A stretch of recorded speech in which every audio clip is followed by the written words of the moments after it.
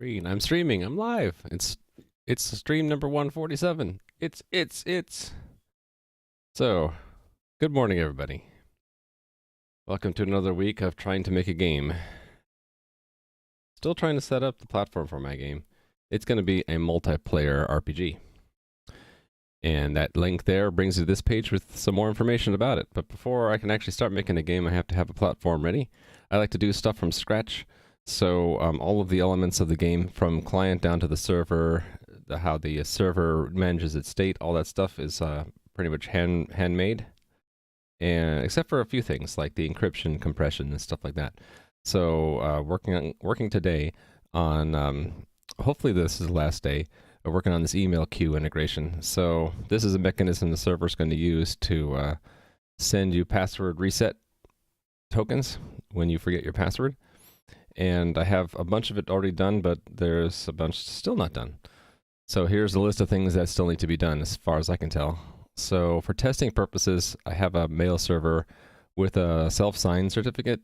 So I need to basically allow the client in the game server to use the test certificate and not just use the normal CA certificates. Otherwise, the game server is going to say to the mail server, "I don't trust you because you don't have a correctly signed certificate." All right, and then this one is pretty bad. I need to fix that pretty quick, and that is that right now, when the whenever a game server starts up, if it sees a qmail command, it always executes it. So it's always going to send another email. So we'll have multiple emails. In fact, we'll have emails sent continuously forever until it's removed from the journal, which it never is at this point. It will be later, but until then, we should probably only execute the command if we are the leader server, and only if the mail has not yet been removed from the queue. So that's pairing it up with another command called dqmail. And I don't have actually the queue implemented, so we're going to leverage the worker thread of the leader of the cluster to actually do the sending of the queued emails, and rather than right now, it's just always sending them immediately. And yeah, once this stuff is done, I should be able to test this feature where a password reset token, when it's generated, should queue an email, and we should see the email. All right. And then there's some loose ends, like all the negative test cases for sending a mail. So like if a mail send fails, we should handle it correctly. Yeah, so I'm just going to get started. So adding an extra certificate to be used by the client. That is mostly in the configuration here. Let me think about this.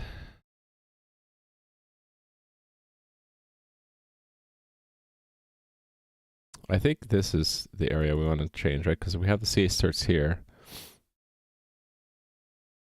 This I need to rename, I think, because that's not just any certificate. That is the administrator certificate.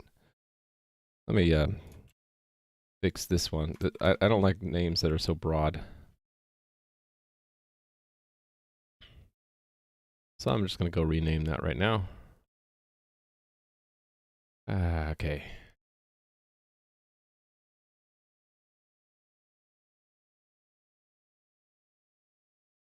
Actually, that's not the administrator certificate, is it? It's the server certificate.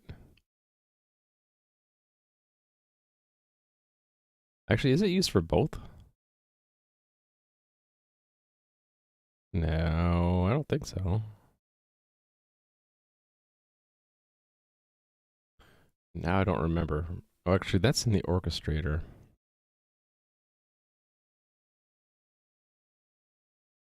Actually, I don't even know why that's in the orchestrator anymore, because I don't think we actually use it there.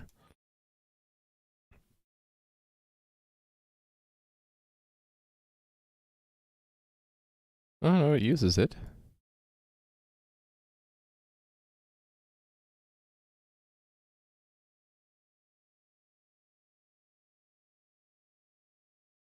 Huh.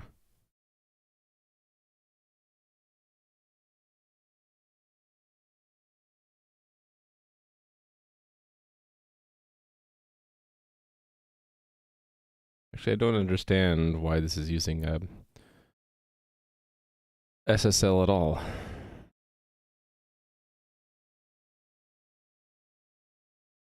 I think this is obsolete. I think we set up a web server in the orchestrator, but nothing ever connects to it.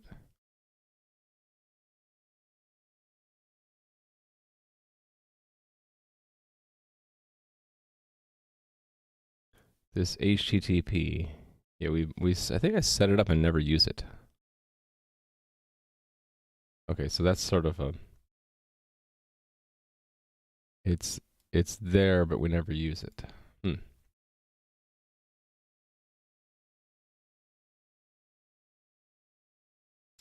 this is in the game server. We do use it.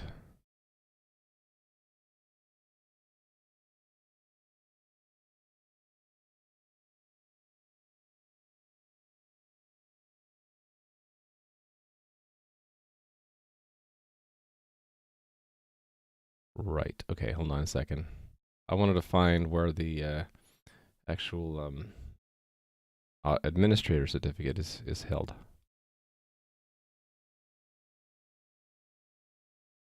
That be here? It's like challenge. Admin challenge.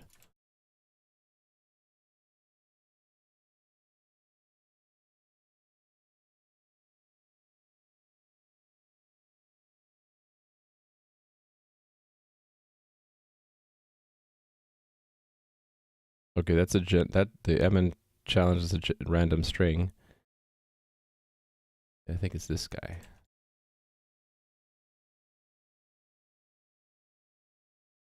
Right, public key. And where is that called?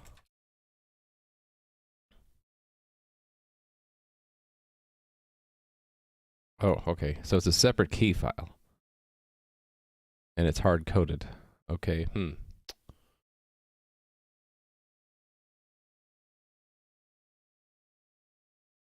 I suppose that's okay for now. So I guess that means I really don't have to have a configuration item for the test certificate. I could also hard-code that as well.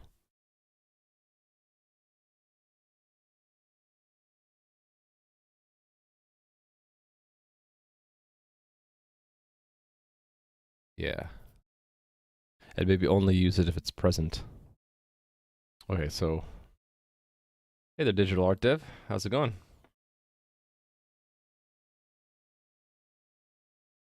I'm just trying to figure out what I'm doing here to allow a test certificate to be used by my server to be able to connect to a test mail server. So I should update the diagram here, but these are my game servers. And now, in addition to talking to clients and the orchestrator, they're also going to talk to a mail server. I should probably draw it up here somewhere.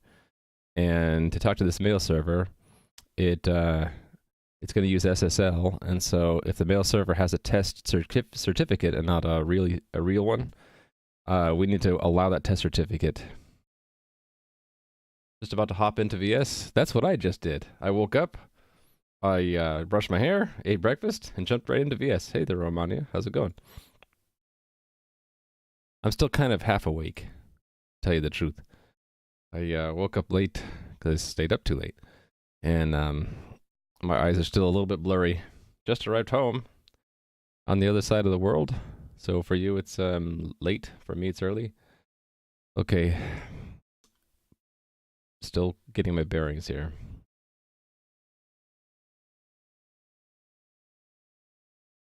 Right, so this set admin public key. I think I need a similar method for set SMTP test key. Or, it's not going to be a key, is it?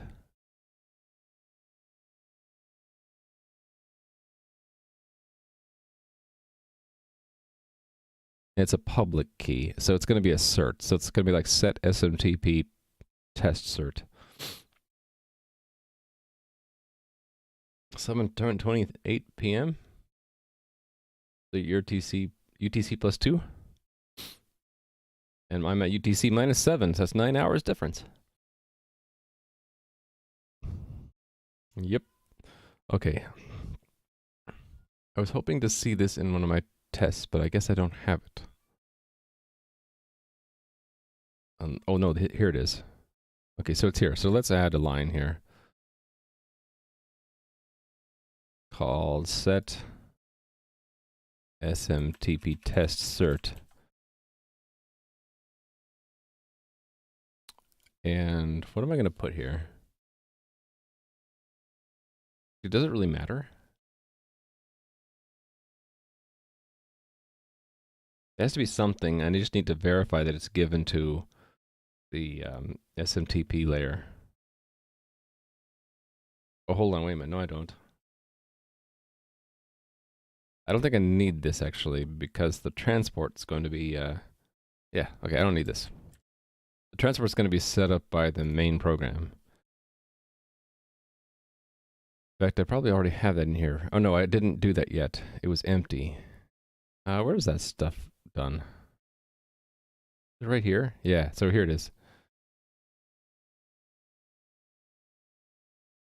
So if I do all the setup here, then that's where I need to capture it. So test cert. I just need to define that somewhere.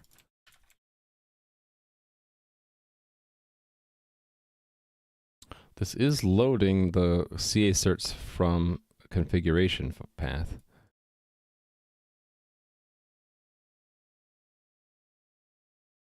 I know what I'll do. I'll do the same thing for the test certificate, but if there is no configuration, we just won't load it.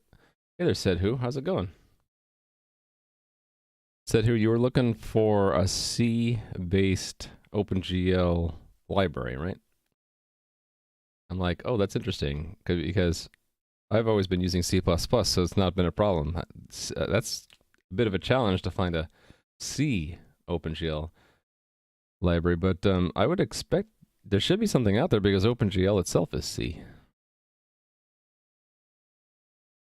Okay, I'm going to search for that, and whoops, I'm going to put another configuration. So if here's in the real game, I would put it. In fact, I'm going to do that now. I'm going to have test SMTP cert. I guess it would just call it smtp.pem. Interesting, I don't have it. There's no other matches to that. I wonder why not. This one probably does, though.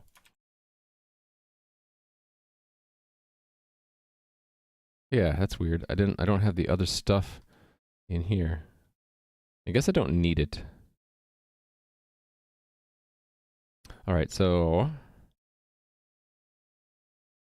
it's just gonna be this, right? We will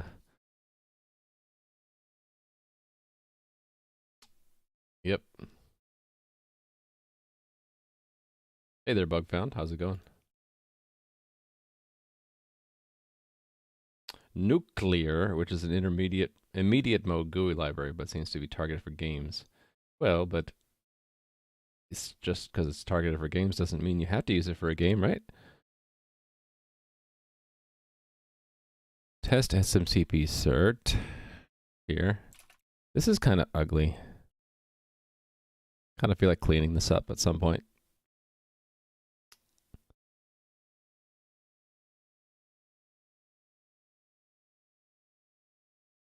All right.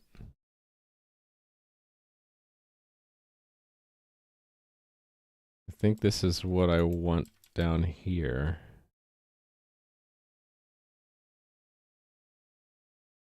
Only instead of cert path, it's test SMTP cert path.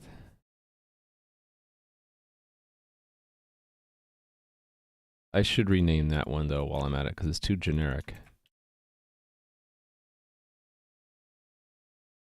So, yeah, here's what I'll do. We'll say only if, yeah, only if host config has it. Because this is going to be an optional thing.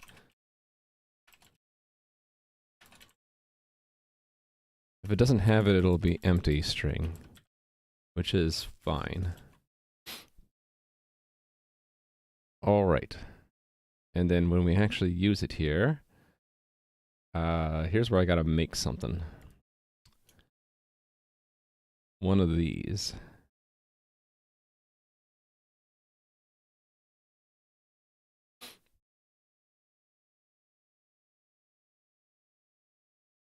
And Newman had to make one of those, so maybe I can just copy from Newman. That was the whole point of Newman in the first place, is for me to have something to test at first. Is this it? No. It's the setting the transport layer. Or do I do that?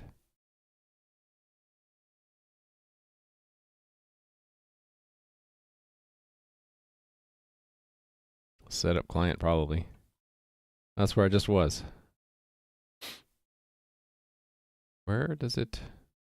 Oh, here it goes. So we're going to do the same kind of thing, I guess.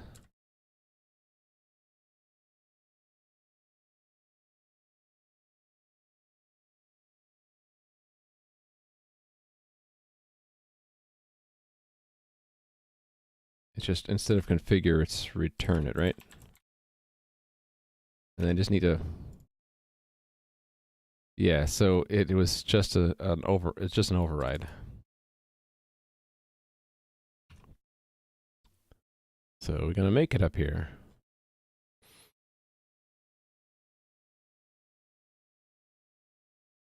Where to put it? I guess I want to put it not where the constants are. Maybe up here.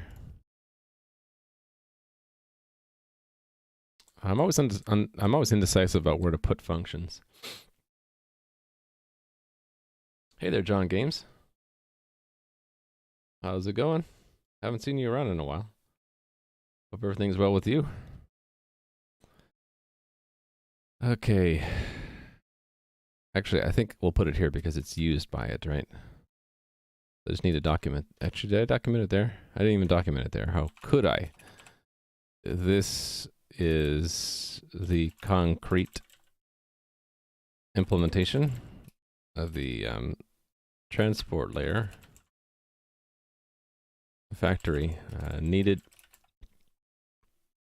to communicate with SMTP servers, needed by game servers to communicate with SMTP servers. Okay, so CA certs are needed because they're used here.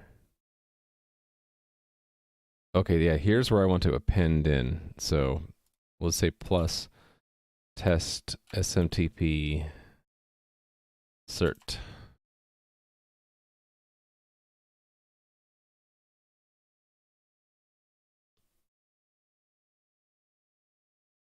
And let's document these. He accidentally fell through the world and went into the void and respawned yesterday, so that took a long time.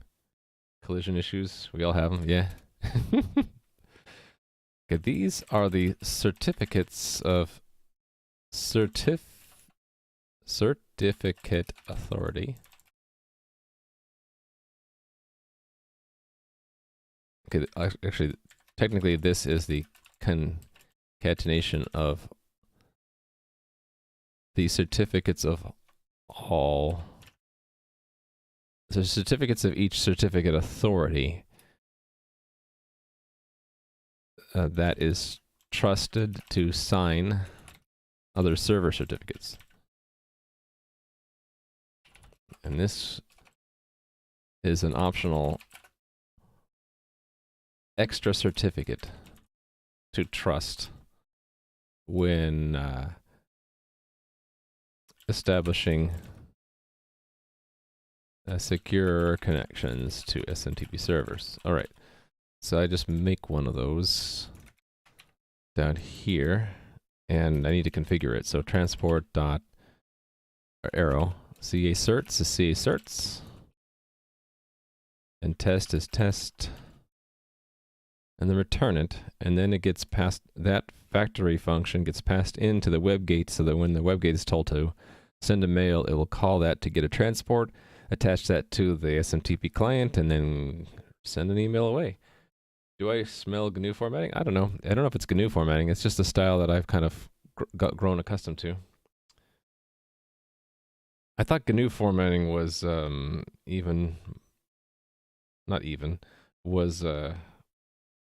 what was it about the GNU formatting? They said use tabs only, right? I don't use tabs, I use spaces, so there you go. I'm not GNU. That's the one. That's the one thing I remember clearly reading about GNU was that they just said you must use tabs, and I'm like, okay. Let's see.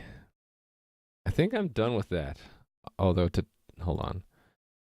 To test that, I need to fix this one, and then I can run the two together. Right? So let me just make sure that builds. I'll stash it away for now.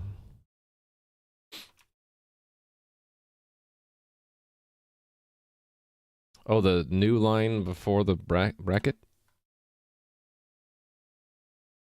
This thing? Yeah, I've always, not always, I've grown accustomed to having the beginning of the block be at the same level as the ending. What's a better example? A smaller function. Right here.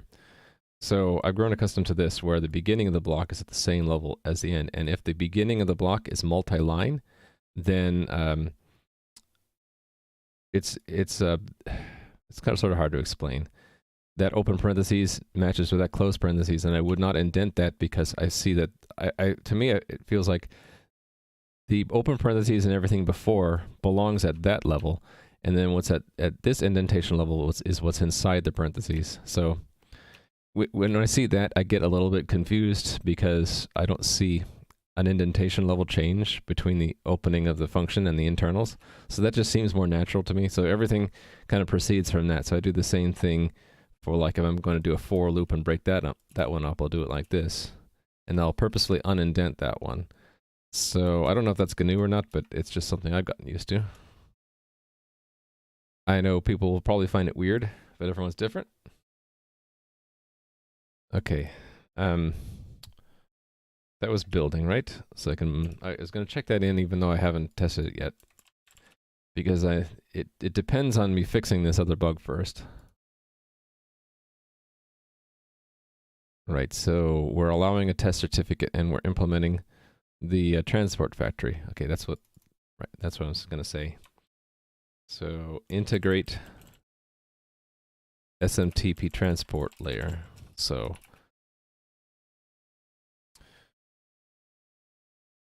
implement the SMTP transport factory in terms of using TLS and system abstractions network connection. And the other one is optionally include a test certificate so that test SMTP servers can be used. All right. So let me go and fix the second thing, which is that the qmail command always sends an email. So that way I can find that inside the coordinator.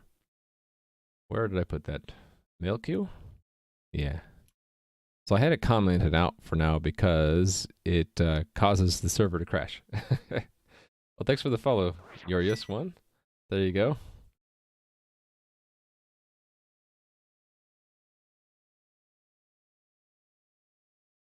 See you again? Oh, you've seen him before, I see. Okay. The duck, though? That's an interesting name. All right, so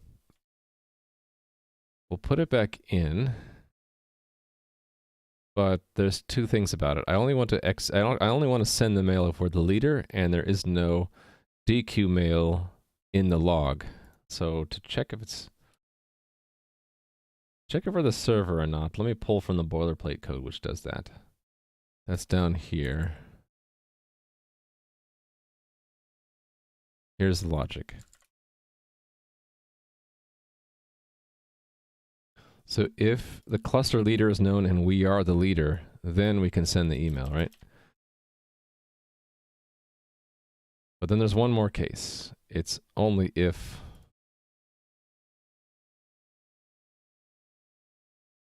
and I have to figure out here how do we check to see if there is no other command. I think I had a helper for this.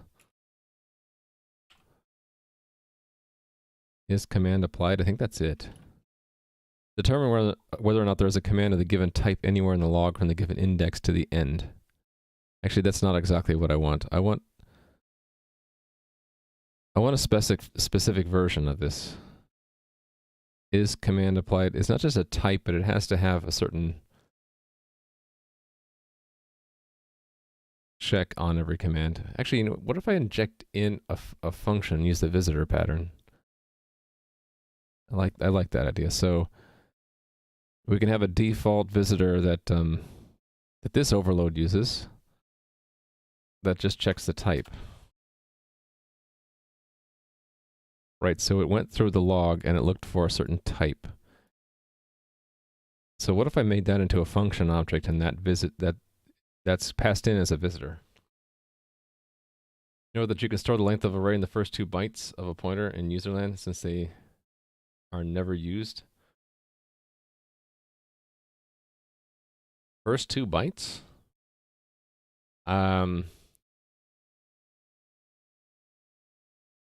I think they would be used. Why wouldn't they be used?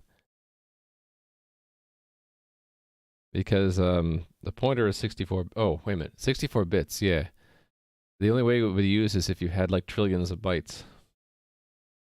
So I suppose you could do that for now until computers get to the point where we're using all 64 bits. Yeah. Never thought about it that way. You use a mix of tabs and spaces? Yeah. Oh. See, said who, this is why I have this mode on. I had to work with people who were really sloppy about mixing tabs and spaces, so I turned this on so I could see those tabs. Thanks for the follow, Fugi. Right, I get it. So they basically said you can't use all 64 bits of the address space. They reserve the top 16 bits for, I guess, for the kernel to use, right? So in user space, you can use it for something else. That makes sense. Yeah, see, the problem, said who, is that if you mix tabs and spaces and you change the tab width, it gets all misaligned. So if you're going to use tabs, it's got to be all tabs. Otherwise, everything's not going to line up when you change the tab width, right? Spaces is basically opinionated, saying you're not going to change the tab width. It just is what it is. I guess you could always run a search replace tool or formatting tool to change that. All of these arguments with tabs versus spaces kind of become moot now that we have tools that can just kind of go through and auto format the code. Like that actually came up at my last job. Someone was like getting really pedantic about that we had to have the same style, and then someone else got really ticked off about that and said, well, I'm just going to go write a tool that I'm going to run every time I have to open up your code, and it just auto formats it so it looks the way I want it to look like. And then before I check it in, I'll run the reverse operation so that you don't get pissed off. And I'm like, you know, that's true. We could all just have our preferred format and just every one of us run a tool to auto format as we open the file, and when we close it, it just unformats it, and then we can just check it in without any white space. That would be the ultimate, right? Then everyone always sees the code the way they want to see it, and when you check it in, it uses the minimum number of characters, so it's the smallest in the file system. Why not, right? The compiler doesn't care about all this white space, unless you're doing Python, I guess. Then you got other problems. Actually, I shouldn't trash Python. Python's an awesome language. It's just got that one peculiarity about whitespace. Okay, so is command applied? Yeah, I think I'm going to overload this. It right now takes a type, and what's the index used? Oh, starting index, so we'll still need that. So let's make a function. And then a starting index would be the index of the command being executed. I guess we can actually go +1, right? Because we don't need to look at the first one. All right. So what do I want to capture here?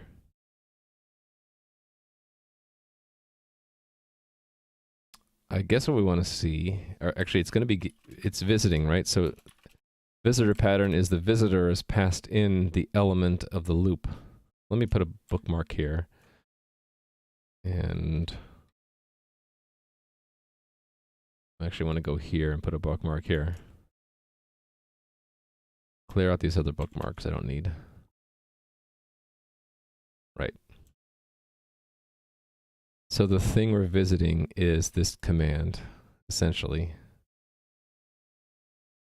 So that type is shared pointer to wrapped command.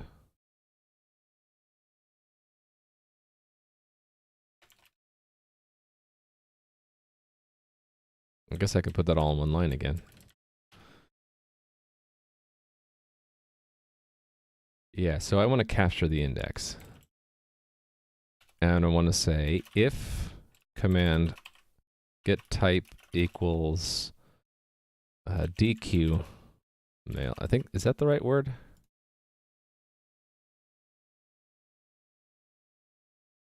How many lines of code? I had a count before. It was a little old.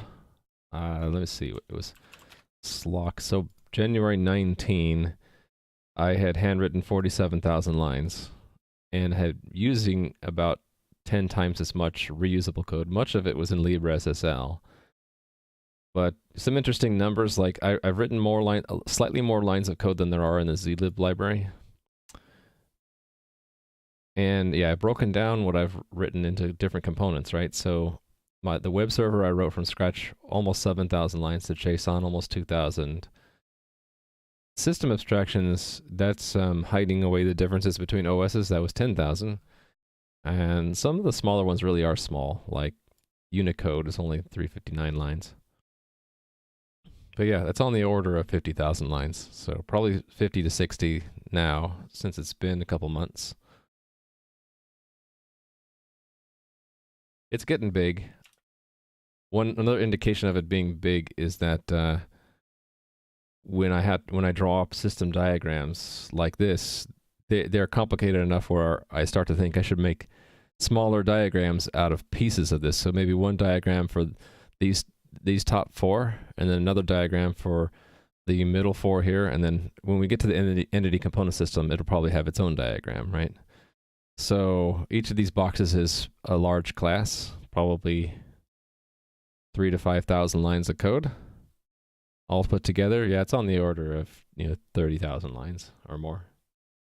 And this is just the game server. There's also the client stuff, which is all in JavaScript, and yeah, it adds up. No, I haven't thrown a fuzzer against it. Nope. Although I tried to put negative test cases in my test framework to try to catch corner cases. And if I ever see a bug or a corner case or a race condition, I try to make a test to reproduce it. So I'd love to know more about fuzzers. Don't know too much about them. It seems to me it would be difficult to write a generic fuzzer. Unless, like, if we're talking about a network connection fuzzer, it would just connect to the server and just send random bytes to it. But I would think that yeah, I should probably try that. That's a good idea. I was thinking, why bother? Because probably 99.99% of the time, my server is just going to say, well, that doesn't match the protocol, so I'm just going to disconnect. libfuzzer. All right, I'll check that out. Thank you for the idea. Okay, DQ mail is the right command. So if it is not, we can return false. And then if it is, here's where I have to, what do I have to do? I wanted to look into the command, so that would be const auto DQ mail equals standard static pointer cast, right? Realm server. Actually, we're already in the Realm server, so it's commands DQ mail command. So this is sort of a dangerous thing to do. Static cast or static pointer cast, which is used for shared pointers. You really only want to do that if you know the type. If you're downcasting and you know the type is what it is. And the way I guarantee that is I have a sort of my own version of runtime type information. There's a get type function you can call, and for that type it returns that string. And yeah, maybe I could use runtime type information, but I could do it myself just as well, so that's fine. So I wanted to peek into it because it has a log index. So if the log index equals our index, then it's true, right? Oops. So really, let's just return that. So this function here will return true if it finds a DQ mail command whose log index matches our index. So basically the matching DQ for our queue. And I think that means I want to invert this logic, right? So not that. I had an extra parentheses too. So if it doesn't find a DQ mail command, then it will send the mail. And also we need to, actually, hold on. Let me think about this. Send the mail and then queue the, or then append the DQ mail command, right? Right, so bookmark. And where do I actually make a command's queue mail?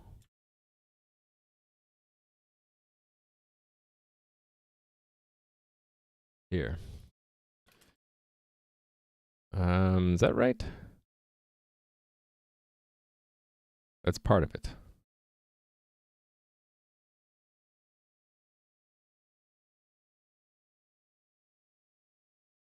This is DQ mail.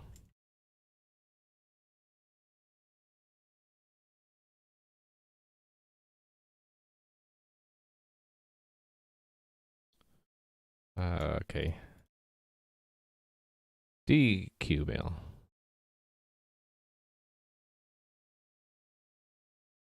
All of these get removed. Actually, the only thing I need to put in there is a log index.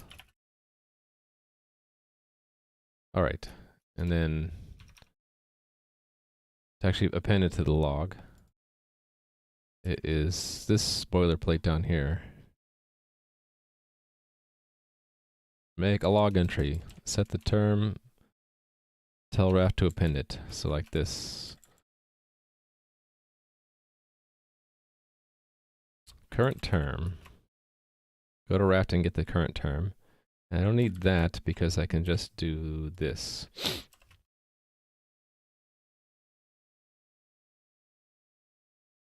Actually, do I do this?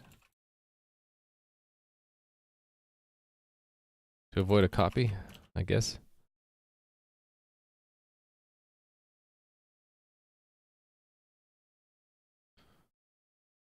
So, send the email. And right now it doesn't actually detect if it succeeds or fails. But in either way, it is going to make a new command that marks that we're dequeuing the mail at that index, and then make a log entry, store the term and with the command, append it to the log. That gets replicated to the entire cluster. And the idea is that that will prevent the mail from being sent a second time. So I just need to make a overload for that guy.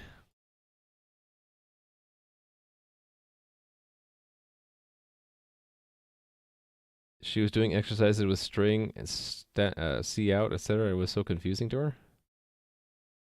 Why? Oh.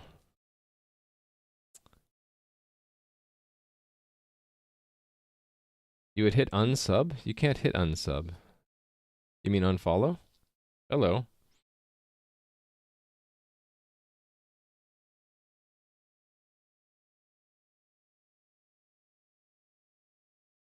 Wait a minute. LOL what? Oh, what does shift mean? Yeah, so they don't not just they. What am I trying to say? Specifically, teachers don't often explain the difference between string types. So for example, that this is a C string literal and something like standard string. Where do I have one of those? Okay, I don't have one here. Like this. This is not the same type as this. This is a C string literal. It's literally, ha ha ha, see what I did there? It is a pointer to an array of characters, and doing a literal this way, the compiler reserves memory in the program's data segment for those characters, and then just inserts the pointer to it at this point in the code, right? So that's really just a pointer, or you can think of it as an array, like IntelliSense sees it. This is a whole different type, and teachers don't often explain that this is really a C++ class that internally holds on to a pointer to something like that, but it's more advanced, right? It does memory allocation, It tracks the length differently. This, you know the length just by iterating through the characters until you find a null character. This one actually stores the length as a number somewhere. And because teachers don't teach those fundamentals, I think students often just get them confused, and then they're like, well, why can't I use a standard string in place of one of these? Why do I have to use C string, right? Like some I don't have it. It's not here, but sometimes you have to do this, right? To convert between a C++ string and a C string, and people are like, why do I have to do that? And the whole concept of shifting is sort of bizarre too, right? The left shift, the right shift, that's bitwise operations, and then the C++ guys decided, oh, that looks cool it looks like an assembly line, so we can make it change the semantics, so that instead of doing a bit shift, it's actually shorthand for calling a function and then returning the first argument. Would I call standard string a wrapper? No, I would just call it a different kind of type. That's a more complex type. It's like a... Well, one uses the other, but, you know, right, standard string uses C strings, but it also has other things in it. When I think of wrapper, I think of adapter, in that it's really not meant to extend a thing, but just change its interface. So standard string does more than change the interface of a C string. It also handles dynamic allocation. So I think it's more than a wrapper. Okay, yeah. I need to make this is command applied. Oh, I already have my search. Okay. I'm gonna go to declaration. I'm gonna make an alternate one of these. I'm going to have this one actually call the other one. Determine whether or not there is a command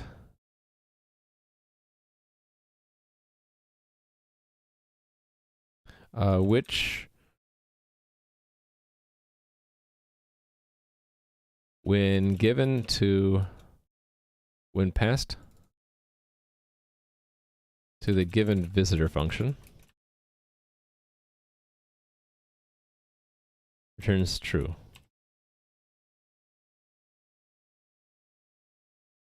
See if I get this English correct. Determine whether or not there's a command in the log from the given index to the end which, when passed to the given visitor function, returns true. Okay, sure, we can do that. So we'll call this visitor. This is the function which is used to find a command in the log. It returns true if a command passed to it. Actually, they don't have to say that. Okay, to search for the command. Indication of whether or not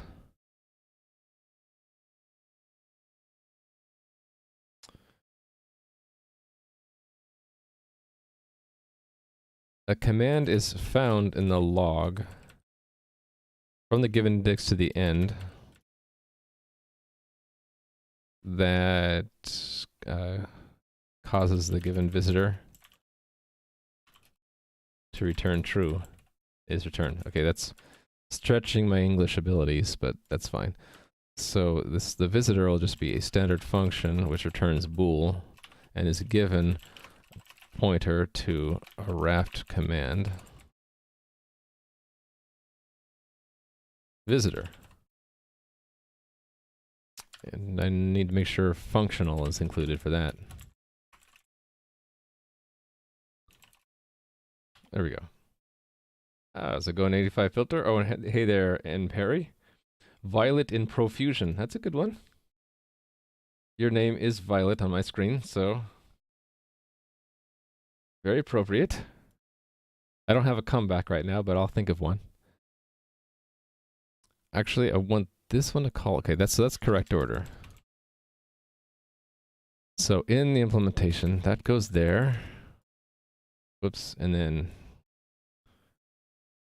essentially I want this loop here over here, but we're going to change it a bit. So that's going to be the function object. So we'll say if visitor command return true, right?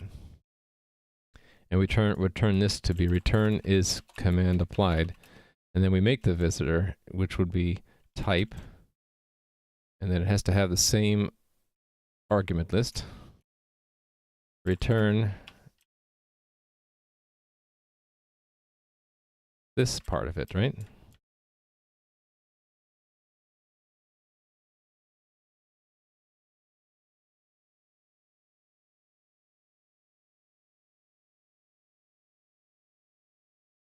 And then we have to pass along the index.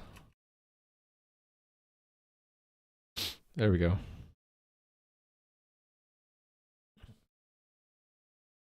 Got to cook up some enchiladas. Can I have one? I'm already hungry. Nuclear is also a single file. Yeah, that some libraries have found are single files, and those are nice. Although there's a side effect that if it's a big file, it can sometimes take a while to compile. But if you're only compiling it once, I guess it's not a problem. Wowee, look who's here. It's Ramy he's got the trifecta of EJ emotes. Nice. And I don't know if Leftjust is here, but thank you very much, Leftjust, for gifting a sub to Ramy so that he can have the EJ trifecta. If you guys don't know, Ramy is the one who drew up the original Adam EJ emote, and we've been playing around with reversing it and changing it, and it's all in good fun, right?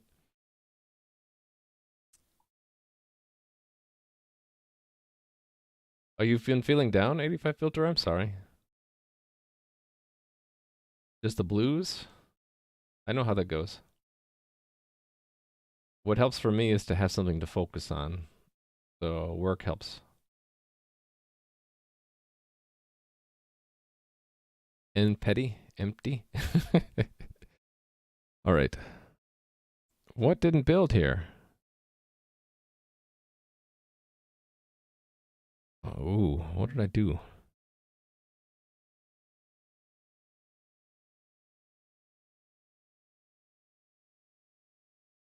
Hold on. I really screwed something up there.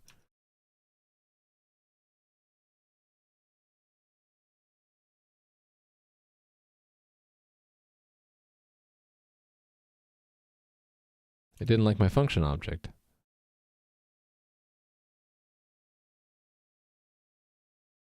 Oh wait, did I declared both of them, didn't I?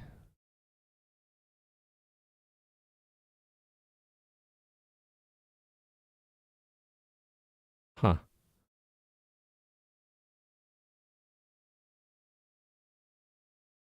That's weird.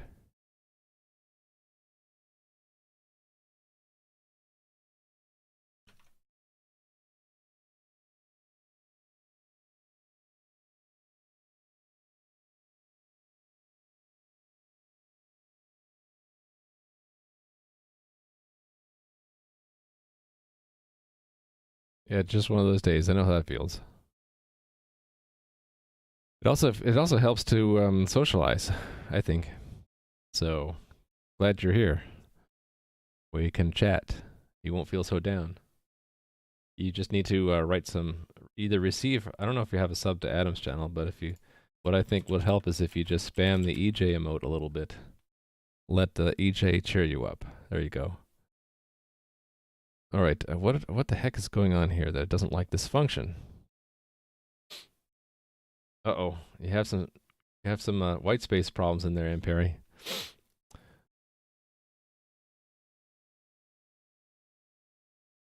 Oh, you know what I should also put in here, that it before we dereference that, it has to be not null. Ugh.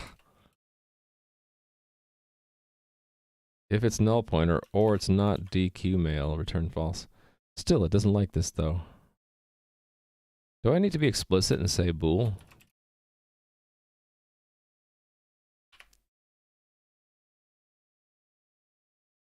It just thinks it can't do it. Okay, hold on. Let me subtly change the name.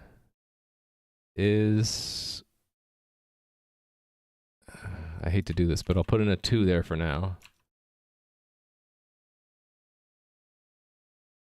Just so I can get a real error message out. So 2 there and a 2 there.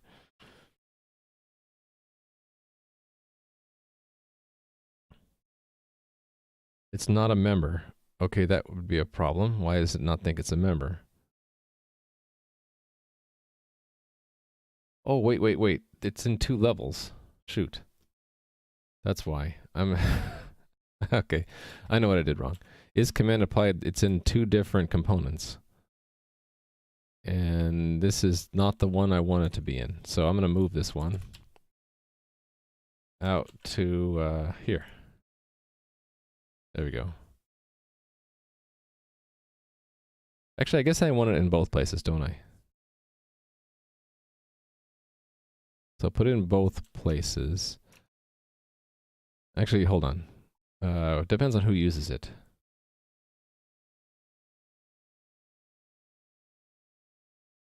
Okay, it is used internally there. Okay, so it's going to be in both places. That's fine. Let me think about that. Yeah, okay.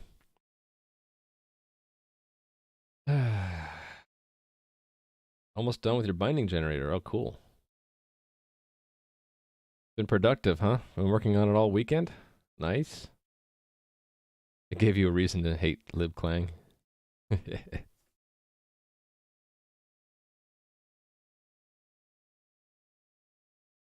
Okay, so I have it in both places.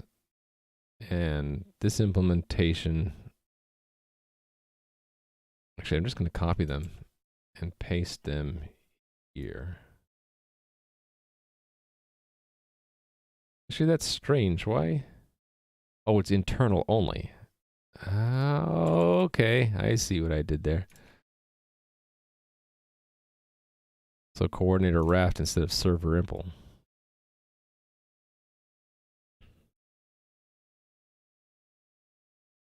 Okay, and it's slightly different logic here. So that goes there.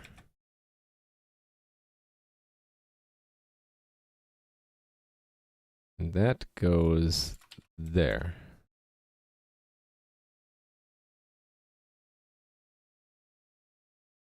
Cool. It's typedef struct type and int I5. So typedef in your language, or is that in C?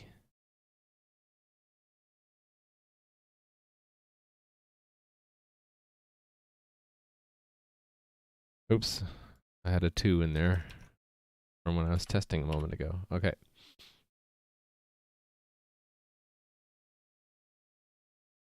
Okay, if I did this right, it should only send an email once.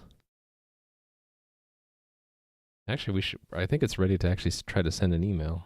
Oh no, I need to configure, hold on. This configuration file, this SMTP PEM. I need to actually make that file.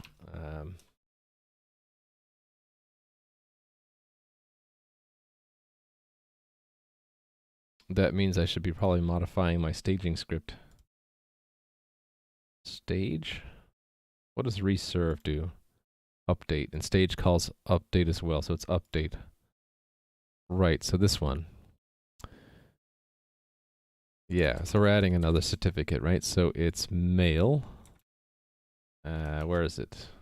Test cert key mail. It's just cert. And we're calling that what? SMTP? Okay. And I think the orchestrator needs to do that trick as well, so I need to add it to this list. I think that's it.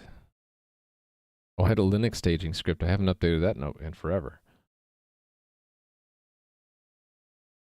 Package. Yeah, let's add it to the package one as well. Test cert key mail cert goes to SMTP. Okay. Okay. Good luck concentrating on your other stuff, Rally Monkey. I'll see you later. Okay.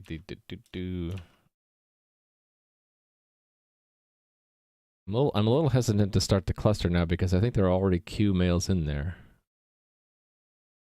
I'm going to look and see. Stage. Q mail? Yeah. There's only one of them in there. So actually, it should send an email to Bob the moment I start the server. Let me put in a message there. Let's put a message in here. So diagnostic log, or diagnostic sender, send a, what do I want to say here? What do I have available to me? Body headers, time. Oh, I have sender. Okay. So formatted message. Sending email to some sender.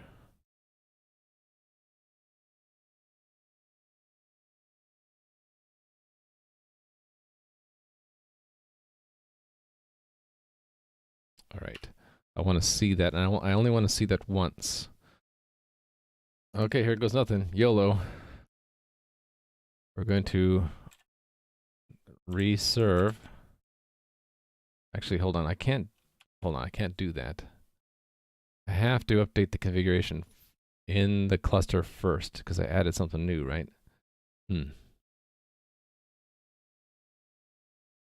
That's this config file. I added something from here, right? Yeah, this one.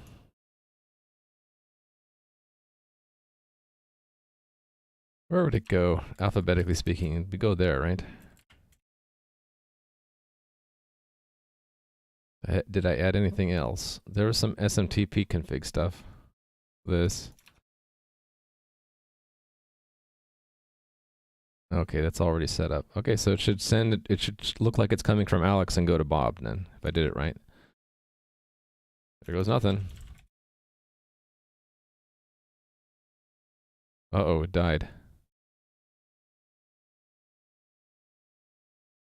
Self-signed certificate. Oh, I have to turn that off. The self-signed certificate check. It looks like it was going to send it, right?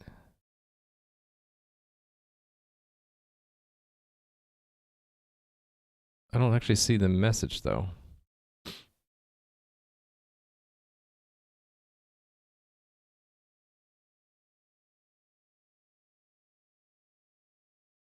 Okay, this didn't really die. It was just one of those flukes. Let me make a note about it. I've seen that a couple times now. Sometimes I see this sequence. Let's try to get to the bottom bit sometime. I'll just copy this as it is.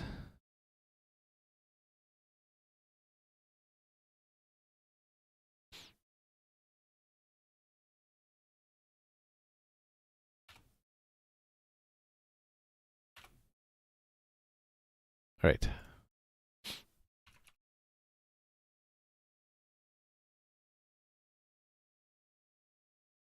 Oh, wait a minute. I know why that's not. We're not seeing that. I think I forgot a subscribe thing. Where was that done again? Here?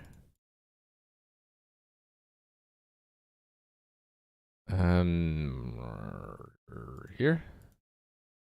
Yeah. So I had to chain all the diagnostics together from different sub-modules. So this was called what? Mail queue. So unsubscribe mail queue.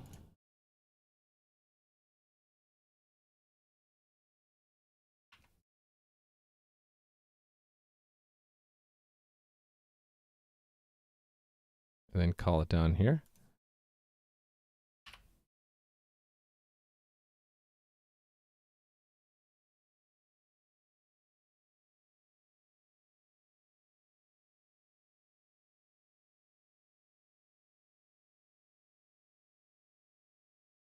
Okay, there it was trying to send it.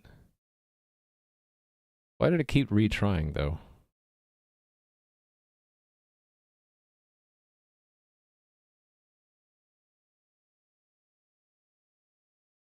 Interesting, it actually got killed at some point.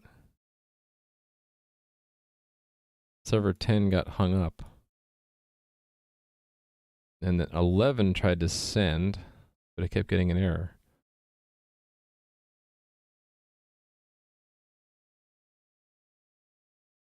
Why would it loop, though?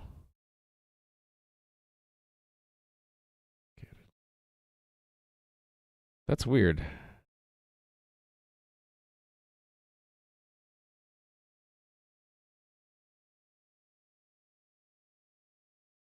Huh. It should only try once.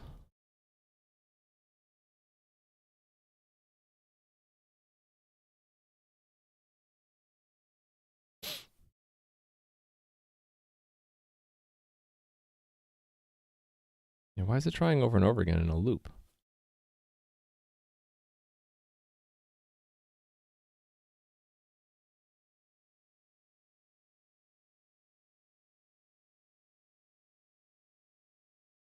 Want to see that again.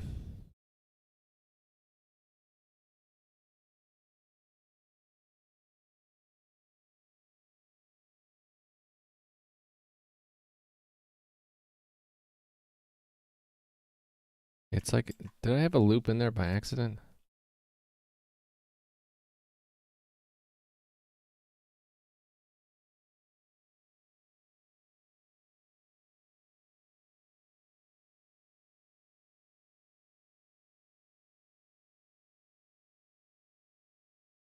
Command execution delegates. On command execution. Yeah. What the heck? Why is it calling it more than once? Is it in? Hold on. Kind of struggling today. It's a Monday. Oh, well, that's why. It got queued endlessly? How did that happen?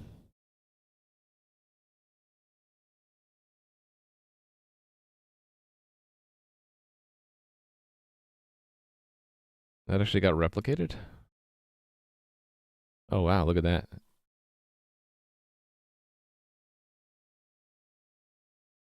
Okay, so there's some kind of replication problem going on.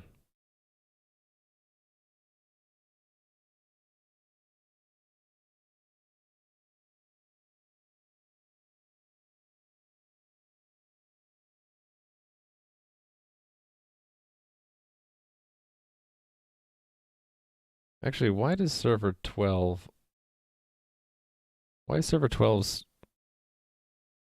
journal truncated like that? That's strange.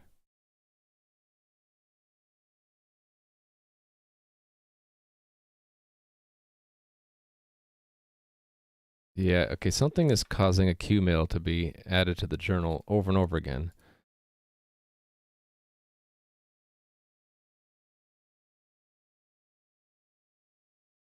I wonder if it has to do with this queuing of DQMail.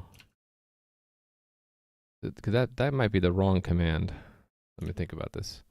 If I did some copy paste errors, that might have happened. Oh wait. No, it's not copy paste error. It's that this command is wrong. Yep, that's what it is. It was okay, so it was in an infinite loop. Yeah, okay, so I need to repair the journal.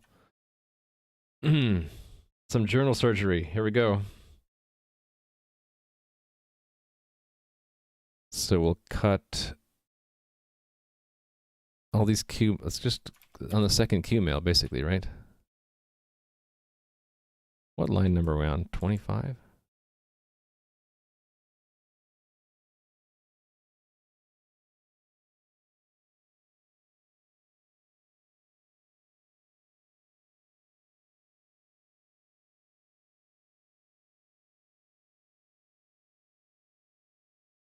How come these are...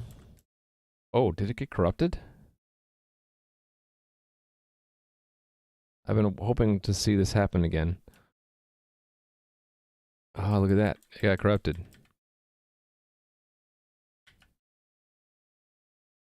I've been hoping to run into this again. This happened once a like last week, where the journal gets corrupted. And I'm not sure why.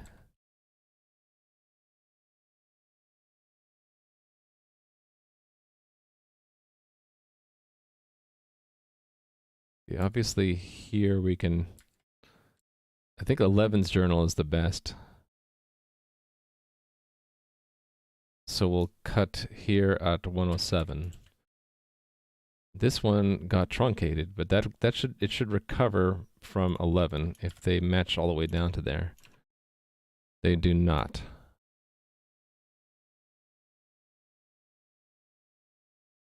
Okay, here's where they stop matching. So now 12 should recover from getting replicated from 11. And here, we'll cut here. So we'll have 10. So if I do this, so 10 and 12. Okay, 10 is missing the last one, but 11 has all of them.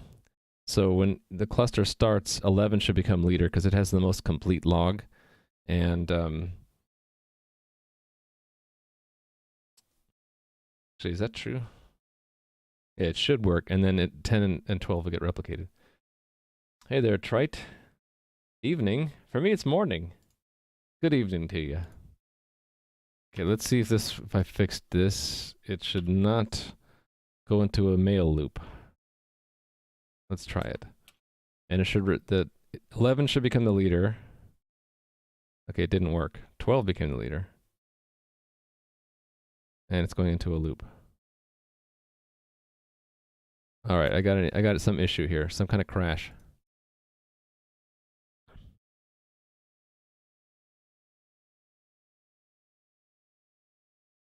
Who was becoming leader there? 12? And then 12 was dying.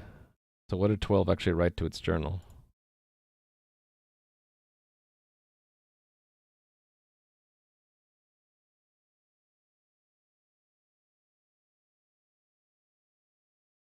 Actually, I only have 3 servers, so this is a problem. I'll just do a little bit more surgery. I need to have a majority of the cluster actually have those commands in it. Otherwise, they'll get rewound. So we'll remove down to 26.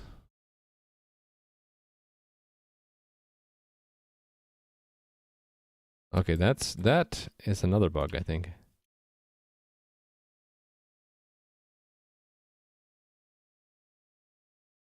It's removed down to 25. So those journals are identical, and then the master one was 11, right? Uh-oh. It's already been overwritten. Okay, fine. So we lost history. This is what I don't want this to happen for the real game, where we lose history. But that's fine. We should still have this queue mail at 8, so that it should queue a mail once.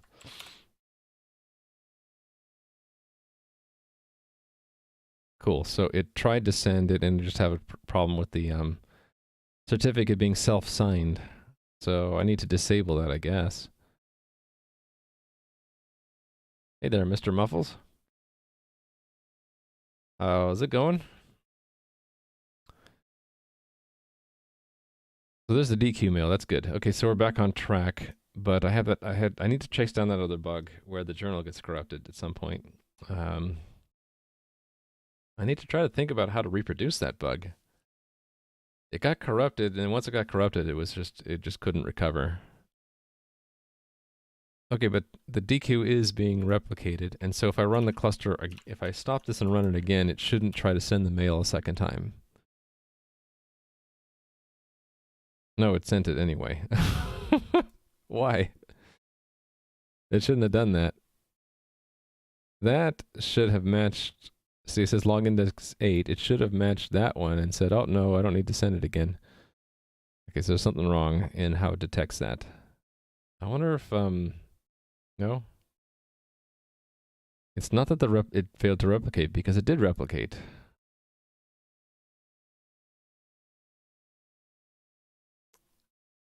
Okay, well let's repair that. It should not dequeue it twice, so let's remove this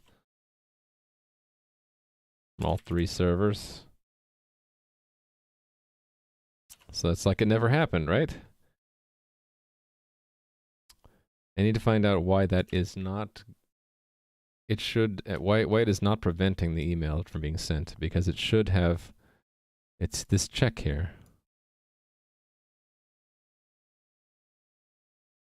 If it's, oh, it should be. It is null. Oh, okay, that's why. If it's null or it's not a dequeue command, then it's not the one we're looking for. Otherwise, we look at the log index, and if it matches, then it is the one we're looking for. Okay, so that should have fixed it. Now it won't send the email a second time. Cool. All right. So only one dequeue mail.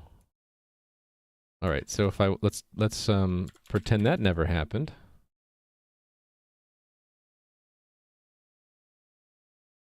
So rolling back time here. Now when I run it, I actually try to send it again. Yeah, there it goes. Tries to send it, and then that's the other problem I have to fix. There we go. So roll back again. Thank you, 85 filter. Okay, now to fix the self-signed certificate problem. That's like a TLS thing.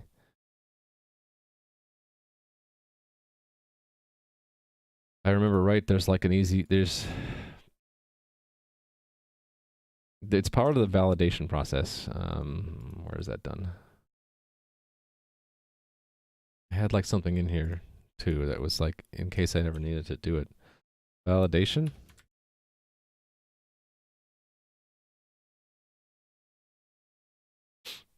This is the gory details of how to enable the encryption layer.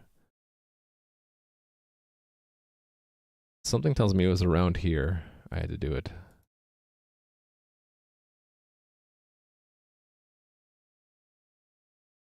I think I deleted it thinking I'd never need it again, but it was around these extra spaces here.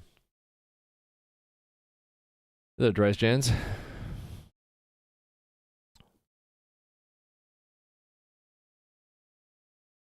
I think it was one of these. How do you, okay, so then I need to find out in LibreSSL, how do you disable the self-signed certificate check? So LibreSSL, self-signed certificate. Yes.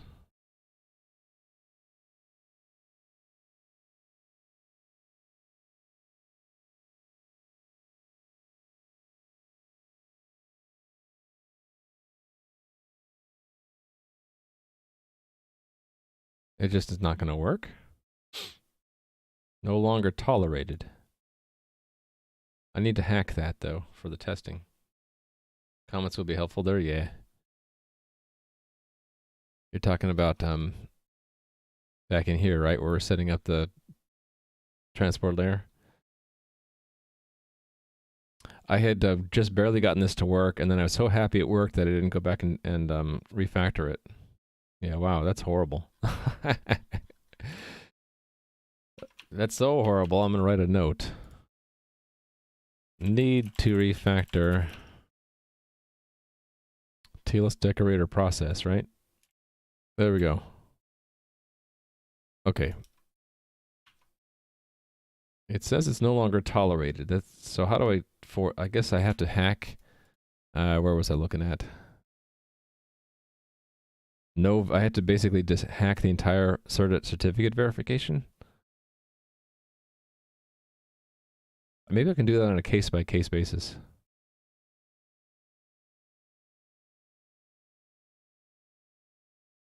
Because if I know I'm talking to a SSL, if I know I'm talking to a test SMTP server, that, yeah, if it's my own server and I know it, I don't need to verify the certificate, so I can just turn that off, right? No verify cert. Okay, how would I hack this in?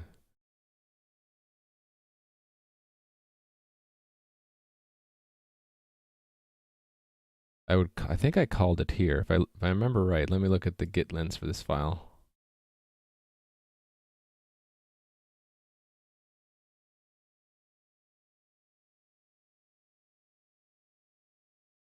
Fix problems. Is this it? Deadlock issue? No. Actually, if I'm on this line, I should see it, right?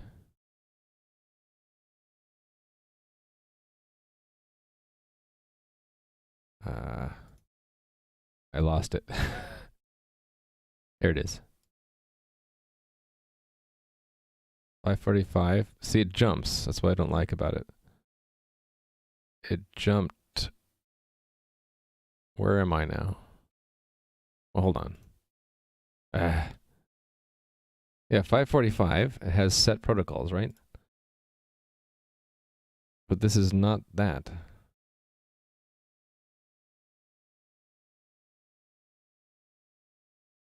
It's near here, though, right? Is that it? No.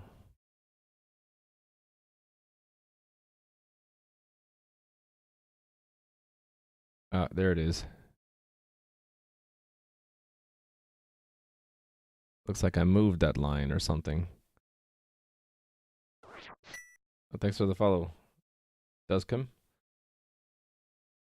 Nice book I'm writing. What's the book based on? The book is based on how to write bad code. With walls of text, yeah. I'm just trying to... I need to refactor this code to clean it up, but for now, I just need to... What I'm trying to do right now is disable the self-signed certificate block that LibreSSL has in place. I'm just not seeing where the... Oh, here it is. Right? No, here it is. Okay, like, looks like I did move it. It used to be done down there, now it's done up here.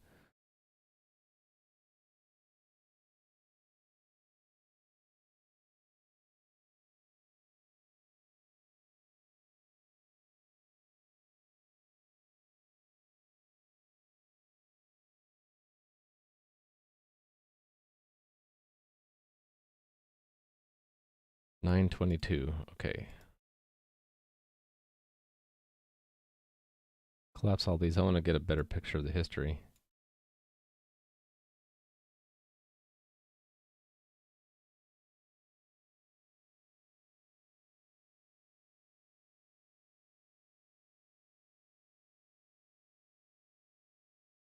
You know, I'm not as comfortable using this tool. Let me use the one I am comfortable with. That's Git K. All right.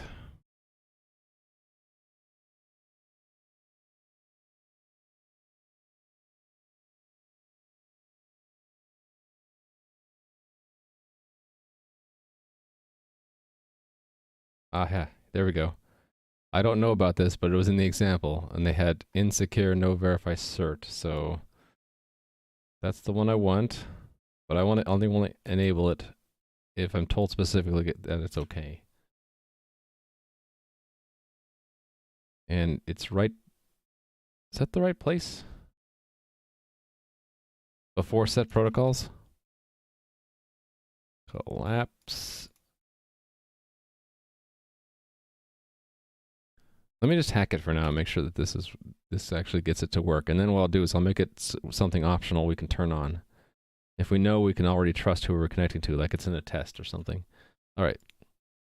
So I need to make sure the history is rolled back. Okay, good. So run it again. Okay, it queued it. It sent it. Let's see if I actually got it.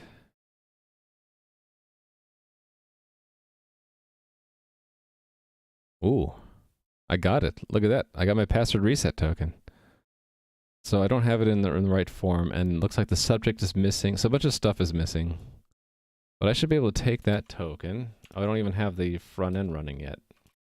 I should probably run the front end. That would probably be smart. So let's npm start that front end.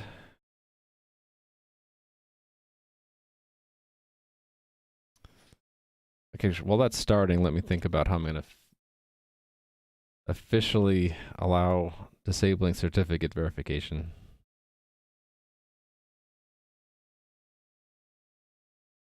How could I test that?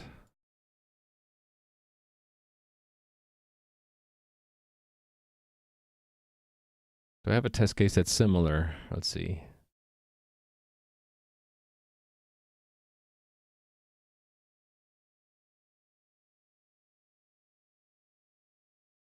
Not really. The test case would be pretty elaborate. I have to make a self-signed certificate and try to connect to a server using it.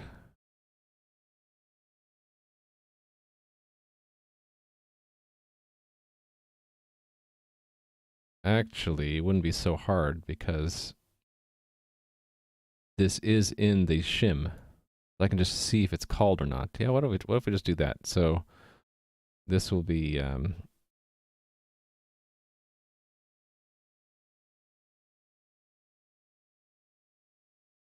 another Boolean. Let's see, let's call it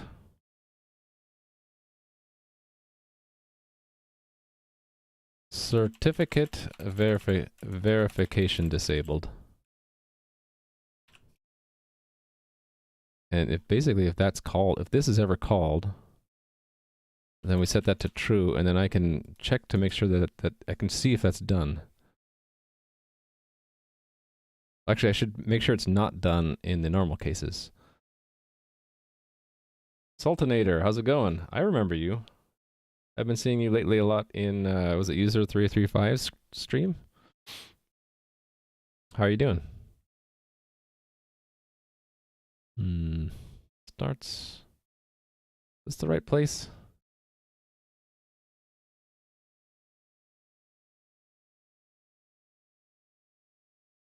I think so, because, yeah, so we'll expect false. Because I think that's... Right, so that... If that is called... Wherever this is checked, we should check the other flag. Oh, it's just there, okay. So maybe I just make a derivative of this.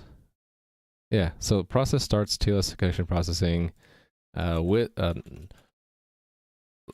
want to make a copy of this and have this one named so that it reminds me that it should not be disabled. How about certificates? Certificate verification enabled. And then this one is disabled. So I turn this into a true. And then I think I'll just make it an optional method you can call. So after configure as client, it'll be disable certificate verification. So this is a new function I'm making. Near configure as client.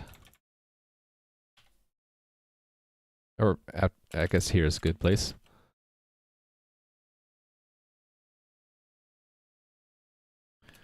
Turn off the underlying mechanisms which verify certificates. Is that all I need to say? I think so.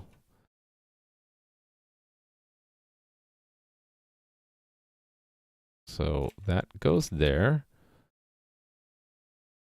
I think I just need a flag. Disable certificate verification equals true. We'll put it here. Default to false. If set to true, what are we actually expecting it to do? I should say, right? Insecure, yeah, this one. It will be called to disable certificate verification. Note. Well, the note should really be put in the interface, right? Note.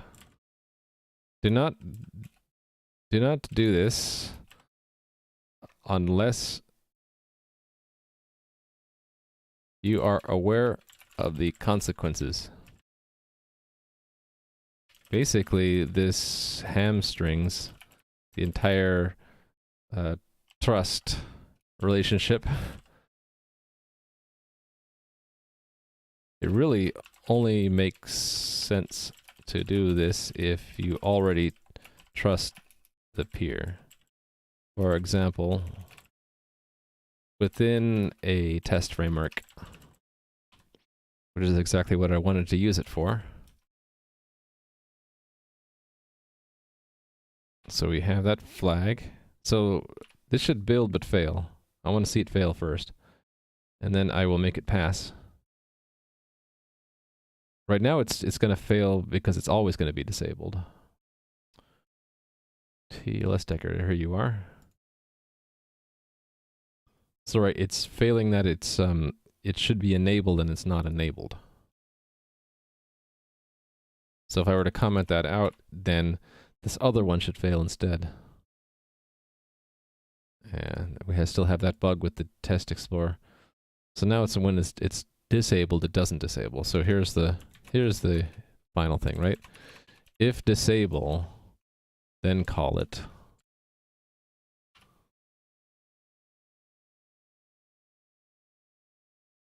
Now it'll pass, and I'll check that in. So these reusable components, like the TLS decorator, by the way, they're in my GitHub if you want to take a look. So add optional mechanism for disabling certificate verification. So I wonder, did I spell that right? I wonder if this means I don't even need that test certificate at all. So like, for example, if I go to the, this is the cluster's configuration, if I just remove that SMTP test cert, right? Now it, I think since the entire thing is disabled, it should still work, and then I don't even need the test certificate at all. So let me undo this DQ mail. The cluster's not running, right? It is. Okay. I shouldn't have modified that file while we were running. Okay, I'm rolling back time, so to speak, and I'm going to run it again, and it won't actually be configured with its test certificate at all. Oh, but I'm not enabling it. Okay. That I didn't check yet. Okay, let's do it. In the main program, when we set up the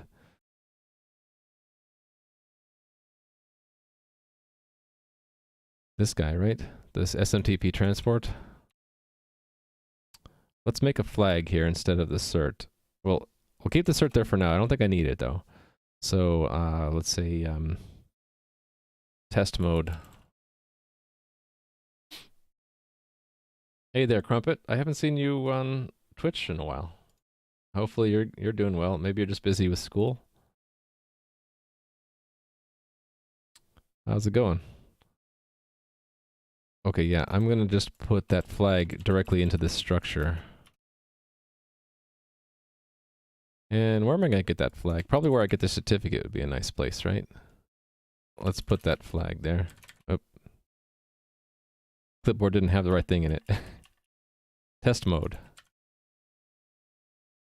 Some kind of default. This flag, when true, disables SSL certificate verification, which is useful when testing with an SMTP server that uses a self-signed certificate.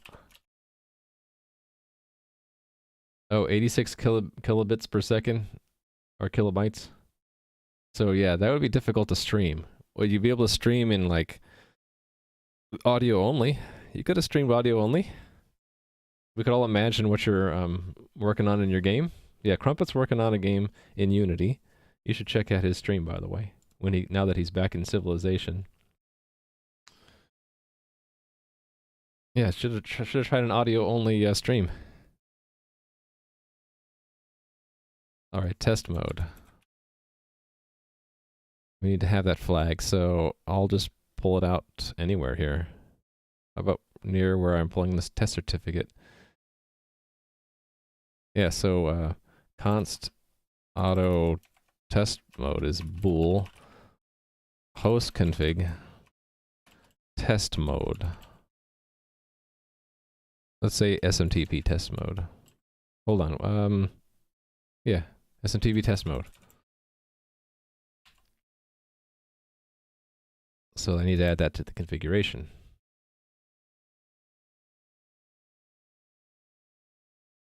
This one is where on the stage. So I should sort it. So we go here. True. And then in the real one, I don't care where I put it.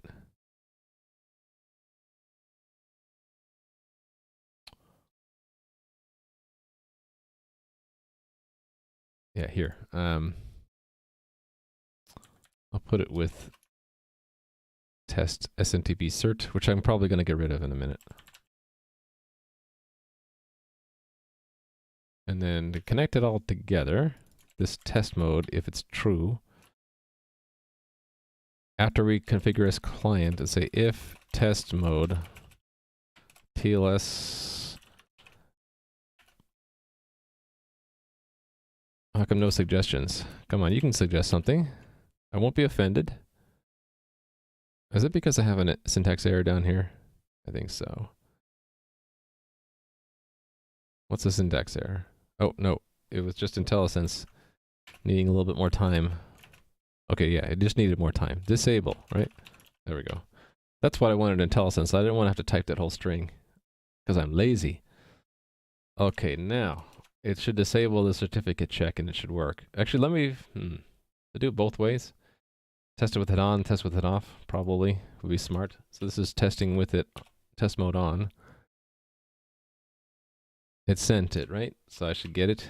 But check out my mail again. There we go. Let me delete the old messages here. Okay, now let's rewind time.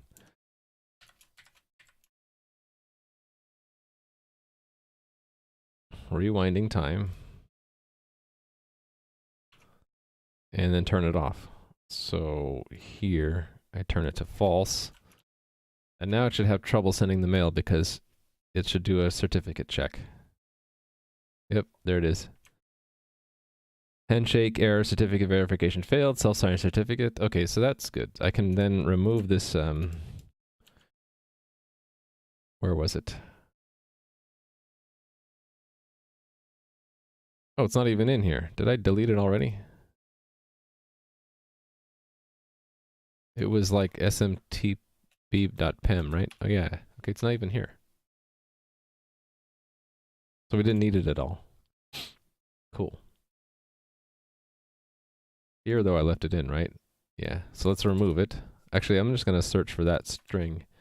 We'll just eradicate it out of existence. So this gets removed.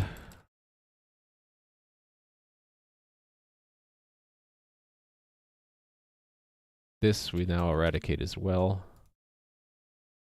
So don't need it.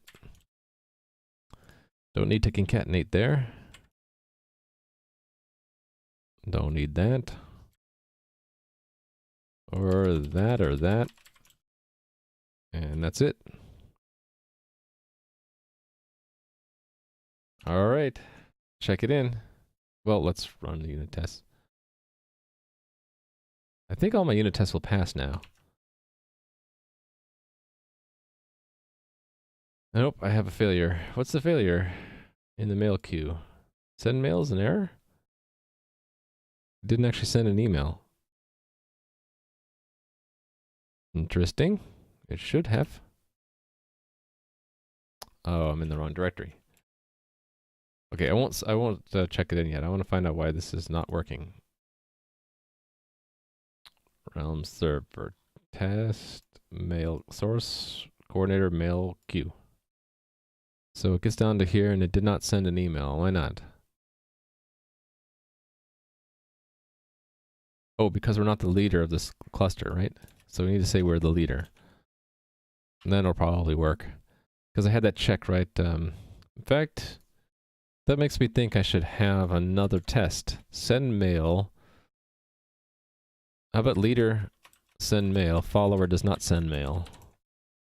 Follower does not send mail.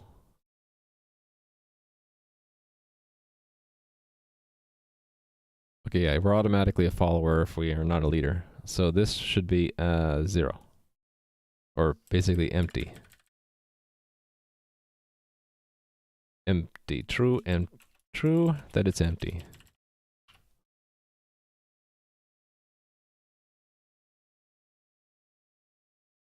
I hate it that it resets everything here. Cool. All right. Run everything. It's actually as expected. Okay, so I'm removing that. Oh no, hold on. How did that get? Okay, yeah, I need to not do that. So undo that. That's a separate commit. That's a bug. So fix bug in not chaining diagnostics from mail queue. All right, so this is actually implementing the sending of the mail. It's still sending it immediately, but only if we're the leader, and only if it hadn't sent it in the past. Right, so this is adding an overload to is command applied. Let me add that separately.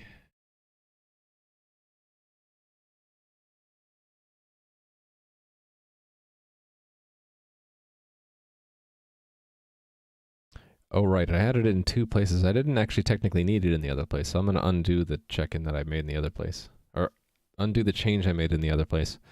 In the raft. Raft doesn't need that. Well, I guess I could add it for convenience.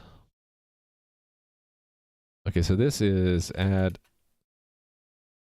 is command applied overload. Add an overload of is command applied that employs the visitor pattern to allow the caller to provide the logic which, or to really the criteria for searching, the search criteria really. That's exactly what it does. Okay. This goes with this, right? So this is mail queue. Implement mail sending. Work in progress. So send emails, send queued emails immediately if the leader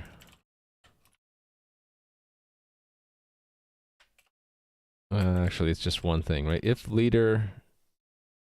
the server is the cluster leader and the email wasn't previously sent. Actually, there are 2 things, now that I think about it.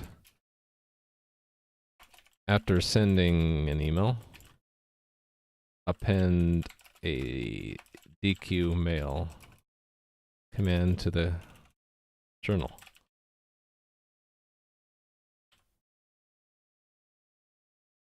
Hey there, Nui. How's it going?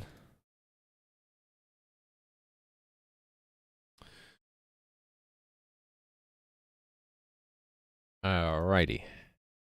Actually, Crumpet, I'd never heard of someone actually doing a audio-only stream. I have no idea if anyone would listen to that or not. Now that I think about it, it's just something that I thought, yeah, you could do that. I don't think anyone's ever tried. So I stripped out the test certificate and instead replaced it with a flag that we can use. That's what this is. Right. And that's that, yes? And this I can undo. I don't need that or that. Okay. Yeah, so Nui, Crumpet was out of civilization for a while, so he had his internet connection was an 86 kilobyte or kilobit per second connection. So that's why he didn't stream, because I was asking him why he hasn't streamed for a while. And I was like, well, you could do a stream. It'd have to be audio only, though. Yeah, sure, right? Does anyone do that? A live podcast over Twitch, audio only? I've never seen one, or I've never heard one, I should say. All right.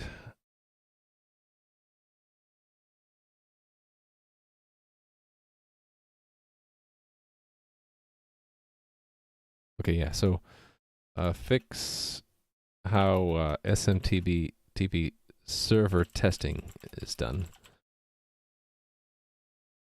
Use the API in TLS decorator to disable certificate verification rather than using a custom certificate. This is necessary because even with a custom certificate, if it's self-signed, Libre SSL will still reject it. Okay, that I'm gonna push.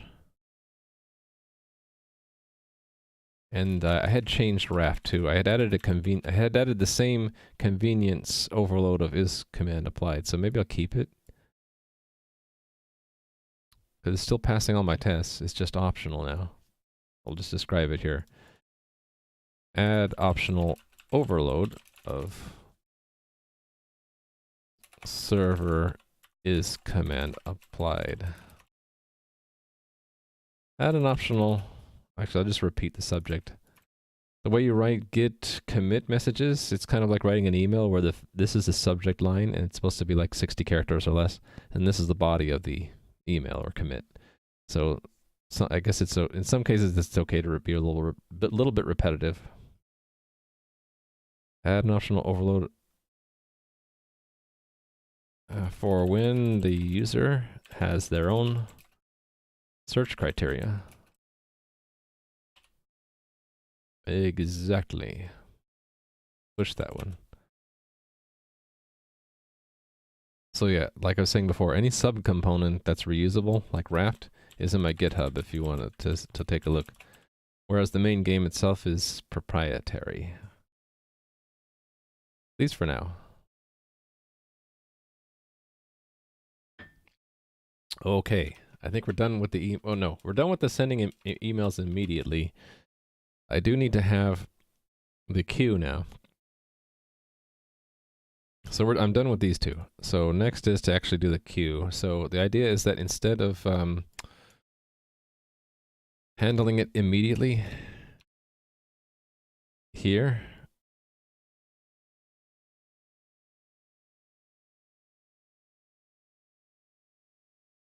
all right, we have to do that as well. That's to see if it failed. Right, instead of sending it immediately, we will give it to the worker thread to do later. So let me think about this. Maybe this entire thing would go, right? It would be only something that we'd do as if we're the leader of the cluster, and it would be to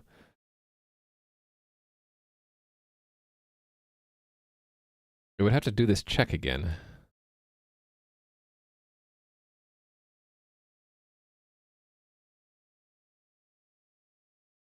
Right, so how am I gonna do this? Because there could be a leadership change while there are emails in the queue, technically, right? I guess that means we have to constantly rescan the journal for these things. I know. How about every time the server becomes a cluster leader, it'll rescan the whole journal, looking for unsent emails.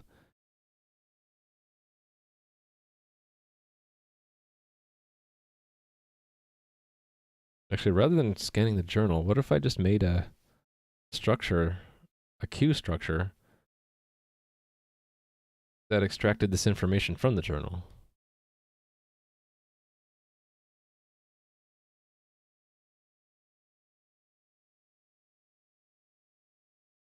So, okay. I think I might know what to do.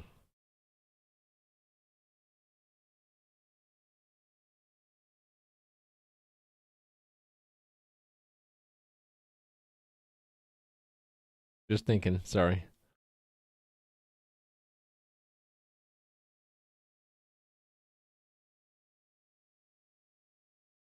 The coordinator had like an on... I have like an... Collapse this. I'm going to look at all the methods I have.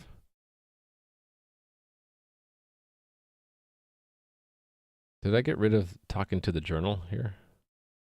Where would I find that?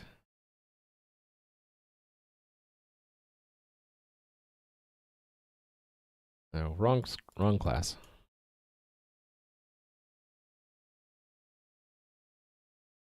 It's in Mobilize, right? So do we connect to the journal at all?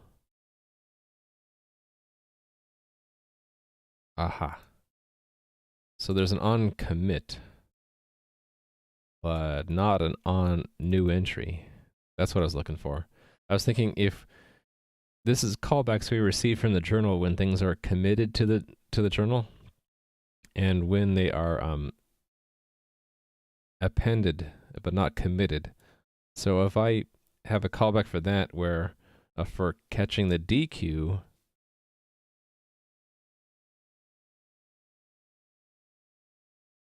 actually, do we want to wait for it to be committed?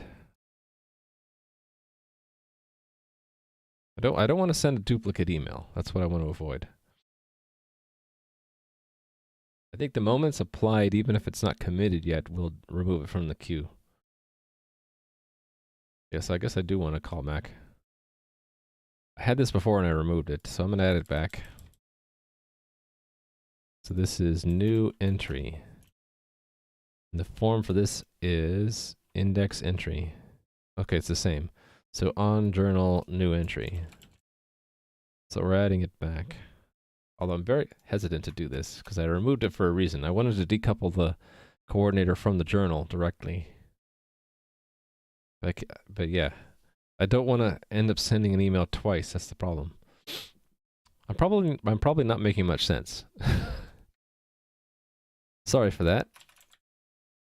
It's like working on a complex machine with a microscope. If you're just looking through the microscope and you don't know the whole machine, you're going to be like, what the heck is he talking about? Or what is he looking at, right? But in my memory, I know the other areas of the machine, so looking through a microscope for me is not that big a deal. Still get to be called whenever an entry is appended.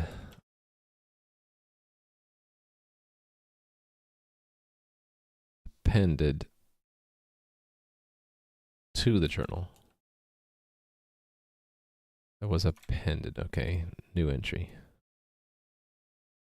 All right. That goes here.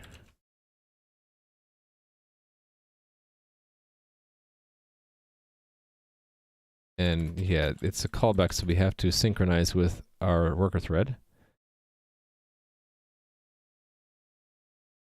Yeah, I'm going to do the same kind of thing.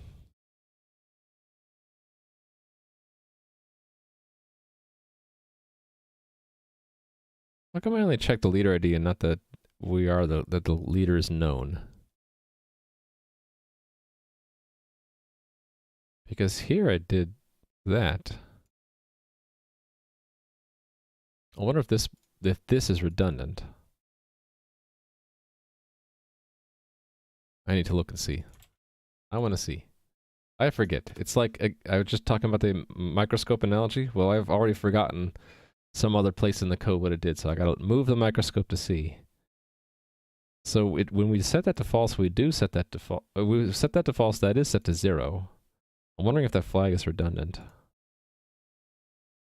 Because see here we check it always. And when we set it to true, we're setting it to a non-zero. But when we don't know the leader, where does it send it back to false?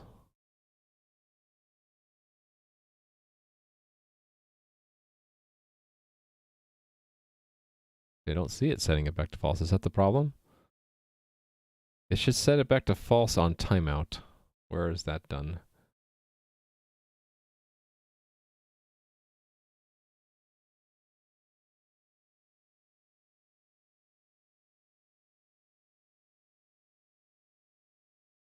Oh, we don't get a callback for that. This leadership change, but there's no callback for a leadership. There's election state change. Maybe that's the one I want.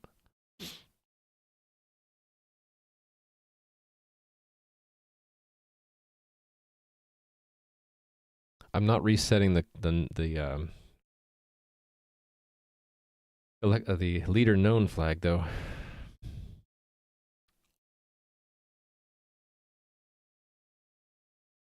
If those two are always set together, then this is extraneous, right? Because I could just check if it's 0 or not.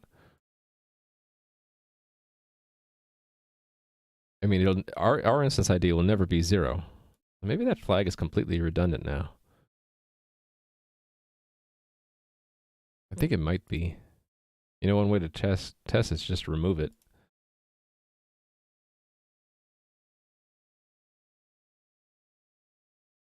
Okay, let me make a note. I'm in the middle of something now, but let me make a note. See if cluster state known can be removed. Redundant? Remove it.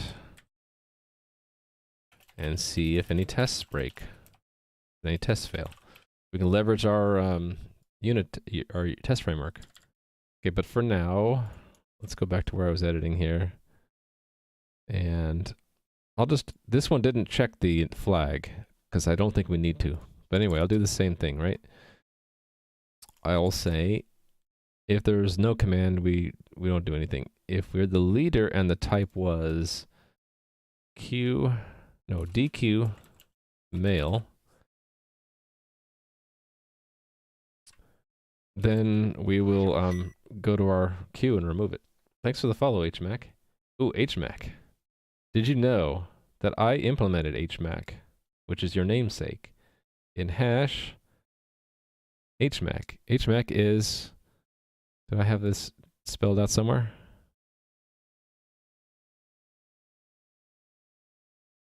Oh, did I not spell it out? Oh, now I'm ashamed. I spelled it out somewhere. Hold on, I need to find this, because he just followed. There we go. Hash-based message authentication code. So I implemented that here, and it was a very fun thing. It essentially boils down to, where is it? This is the outer function, right? So there's an inner hash. Oh no, this isn't right. Where's the actual HMAC? Kind of hard to read because I have it's all functional programming. Functions that return other functions.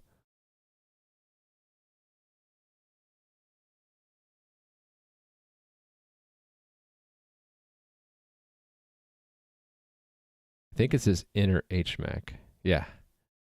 This one. So given a hash function and a block size, it does the iPad OPAD stuff. And where's the loop?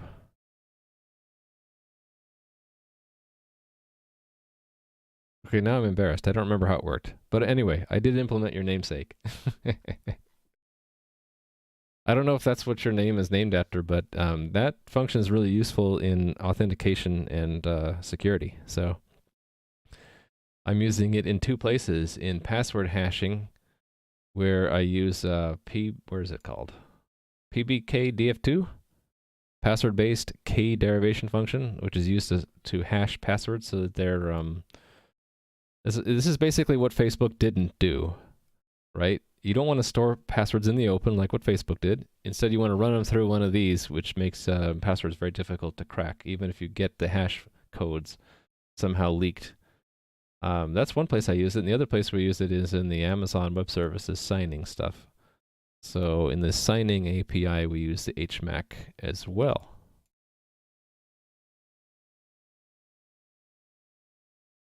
All right, so new journal entry. Yeah, so basically, if we're the leader and we just had an entry added, this one is, the sole purpose of this one is to mark that we've taken the mail off of the queue. So when that happens,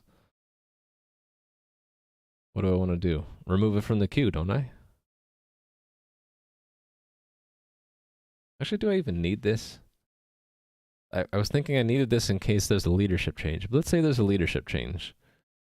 Then the new leader will do what? I guess I can have every single server can have a copy of the mail queue, and if they're the leader, they're supposed to process it. Otherwise, oh yeah, okay, so this is for the followers. So a follower gets this, so I don't need this at all.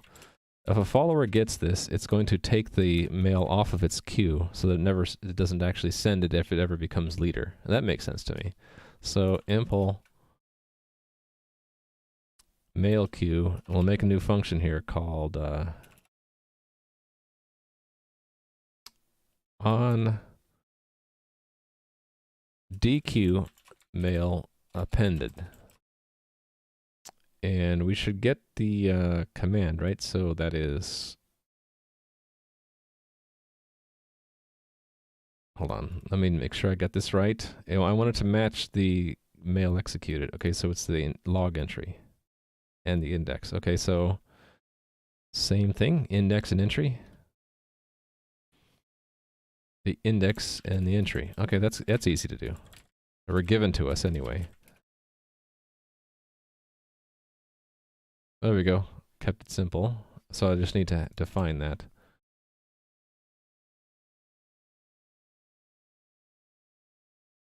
Oops, where was I? Okay, take that and put it with where mail queue is defined. Here. And there's no execution, so there's no results. So it's just an index and an entry. React to the appending of a DQ mail command. You thought you were done? Now I found that you generates a parameter named struct ncb.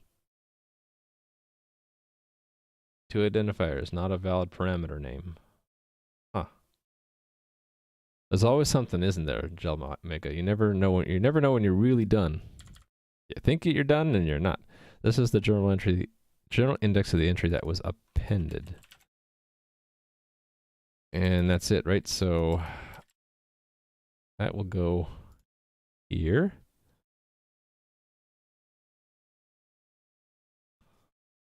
Okay. I think here's where I'm going to, instead of doing this send right away, we will just take it, put it onto the queue.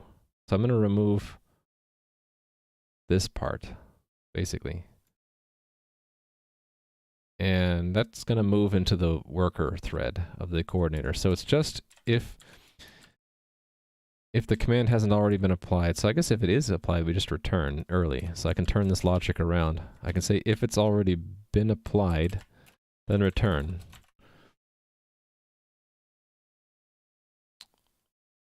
Did I get that right? I didn't. This is still indented and has a parentheses there. Again, my weird style. This helps me remember like that this parentheses goes with the if because it's indented the same. This one goes with this function calls because it's indented the same. That's why it's kind of looks weird. So we return early if we have a DQ mail already applied that matches the one that was the queue mail that was just executed.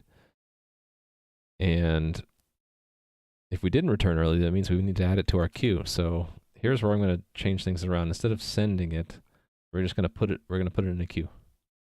So how do I do that? I guess just record the journal entry number, right? Actually, the journal entry could be compacted later, so I need to extract out, I'll just extract out the email. What do we need from the email? The headers and the body and the sender. What if I just record the command? Yeah, let's just do that. So, impl. And so what? Queue, I guess? Mail queue. emails, mail, emails. Push back.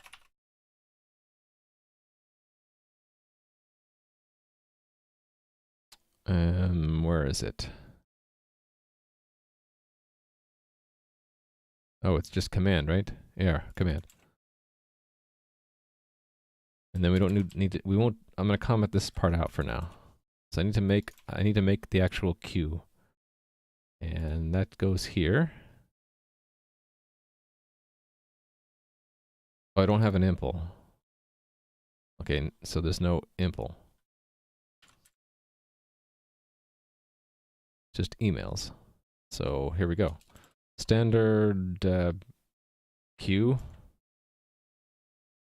of shared pointers to commands, queue mail, emails.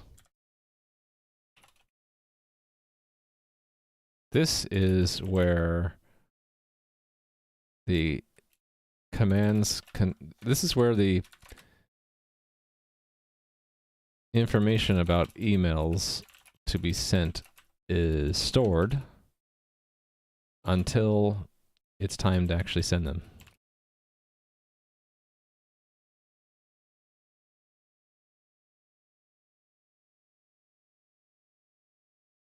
Yeah, what the Mega is doing is he's making his own language and using pieces of LLVM's infrastructure. That's like a compiler backend, front end, pieces of a compiler to make his own language. So that's pretty advanced computer science stuff, making your own language and the compiler linker stuff to turn source code into assembly language and machine code to run on a computer.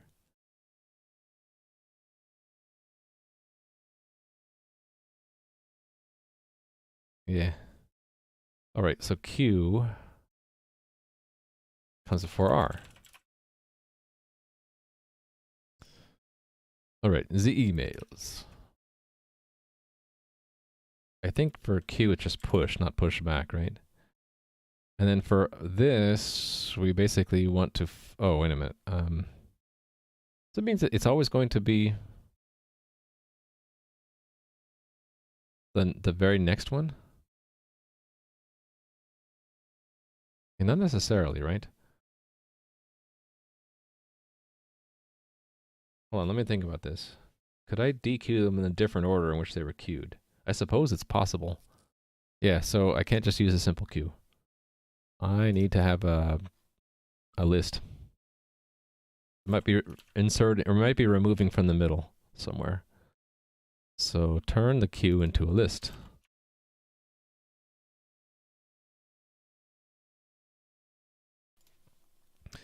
And that means this becomes a pushback after all.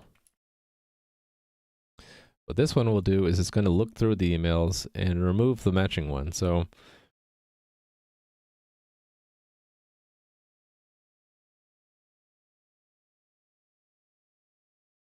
yeah, for auto emails entry equals emails begin. Emails entry is not equal to emails end. Plus emails entry. So that's an iterator. You say const auto email equals emails entry second.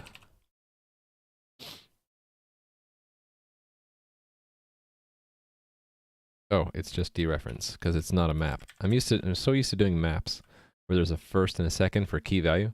So that is just the value type, which in this case is just a pointer. So don't need that. It's really just a pointer to the command. Oh wait, is it because it doesn't know this type? Yeah, probably. To know the, hold on, let's see. It'll say error type. No, it knows it.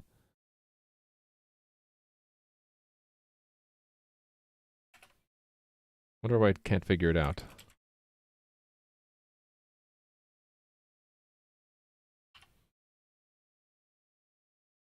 Yeah, I thought so. I have a compiler error somewhere.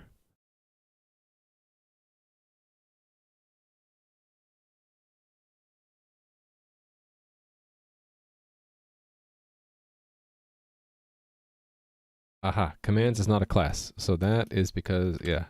If it says something like something isn't a class when it is, commands is not a class or namespace, and I know it is, it's because I'm not including the right header.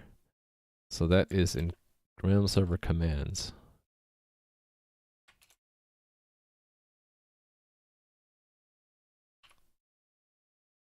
So that compiler error is hinted at by the fact that it was IntelliSense was not giving me information about the type. Down here. So now when I do email arrow, it should tell me that, yeah, there we go. So,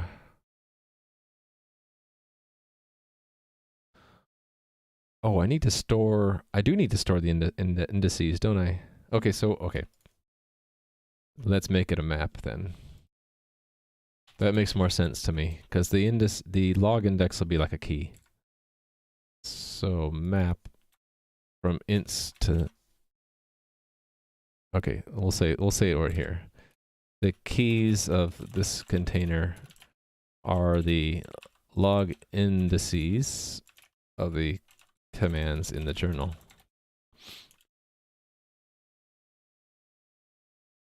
Yeah, Python's been around a long time. It evolved for a while before it got really popular. What's interesting to me is that, like, I didn't even know about Python until someone in my family who isn't really that much of a programmer, or at least wasn't back then, told me about it because he found it useful for doing something. And I'm like, what's this Python you're talking about? And this is way before it was really popular. So then years later, I told him, you knew before everyone else about Python. That's pretty cool. Any reason not to use for each syntax? Because I want to delete it out. So if I do for each, I get the keys and the values, but then I'd have to, when I remove it from the map, I'd have to do a second search, so it's kind of redundant. Yeah, you'll see when I get to adding them. So instead of pushback, it's index equals command. And then this is second index is emails entry first. If the index is, actually this is the same name, right? So what are we going to call this one? Q index. If Q index equals index, and here's why I didn't want to use for each, because I wanted to be able to say this, emails.erase emails entry. Since we already have an iterator pointing to what we want to erase, I can just do that and then return.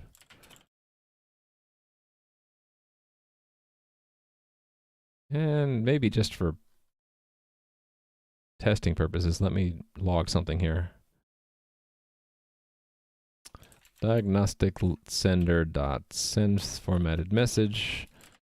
We'll make it level 3 for now. Email at index tqueued.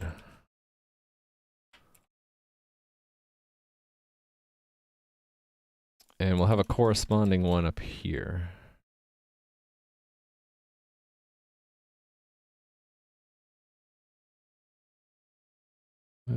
Put it here. Email index queued.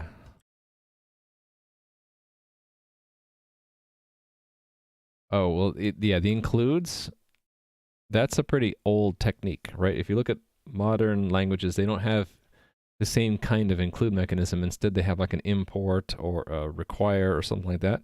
And that's not so much a blind insertion of code like the pound include was, but it's really just telling the compiler to look at some other modules for symbols. This is a raw include.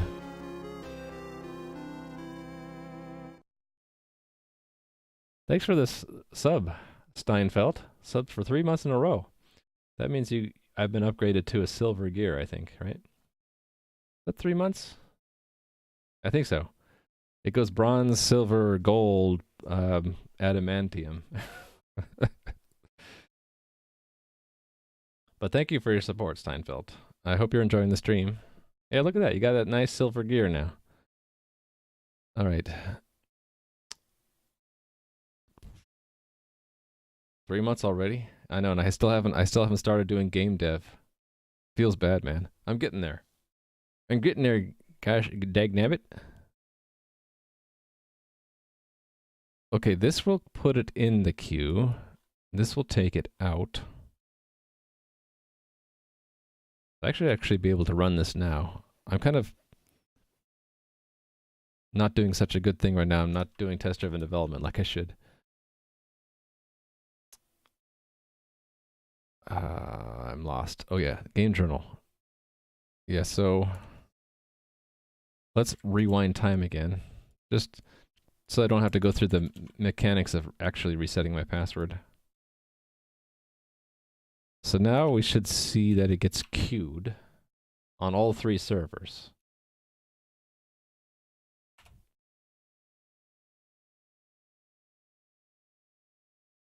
Right, email index 8 queued on all 3 servers. And then once the leader sends it, all 3 servers should dequeue it. So that means that there's a leadership change. Any server has the email in their queue and they would just immediately send it as long as it's time to send it. So now the last piece would be to actually have the worker thread call a function to do the dequeuing. And I think that's where I wanted to have the unit test pulled in. Mail queue, yes.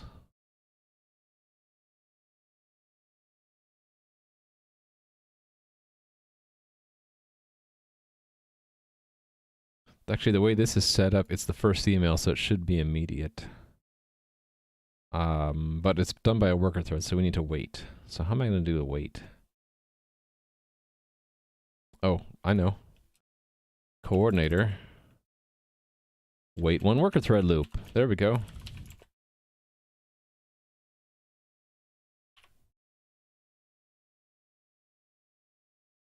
This will fail because it's actually not sending it. Oh, I shouldn't run everything. That's going to take a while. I really only need to run this one. Yeah, so it's not sending it yet. Okay.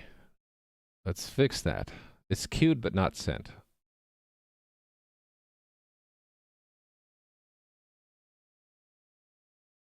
So, worker thread.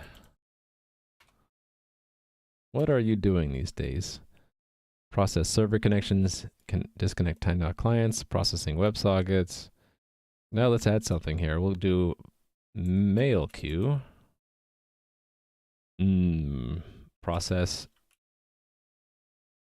queue? Process emails? Sure, why not? Okay, so add process mails. Wrong class. Not mod queue. Where's my mail? Mail queue is... Oh, it's inside. It's an implementation only. Here we go. Should put it here, I guess.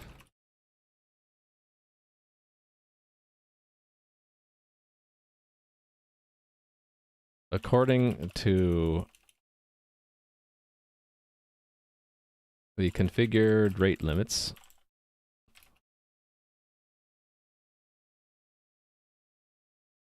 actually, let's turn this around. If it's time to send an email, send a queued email,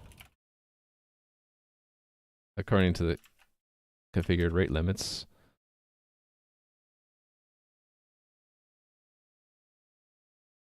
send it and append a log entry to mark that it's been sent. All right, so that goes here. Oh, was it like Adam C. Yunus talking last night about how he would sit in the same position for a long time? And I'm like, yeah, I do the exact same thing. And I'm just noticing now, I was sitting kind of hunched to the side, and now I feel it in my back. Feels bad, man. How am I doing on time? Okay, I'm like midway through. All right, so I did have some configuration items set up for this. It was up here, right? No, where was it? Oh, here we go. Email. I have some rate thresholds, so I wanted to basically track how fast I'm sending emails, and only send one if sending it would not exceed the threshold. So this is over a period of 10 seconds. We should send no more than 0.1 messages per second. So it's basically saying you have to send, in order to send the second one, you have to wait 10 seconds. And then for an individual player, it's even more strict. So if one player resets their password and they try to reset it again, they won't get the second email for 100 seconds. Hey there, Jeff. How's it going?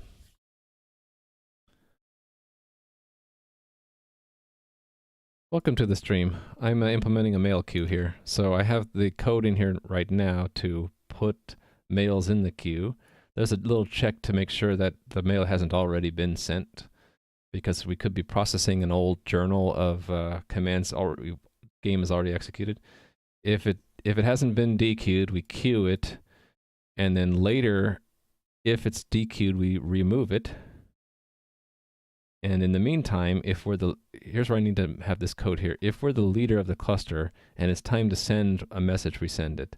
I guess what we'll do is first we need to find the next message to be sent, right? So they're going to be queued in time order, so it's going to be the very first one, right? Unless it hits a player limit. So we're probably going to have the same kind of iteration here, right? And if we select one to send, then we're going to return it. I'm doing fine. It's a Monday. I start slow on Mondays. I don't talk as well, but I get over it. I have to work. It's like climbing a mountain as an ant, one little ant step at a time, and the top of the mountain is I actually have a working multiplayer game.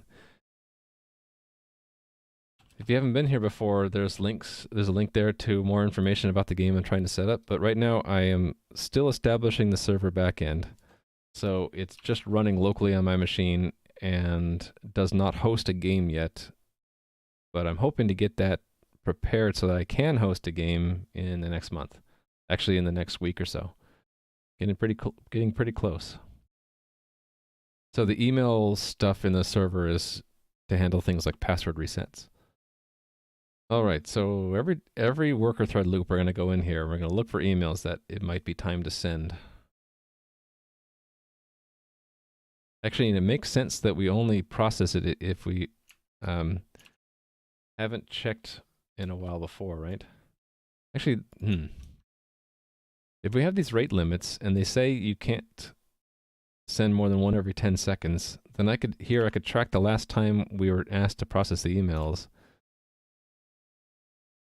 and wait until that time is reached, right? So I could have a variable here.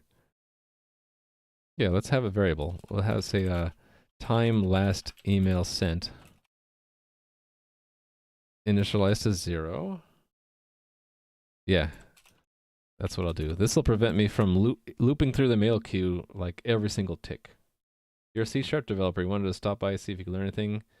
You're listening in audio only mode because it buffers the video. Oh, I'm sorry. Well, I'm mostly doing C++. As a C# developer, you probably already know everything that's in common between C# and C++. So what you wouldn't know would be more of the older syntax in C++ that you don't have in C#. But it might be interesting.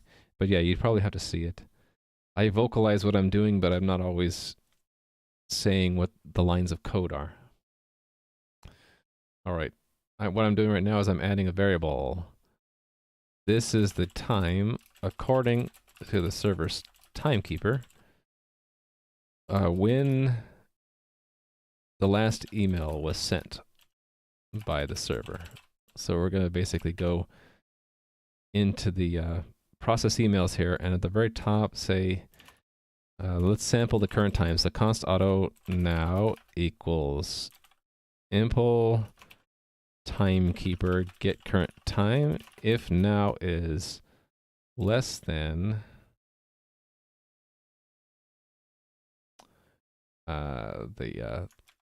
time last email sent plus. Actually, you know what? I should turn this around. It should not be time last email sent, but it should be time next email may be sent. This is the time according to the server's timekeeper when the next email can be sent.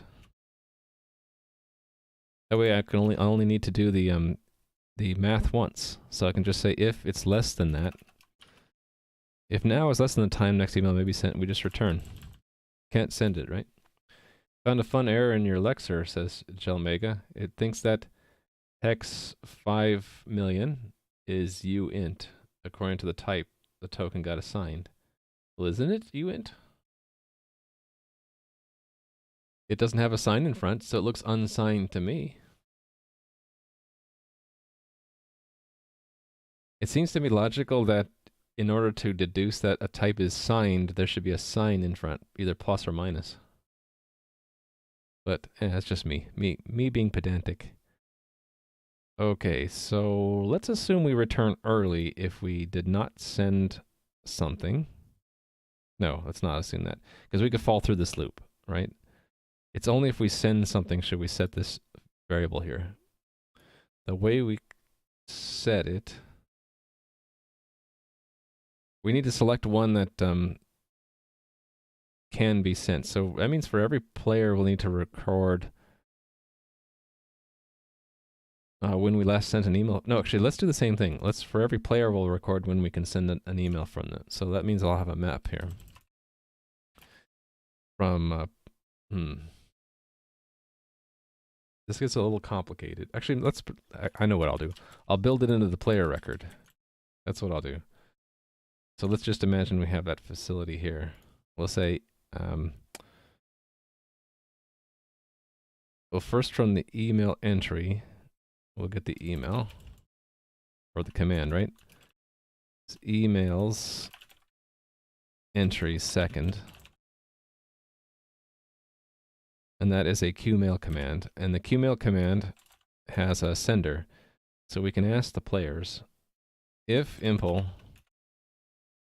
profile.players is registered,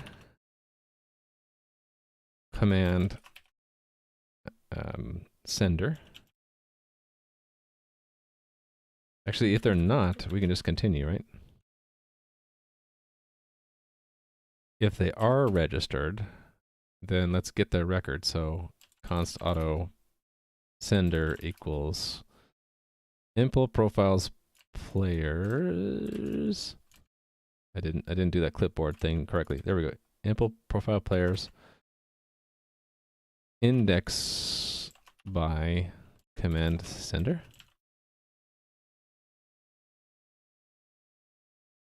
And then we'll just assume that there's a field in there. If now is less than sender dot time next email may be sent. Then continue. And if we get to here, that means we found an email we can send. Jeff says, tired working on games, but you either have PC problems or in Unreal Engine it would not work on build due to problems with your graphics card. You tried Unity, you have PC problems, we had to reset. Oh, I'm sorry. You did a Windows keylogger? Did it just for fun? Yeah, that happens to me too. You get bored, you get depressed, yeah. Sure, I mean, there's a lot of things you can work on. Games is just one smaller subset of things you can work on. Have you ever considered doing robotics?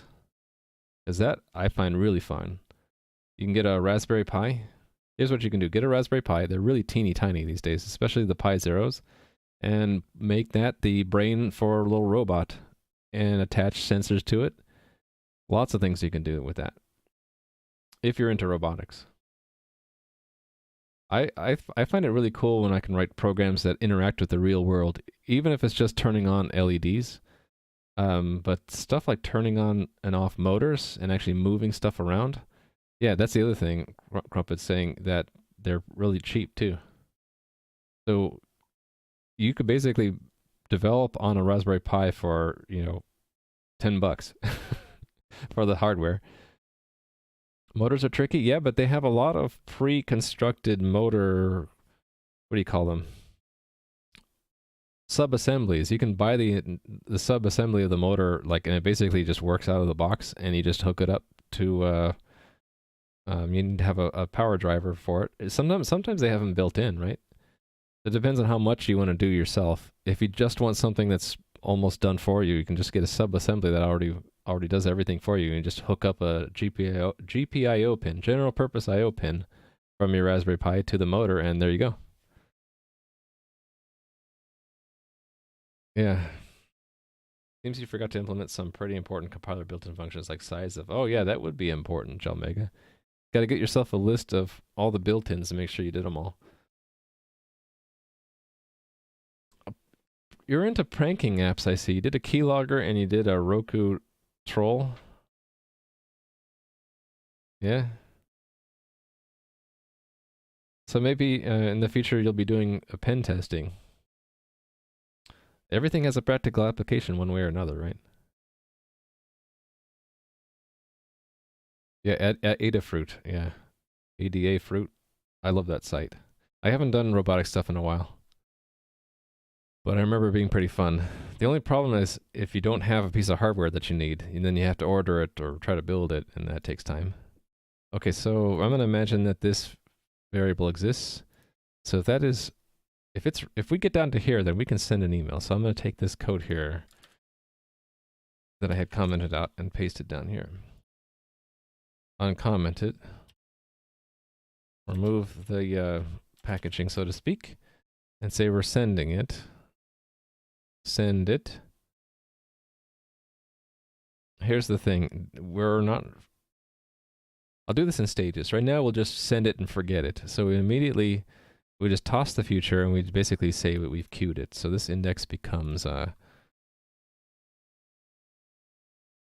actually, that we get that from here, don't we? Const auto index is emails entry first. Well, thanks for the follow, DWW. So actually, I don't need to do anything other than return here, right? Because when that gets appended, it'll come back and call into the into this one, and it'll actually remove it at that point. So that can invalidate this iterator. So I need to do everything I need to do before I do append entries. So let's do. I need to update the sender time, right? Oh, thanks for the follow, Jeff Park.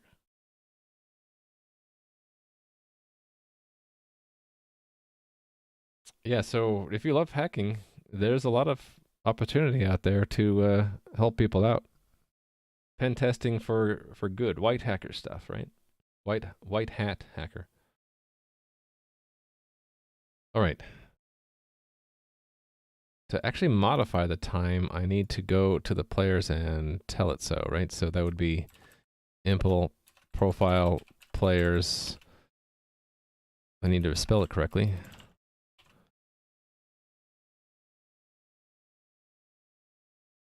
What am I gonna do here? It's not change profile. I guess I need another method. I need another function. So we'll just invent one here.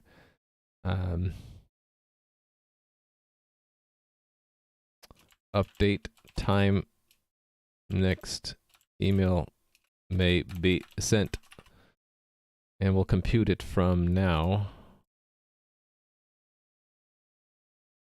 Plus, actually, it makes me think that I should just not have these. I should make it simple. Yeah, all right. So I'll just change this from overall rate. How about overall max rate? And so this will be in, let's just say min period. Then it's in seconds, right? So this will just be 10. And player min period. And that's 100. I can get rid of these two. All right. And then had copies here in the test framework. So there and there, brace.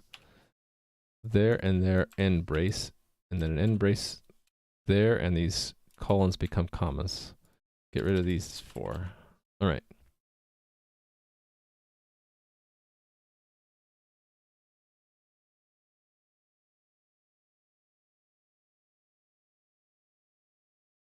Cool. I'm sorry to hear that you have those issues. So a lot of people, just remember, a lot of people have mental health issues, and it's something that fortunately we're getting to the age where it's not so much a stigma, and that people recognize that it is a real thing that you can get. Actually, there are multiple things you can have, and I think it's good because I think more people are understanding of it.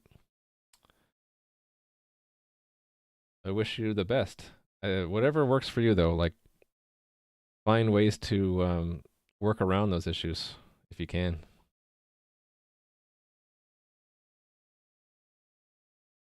Everyone's different too. What works for one person doesn't work for another.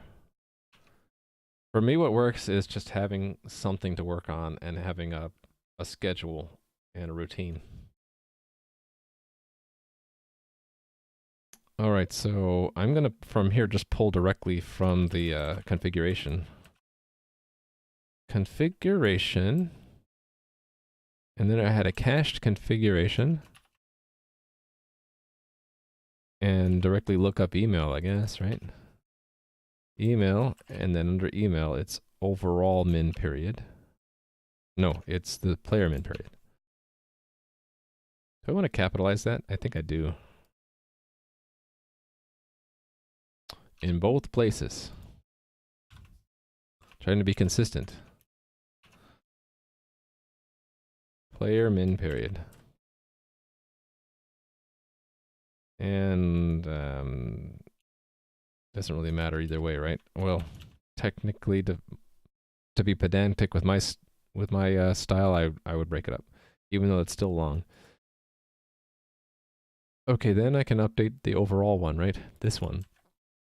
So that plus equals another configuration item, which is overall min period. And then we send it. Okay, I need to cast that. Cool.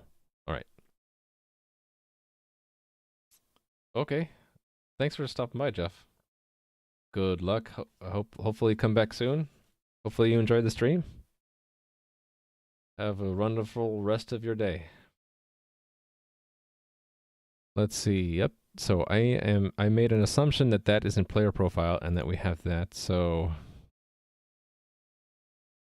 doing test-driven development, I should really add tests for that first. Players test. Let's do it. So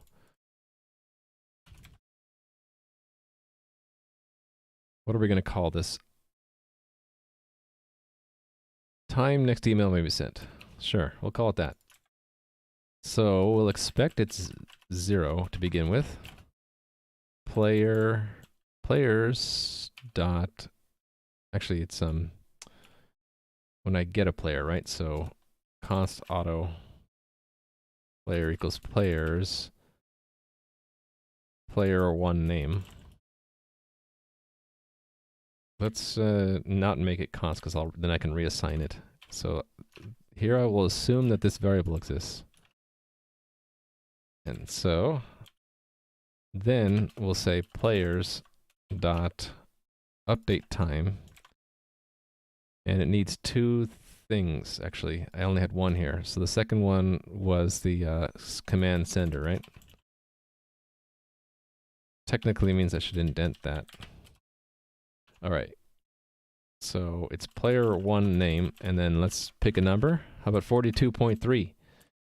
And then I'll repeat that the player will, we re-look up the player and we expect to see that number here.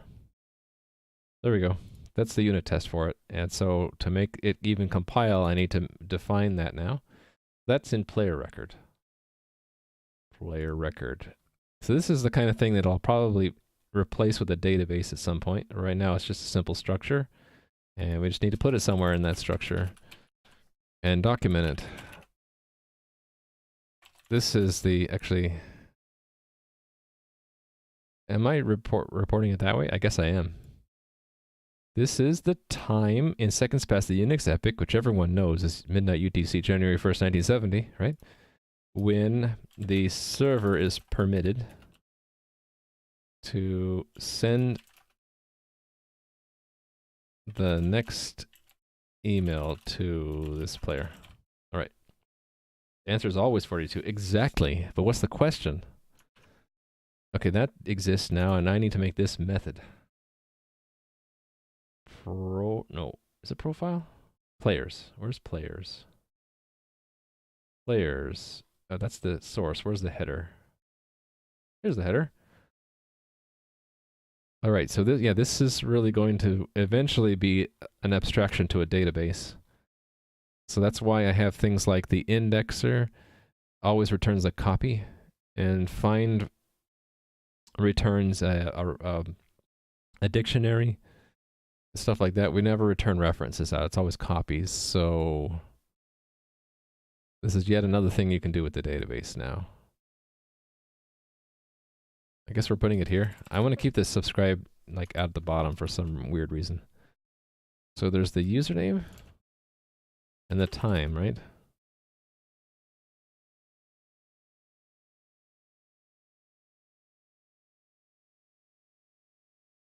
What is the meaning of life? No, it was like, what is the answer?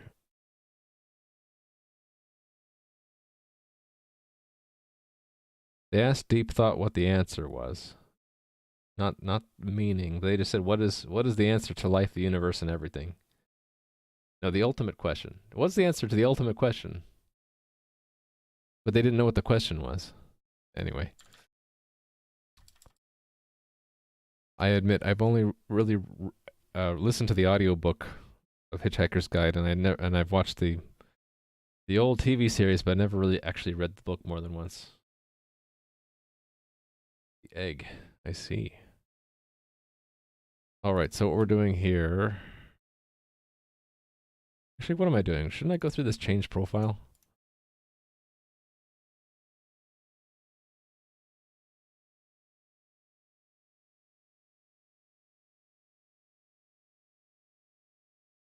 Yeah, that was going to mimic like an update database query. Yeah, let's just do that. So let's search for this and change things. So remove it from here. So this is just change profile. I think I actually want to change this, like just make it change or change player or something. So again, this change profile.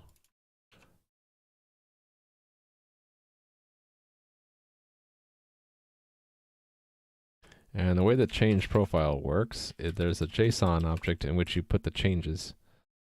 So it would be time next email may be sent 42.3. So the same kind of JSON object back here. Only that value is computed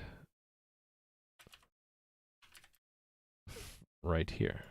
So that takes the place of that.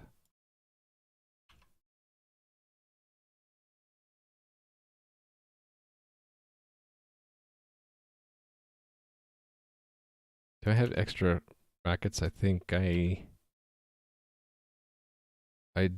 do, because this is a key value. Right, okay. Forget my own syntax for once in a while. Okay. Run the test, make sure it fails. That's the order of operations, right? Make the test, run the test, see it fail. Change the code, run the test again, test should pass. So this is in players. So run the players test. It fails. Right? It's not being changed, so change the code. And add something here.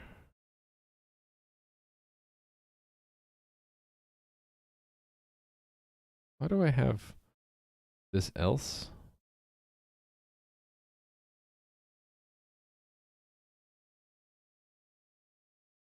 I don't know why I have that else there.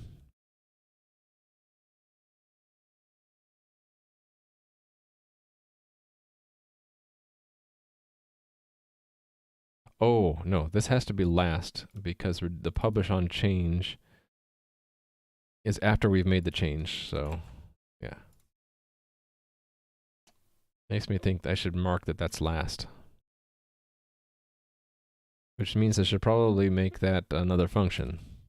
But for now, I'll make it a comment. Check username last as this affects what player change events should be published. And the events are published only after all changes are applied.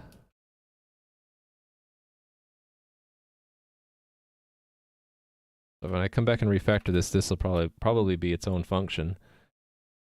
And probably break this up into other functions. I probably should make a table that instead of doing a has, I should just iterate through all the keys and call call change handlers. Get blame. Get blame the meaning of life? Or is get blame something that could have helped here? I've already lost the context, I'm sorry. So if it has that, then we just set it, right? Double changes that.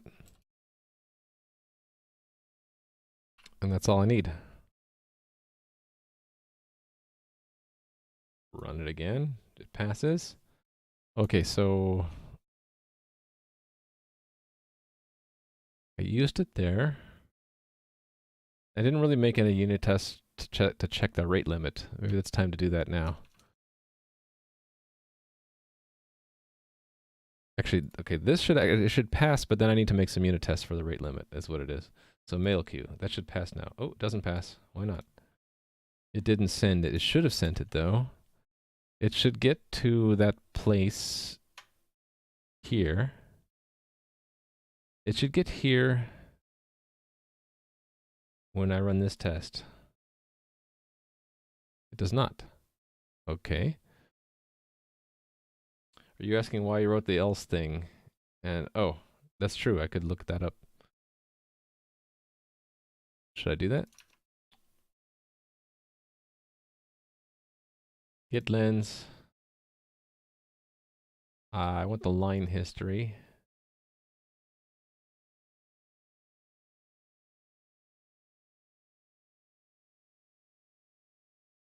Right, it used to be the last thing, and then I added that around it, and the comment is, how do I see that?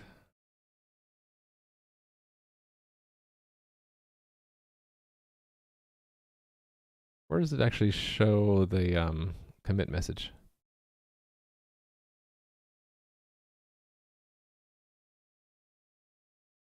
Huh. I don't know. It just says add. Oh, hold on. That's not right.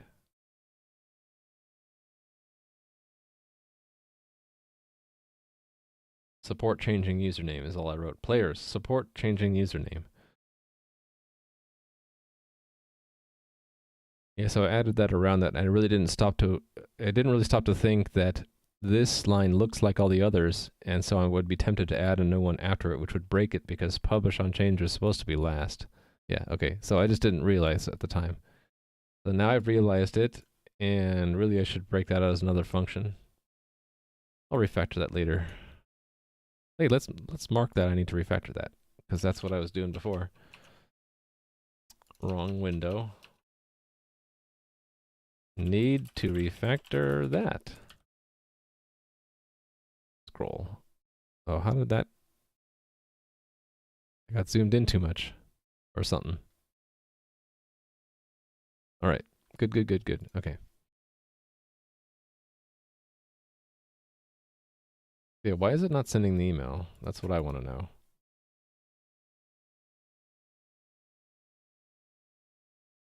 Let's bookmark that. Let's remove all the other old bookmarks. Okay. And then the test, bookmark that. let's first debug down to that point. So that's debug. And then it should actually run this at least once. So let's see if it does. It does. So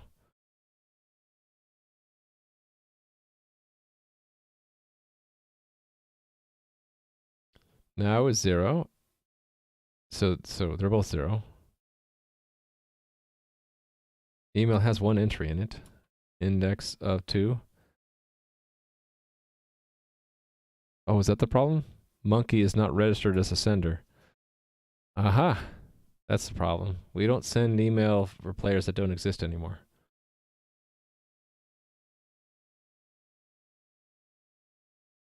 That makes sense. I just didn't have that in the test. So that user has to exist.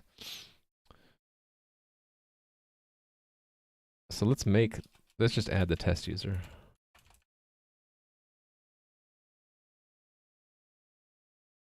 So then they'll exist. And then Alex is the name, not monkey.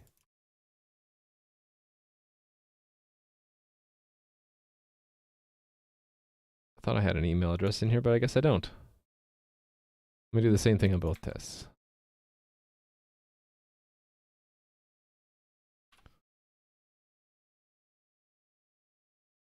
All right, try again.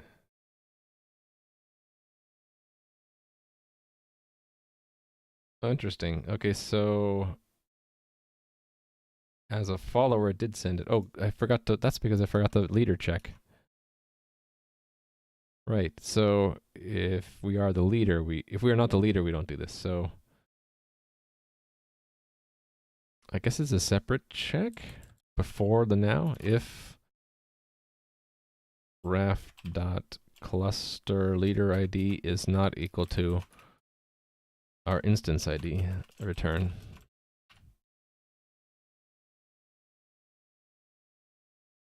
Where would I be without my unit tests? I just have bugs that I didn't know about. All right.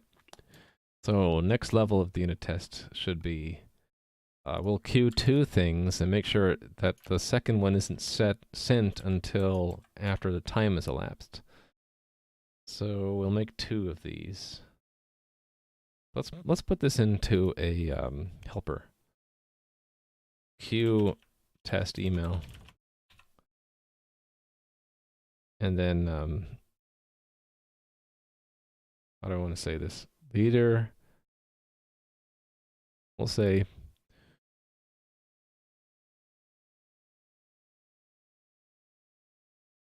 I need to test both rate limits. Let's have the test email have the sender in it so that we can have 2 different records. It'll have 2 test users.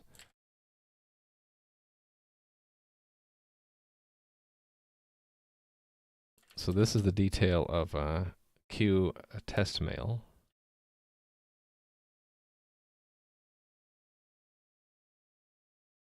Let's put that into a helper. I guess I can just put it here. Queue test mail, const string sender. Paste the code. So that can be queue mail can be const, right? Sender is sender. Timestamp doesn't matter, does it?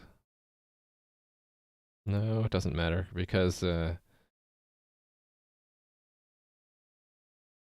is only used to form the date field later. Okay, yeah.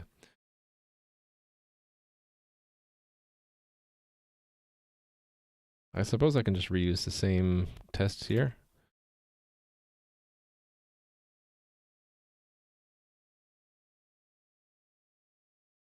And actually in both places. Alright, so how come this is not right?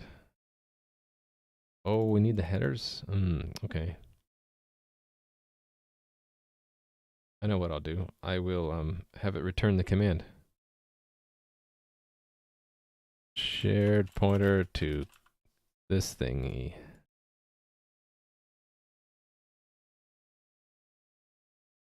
And then I can just return it. And then down here, I can say const auto queue mail equals. There we go. And then these where we don't care about them, we just cast to void. All right, so that one I do want.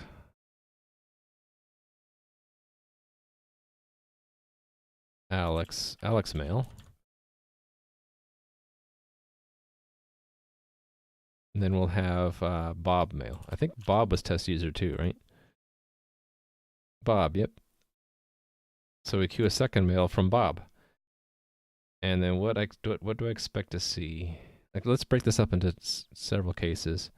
So overall rate limit.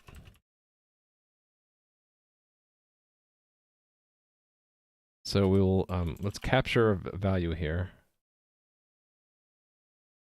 Mails sent at first time point, and we'll just capture that. And then we'll advance the clock. So that's mock timekeeper dot. Actually, no, I had a helper for this. Advance mock time. There we go. And then oh, I need to set up the time. Shoot. It was like with a configuration set, like this stuff. Yeah.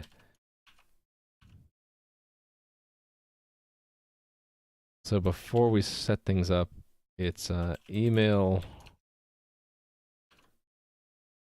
overall min period.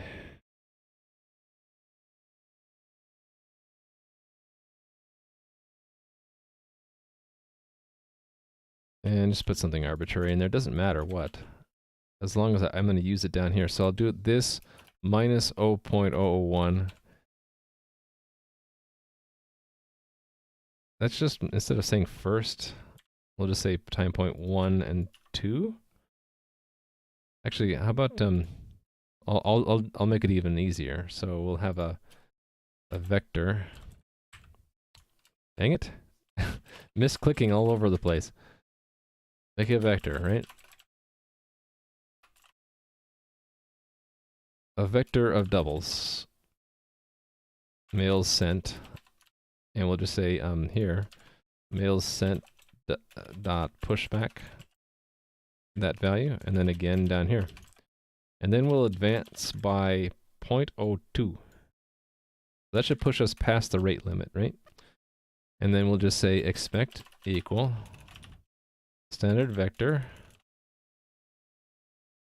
112 for the mails sent, right? So at this point, it should only send 1 because the time hasn't advanced and we only send 1. And then here we haven't yet crossed that minimum period, so it should still only be 1 sent. But then here we'll have crossed where it's been 10 seconds past the first mail, so it should send the second mail. There we go. I didn't like something here.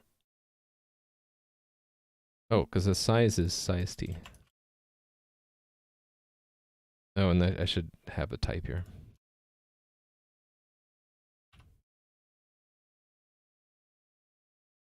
All right, cool.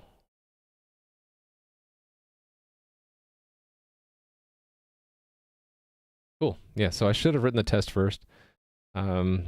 So I didn't write the test first. I wrote the code first, so it passed on the first try. So it always makes me nervous. So what'll I do? Maybe not advance the time here. See that it breaks. Actually, better just remove the rate limit stuff. So to remove the rate limit stuff would be to go back into the mail queue and just remove this code here, right? That's the rate limit check.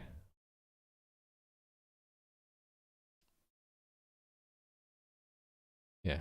So when I uncomment that out, it makes the test pass. Cool. So then there's the secondary rate limit, right? The player rate limit. So this will be player rate limit. And then I need to set both the overall and the player, right? I need to have some value for both of them. So player min period.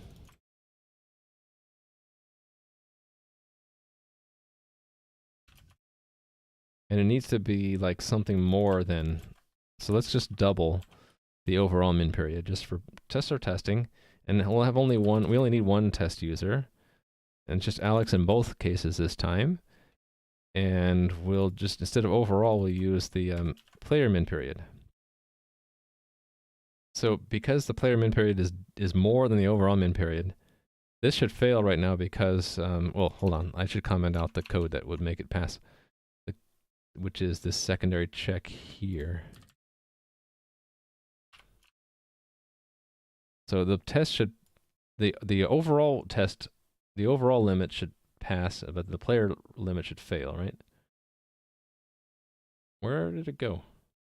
Here it is. It's not sorting it correctly. Right, so the overall limit passes, the player rate limit fails. It actually sent 3? Why would it send 3? Why did it send it a third? Why did it send it again? Oh, I think I know why. Because we never took it out of the queue. We never, well,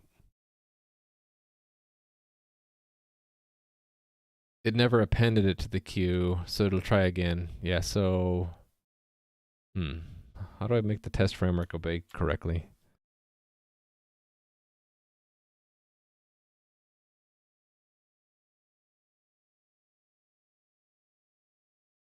Actually, I don't think I need to.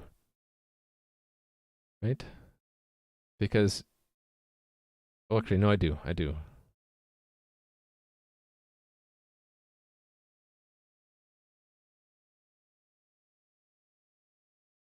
I think I know what it is. The append is not coming back around. And I think I know why.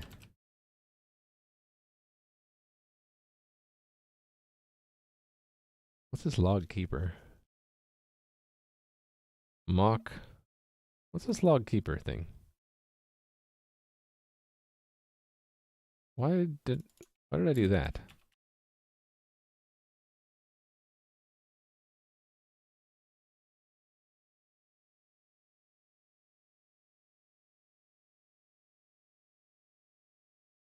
Mock log, no. Append. What's this log keeper thing?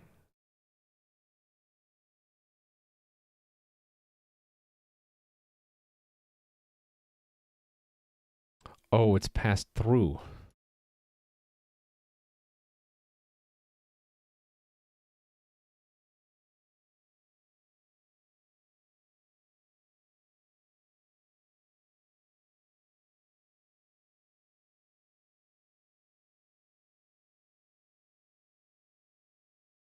Hold on. I'm not searching the right file, that's the problem.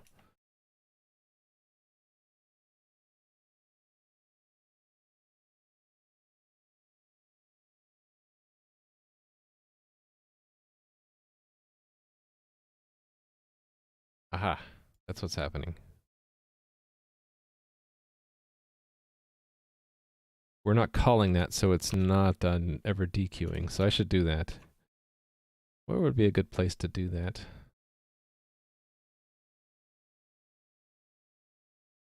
Probably after each one of these points. And I should do that, yeah, let's have a helper do that for us. So we'll do that here. That's what the helper needs to do. Let's make the helper first. Void publish new log entries.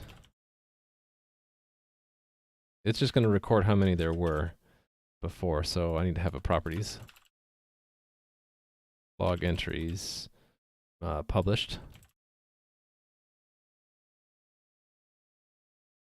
And then we'll say for size ti equals that I is less than, actually, let's just keep it even simpler. While that is less than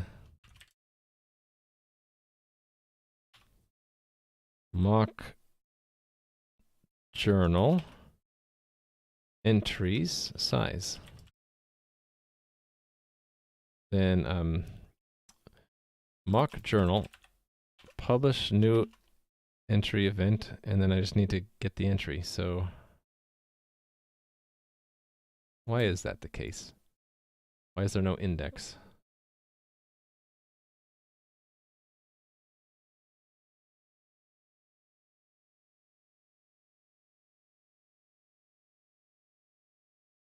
How does that work?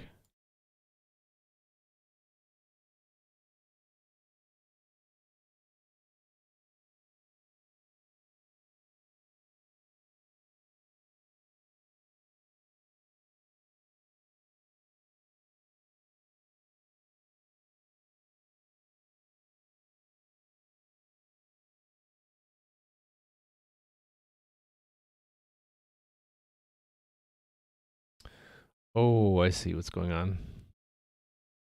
It only does the last one, so declaration. Yeah, okay, so I don't want that one.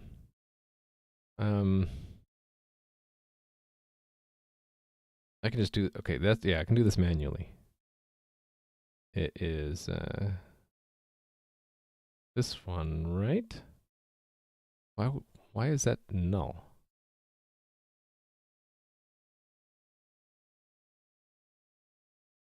Oh, that's callbacks. Yes. Okay. Well, I should really have another. I should have another helper there then. Let's just have publish new entry events, and then just give an index. Since. So t index.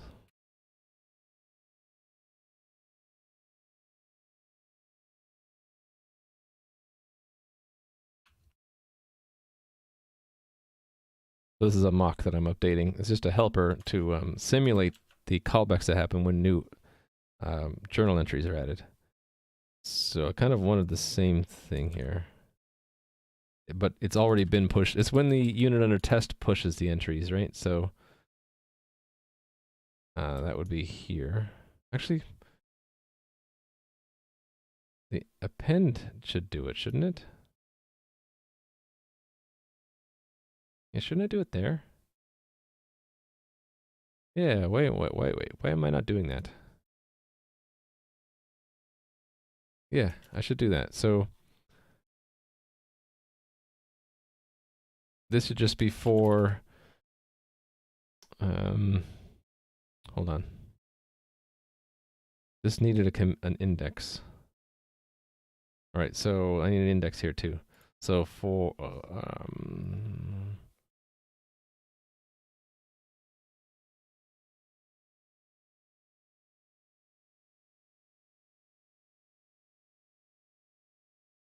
I know what I'll do. Size t index is entries size. And then I'll do a for each. For const.o entry in new entries. And then I'll just increment index at the end here. And I'll say the same thing that publish does. But inside, so here. So really I should bring that out as another, yeah, I should bring that as another helper. I will put it here. Void mock journal. Publish new entry event. And then I'll just, instead of it being an entry, it'll be an index, right? And it'll just be index, and it'll be entries index.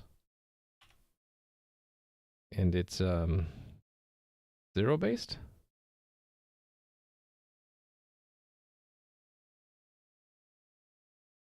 I think this is actually backwards. I mean, not backwards. I think this -1 shouldn't be there. Let me verify. So I gotta go to this definition and then here.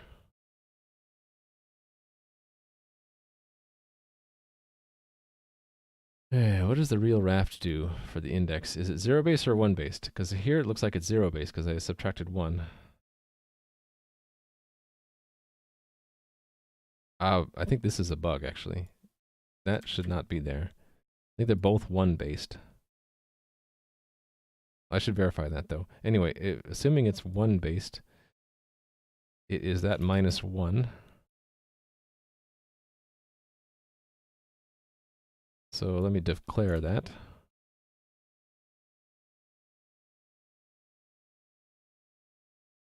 And I'll use it in both places. So that is just this with this in that place. Right? And then I can call that from the other place as well. So I can just say that down here for append. And actually I can do a ++ index. So it's to make it 1 based. Right, okay. Let me make sure Raft uses 1 based indices in the actual implementation, because I didn't have that documented very well. I think it's 1 based, but I'm not sure. So where would that be? Server? New event? New entry?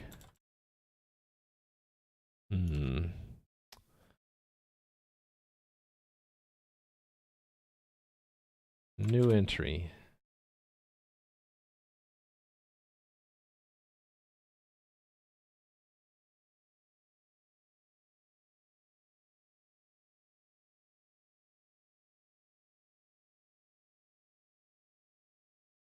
Right, this is where they get appended.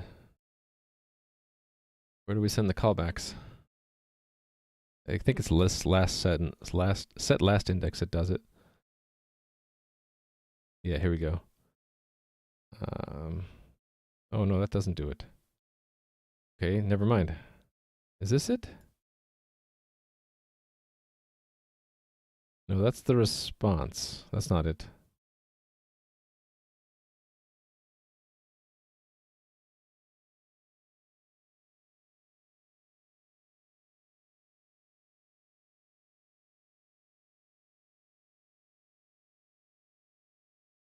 Oh, did I pull it out? Declaration. No. That should just go to the file system. So where do I call the callbacks?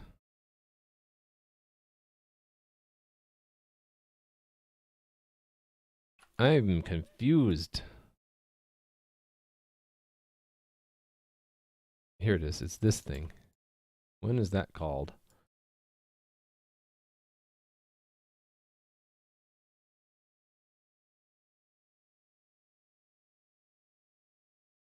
Only on apply configuration?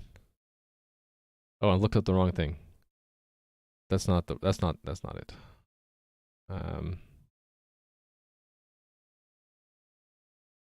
Oh, maybe it's not part of Raft at all. So where is it? The journal? Oh, that's right. It's the journal. Shoot. Looking at the wrong component. It's part of this guy. Right, this subscription. So it would be in the journal implementation. Journal. Here we go. So append. All right, currently no way to fail, which is a problem. Publish new entry event.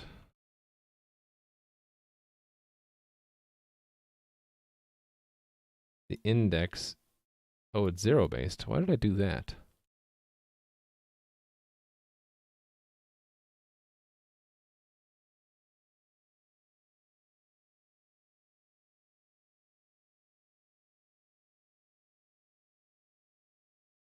Yeah, but this is 1 based. That's why I'm subtracting 1. Why did I do it that way?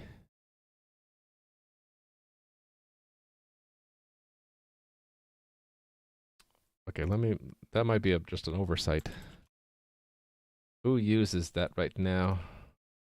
That's not that.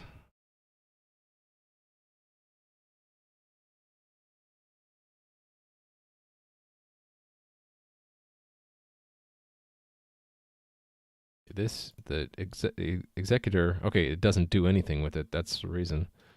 I never found this problem before. Nothing ever used it. Okay, I should probably fix it. This would be in the journal.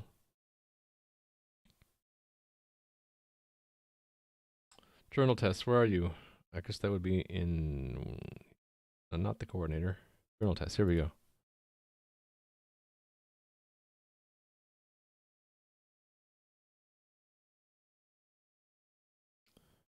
Right first entry, read back, write, get size, roll back.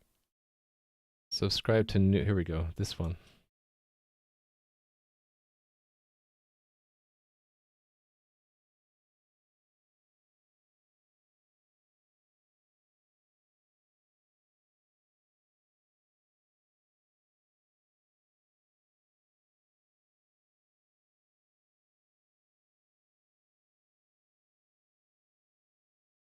So we start, we append the first entry, and then we register for events.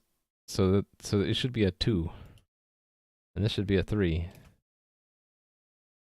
That's the bug.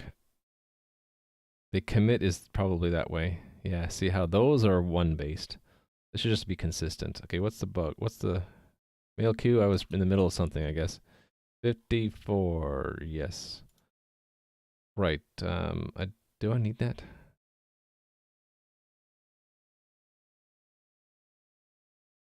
No, I don't think so.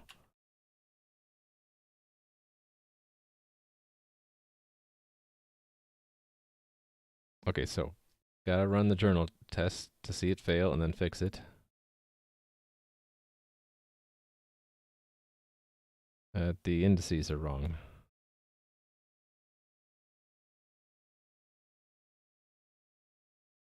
Right, 1 instead of 2, okay. Then fix the journal. Okay, did I close the journal? I did. There's the journal. Okay, publish new entry. So that is not -1 there. It's 1 based going out. So run that again, it passed it. Oh, no, it broke. It broke on write first entry. Interesting. Let's see that in the debugger.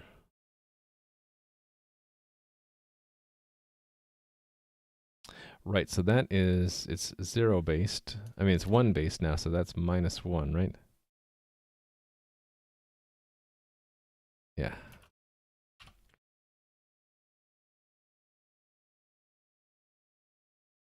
Journal. Still fails.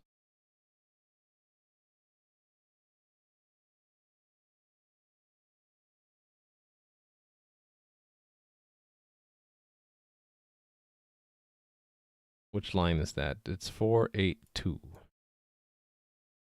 482.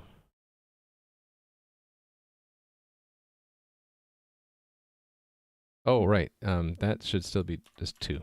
Because we unsubscribed, and so we shouldn't get another one. Right, okay, I just messed that up.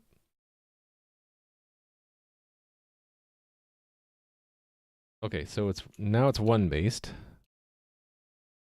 So when this comes back, not that it cares about the index. What cared about? Oh, it was the mail queue test. So run the mail queue test again. Still fails. Still says 3. That shouldn't happen though. I thought I fixed that.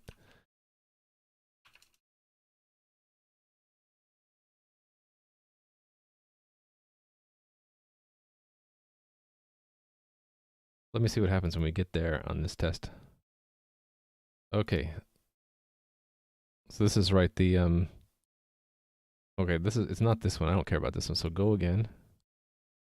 Process emails. I don't need that breakpoint. Continue. So here's the append I cared about. right? It's the DQ mail event. So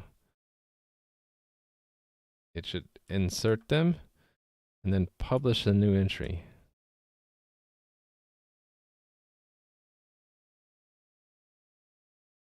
The last one, right? Yes. So that should end up back in the coordinator, right? On journal new entry. So it should go here. And so it should be a DQ mail. So it should go into this function.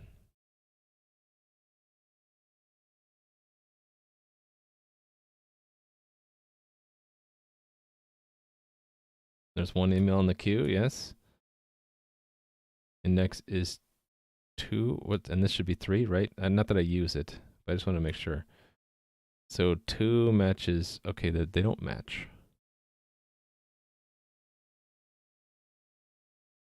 Oh, this is the wrong index. I should be looking at the DQ index.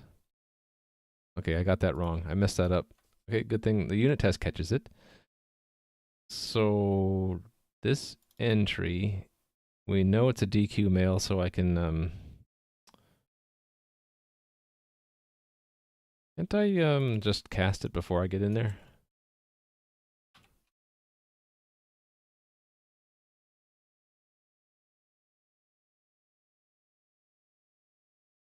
What do these other things do that were similar? Oh, they did cast it. So let's do the same thing. So let's cast it. Command is DQ mail. And then just pass the command. And I actually don't care about the index. We'll just expect one of these.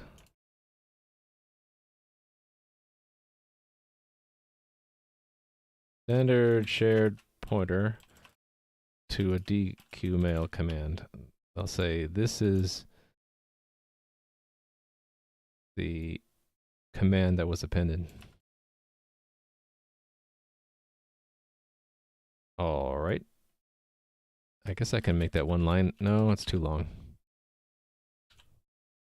So that goes here. And then I can just use the commands log index. So that's what needs to match. There we go. Glad I do this with tests. The test can help me catch these things. Everything's got to add up to it for it to pass. Okay, the player. Okay, now that's what I wanted to see originally. That it sent the second email too early.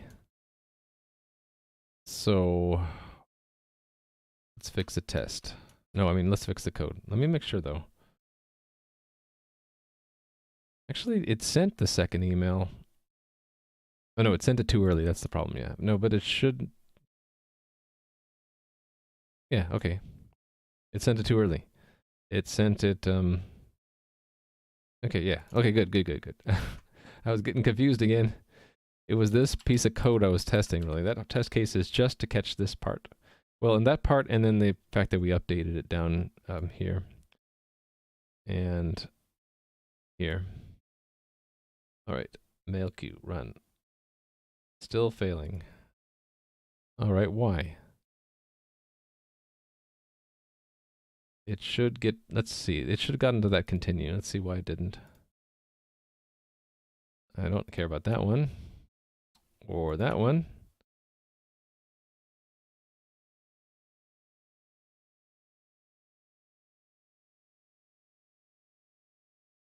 Oh, that is the place. Why is it moving my breakpoint?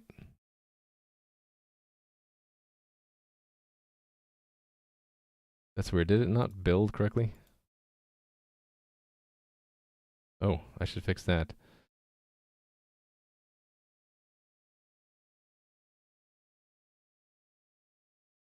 Oh, is the log index a size T? Oh, okay. That means that these are size T's. Good to know. I should be paying attention to my compiler warnings more often. That one I know about. That's not my problem. Okay, yeah, so down to one problem which I don't care about. Can I just mask these out?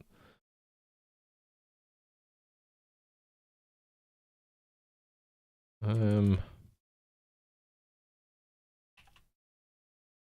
how does that filter work? Yeah, how come Libra SSL? How come it's still matching that? That's weird. Do I need to put a star in front? Huh. Maybe this needs to have an exact match. Oh, wait a minute, no, this was filled, so I want not. Alright, okay, not Libra SSL. There we go. No problems. No problems. When we ignore the problems, there are no problems. Okay.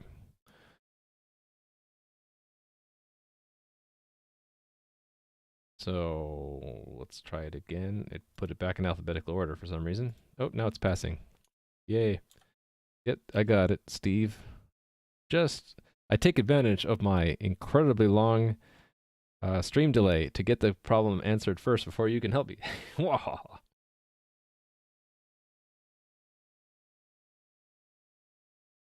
You can, yay, good job, Jalmega. You can parse your generated Win32 bindings. Yeah, that's crazy. That's the true test. Can you parse Windows headers? Those are immense. That's not bad, no. Less than 2 seconds? Well, really, it's 2.5, like less than 3 seconds to go through all stages of those headers. That's not bad. Okay, so we're passing. Did we pass everything? That means rate limits are working. That means we're pretty much done. At least for the low-level mechanism. I still have to craft the actual email better because I'll run the test, I'll show you. There's some things missing. But I feel good about that as a commit. So let's do that.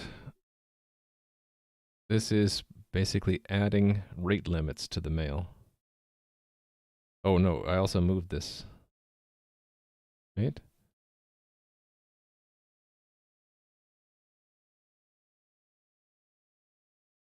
Yes, so we implemented we offloaded the actual mailing to the worker thread, and we imposed rate limits. Correct, okay. There it is. Okay, this is a separate thing, right? This is a flaw in the journal. Right, so let me check that in first. So journal. New entry events should use one-based indices and that's because the Raft algorithm I'm implementing uses one-based indices for log entries. I'm trying to be consistent with that. Sadly enough, you're at 485 megabytes. That's nothing, though. These days we have like 10 times that much RAM, right?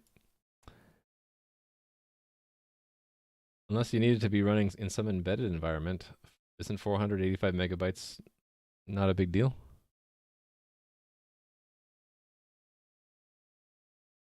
Can't even load google.com in that. Okay, I should check this in separately, that players now can update the time next email may be sent. Actually, and that's coupled with the player record change too. So players add time next email may be sent. So add that field to the player record.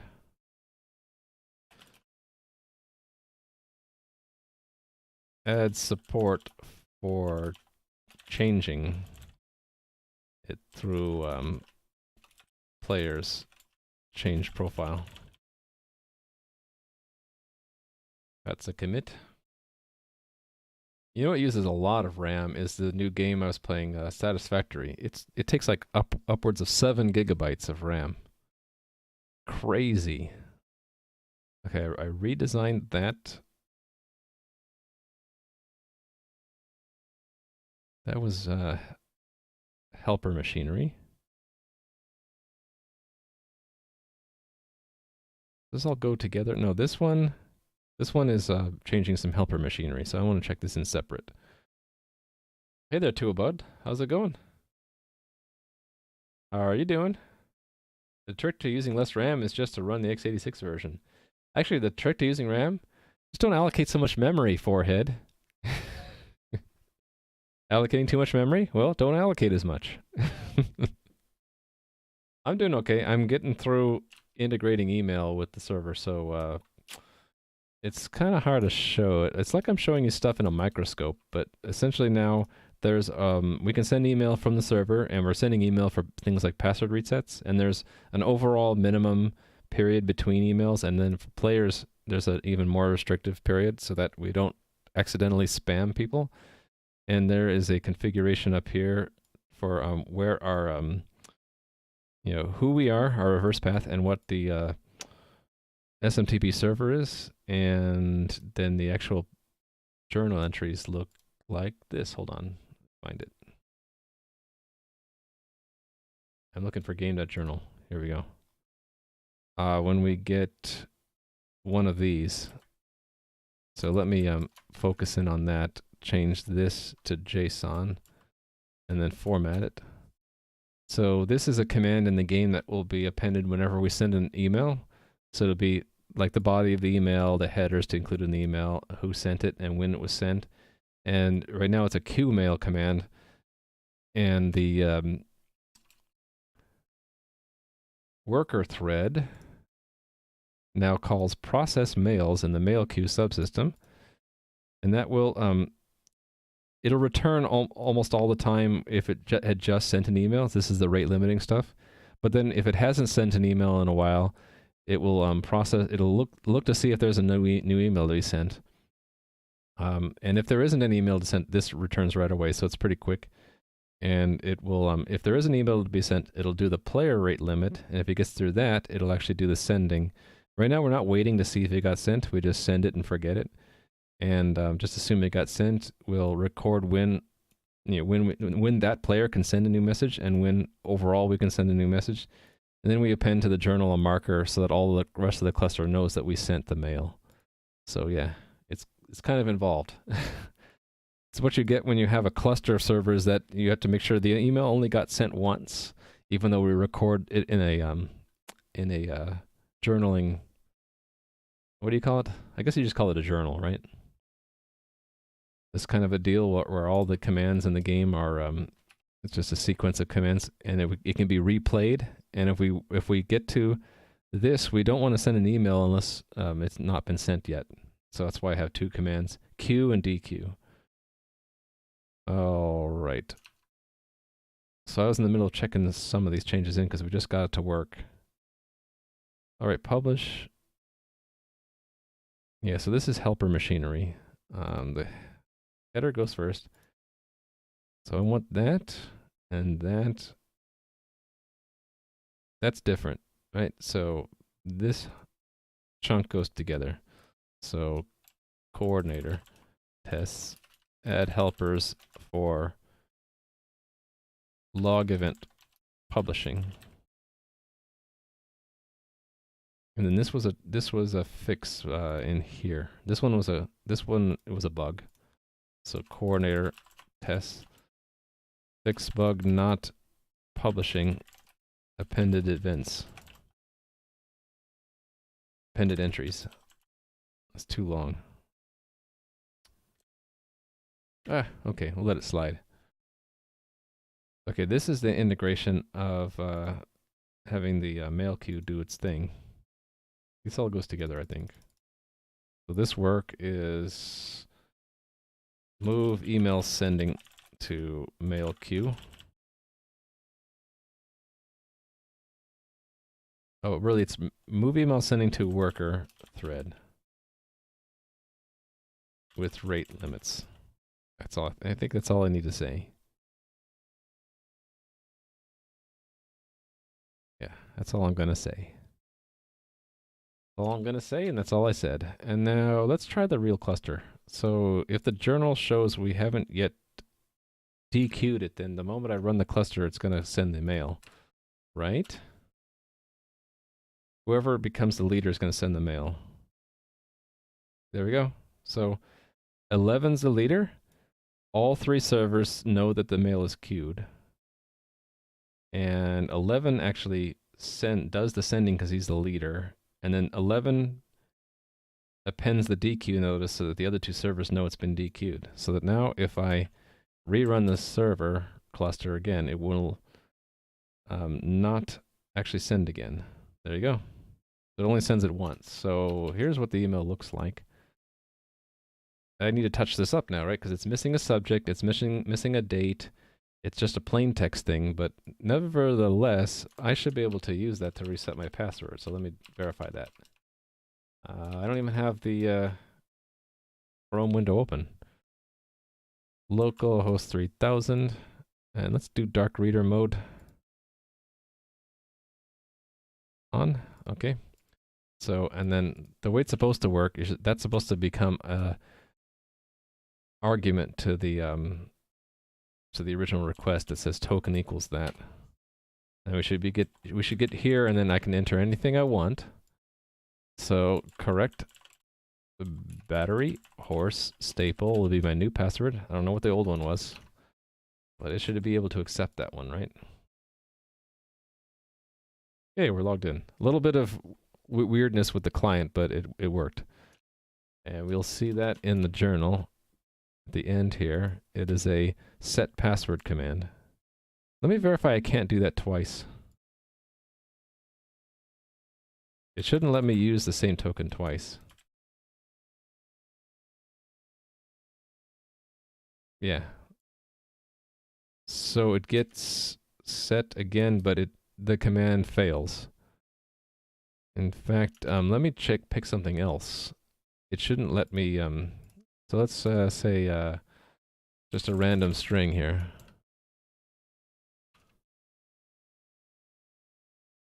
I want to make sure I can't use the same token twice. Now when I log in,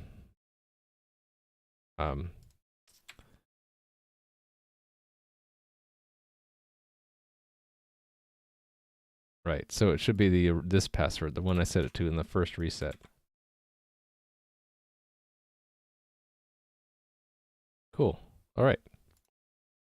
So yeah, even though it appends extra hashes, they get ignored. These two commands get ignored because the original token is cleared at that point. You can only use a password reset token once, and then it gets cleared. And then yeah, these are logins. Right. Okay. So this is the only login that actually worked. This hash matched that one. Cool. All right. Oh, let's test if we forget our password again. So I forgot my password. What's my email address? I forgot. It was Bob, right? Example.com. Request password reset. So this should send out the email right away because it hasn't been 10 seconds. It's been more than 10 seconds. So I got a new token. I should be able to come back in here and put the token there and set my password again. Let's pick a different one. How about chickens for life? Yo.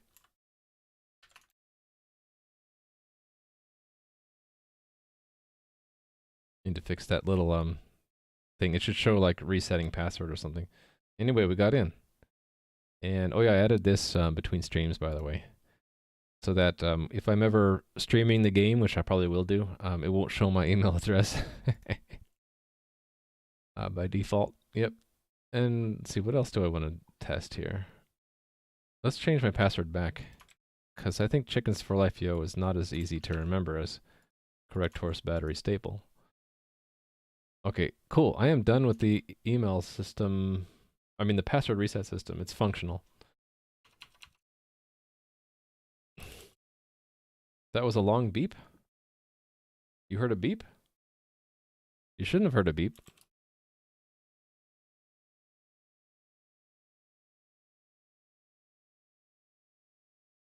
What kind of beep did you hear? Oh, password, like that? Yeah. I have this habit of just talking when I'm not ready with my sentence, or if I think I have a sentence ready and I really don't. I'm trying to get rid of that habit. It's sort of like when someone says a lot. it's like a filler because they don't know what to say yet, and they're still formulating their reply or their statement. And I just need to get used to having a pause while I collect my thought and not try to fill it with or extending a sound for too long, right? 4.4.5 minutes because of 2 string calls. Oh. Impressive. Okay, cool. Where am I on my plan? Oh, hold on. I need to close my little divider here. There we go. Done with all of this. And I did that. Okay, I didn't do these yet, though. Do I want to do that, or do I want to do the negative test cases? Oh, I also need to actually, at some point, so I don't forget, let me write it down, need to hold onto the future returned by WebGate send mail. Possibly delay sending the next, actually not just possibly, delay sending the next email until the current one is finished being sent. I need to do that at some point, but I don't really care right now. Actually, I want to see how long it takes in the real AWS SES. If it sends it within a second, I probably won't even care about that feature, because whether it sends it or not.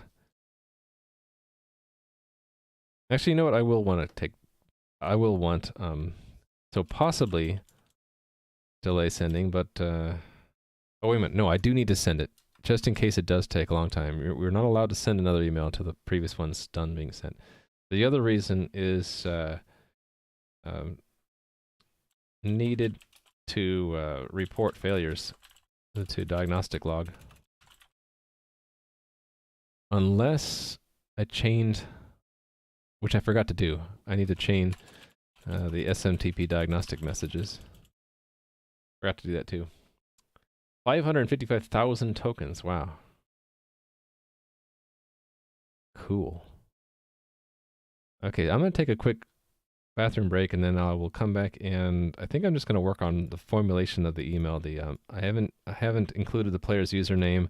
I think I would like to make it use MIME to make an actual link. And yeah, I'll be right back. Just a minute or two.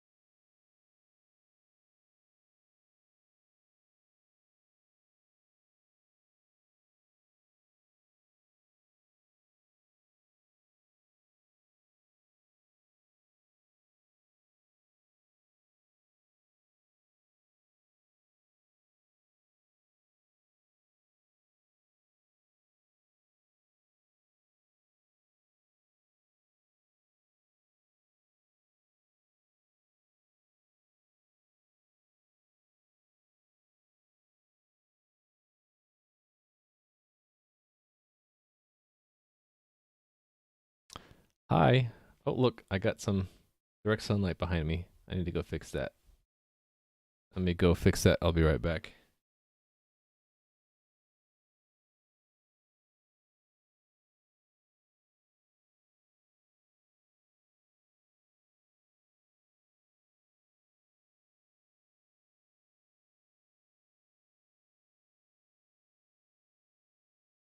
That pesky sun. Hey there, Mike. How was your stream? How are you doing today? Sickly Plays. How's it going? Yeah, this is what I'm working on today. Why do I have a space there. Has that always been there? I just never noticed. I guess it's always been there. I'm working on integrating an email queue into my game servers. And so if you haven't seen this before, there's a link to explain what I'm trying to build. But it's a platform right now to make a game. I am not yet done with the platform. It probably will be done in the next week or two. And once I have that, I'll be doing some game dev. But right now, just setting up servers. Not sticking around, that's fine. Tired of bug fixing. Well, have a good one, Mike. Thanks for the raid. Yeah, so I am right now setting up the platform. So it's just bare bones right now, but let's the case where I need email is, let's say you forgot your password. You'll type in, actually let's clear out my mailbox so I can demonstrate this right. No spoilers. So I have the system in place now where you can request a password reset and it'll send you an email. Oh, it's not showing up? That's interesting. Huh. Anyway, it should have sent an email. Maybe it's still in the... It shouldn't be in the queue.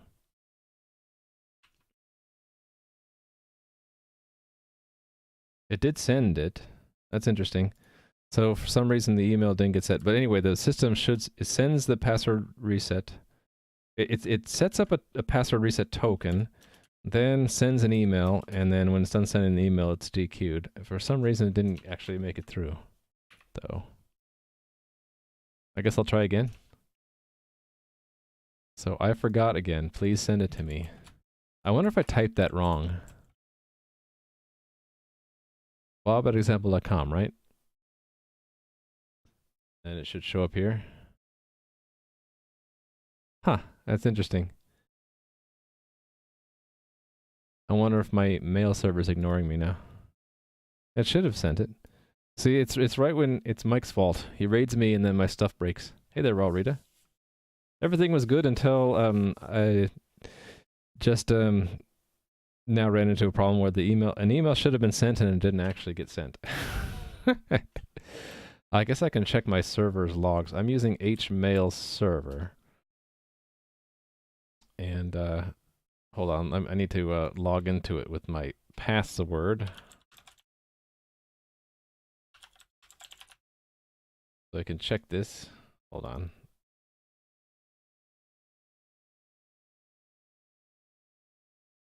Hold on just a second. So there's my console for the thing. So yeah, I'm gonna look at the log and see what happened. Show logs, sure.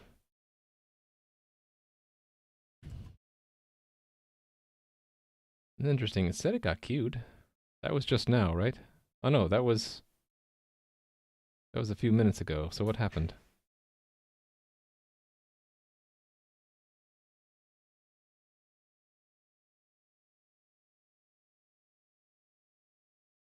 That's weird.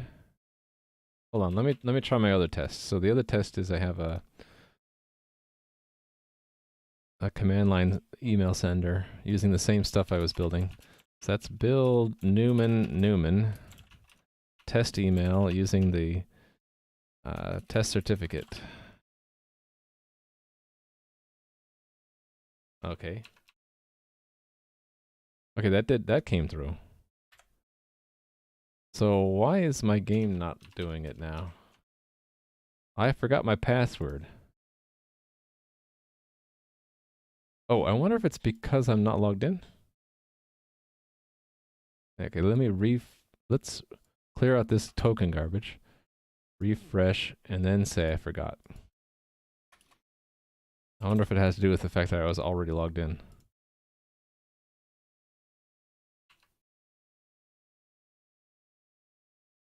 Weird. It's not working anymore. It was working a minute ago. What does the log show?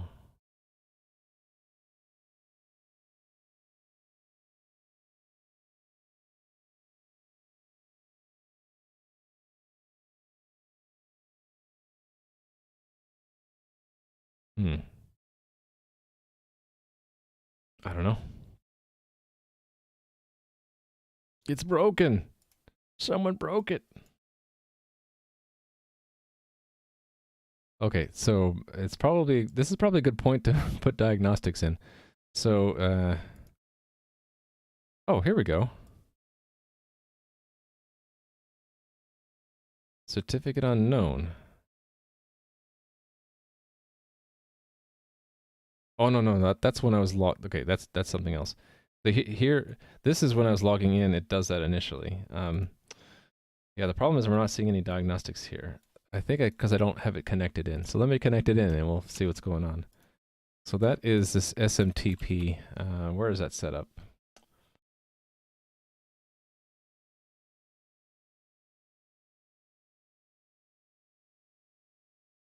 Where do I set up the SMTP stuff?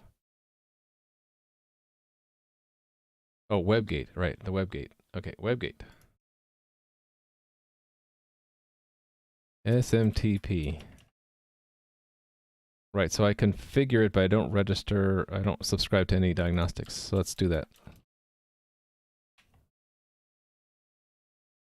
No, I do do that.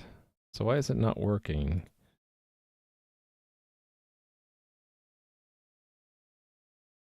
You know what? I'm not seeing No, I am seeing WebGate messages. Interesting. I am chaining the diagnostics, so why is it not working? Yeah, F for fail. If you're a subscriber to Adam's channel, you can do Adam fail to let me know that I'm failing.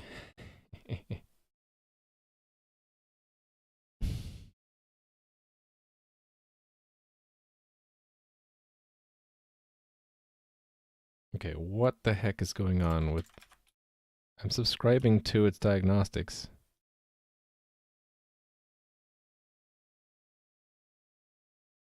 When I configure the thing, and it uses it later, it's hold on.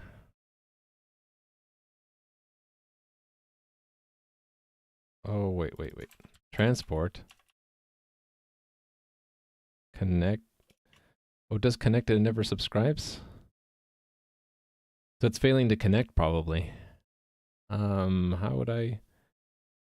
That connect goes where? Okay. So the connection itself, if we were to get it, we get... So it's something wrong with the connection. So... I guess that's the main program where I set that up, right? This thing.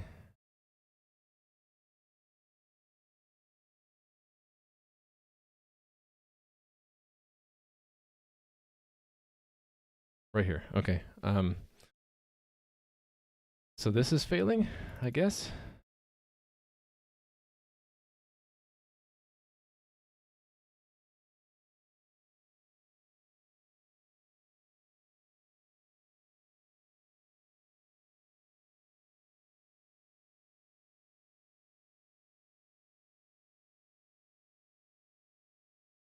Actually, if I change this a little bit... Okay, I'll hack it for now. I want to see the error messages. If instead of doing connect, it really just sets it up and then the thing that calls it does the connect. So in other words, comment that out and then in the WebGate, where are you, WebGate? It's not in my history anymore. Pin it. Right, so it gets the factory. Oh, it's one step removed. Okay, so it's in here. Right, this part. Is this it?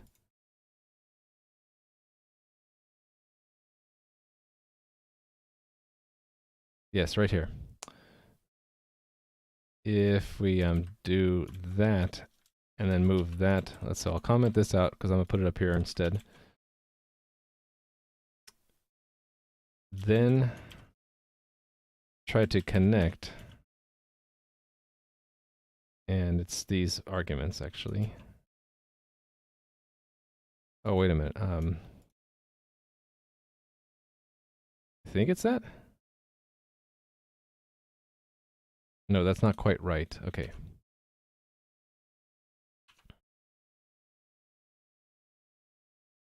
We have to do this part as well. Okay, fine. Comment this out too.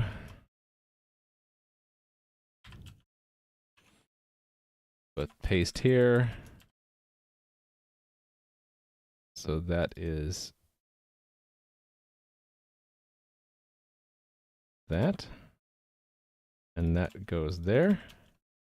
And that's an extra dependency.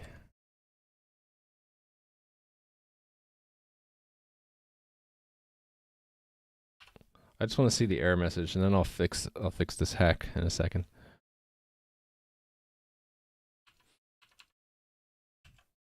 So run the servers again, then we'll ask for password reset.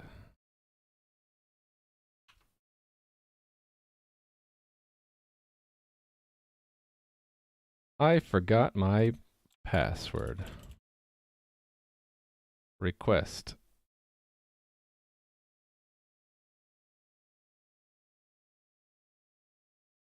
Still no messages. Oh, that's a bummer. Unless this goes with that. No, that goes with my connection, and then once I get the connection, then I request the password reset, which is that, and then there's just no messages being printed out. So I can't even tell if it's connecting now. I don't think it is, because I would have seen... Oh no, hold on. Is it sending it now? Is it just deciding to work? So it's deciding to work now. Okay, I don't know why it was not working before. So that's an add and pass whenever it works again. But see, now will I be able to recreate the problem? I don't know.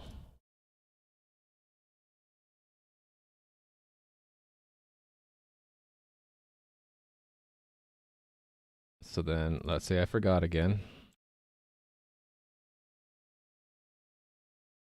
Hello, puppy.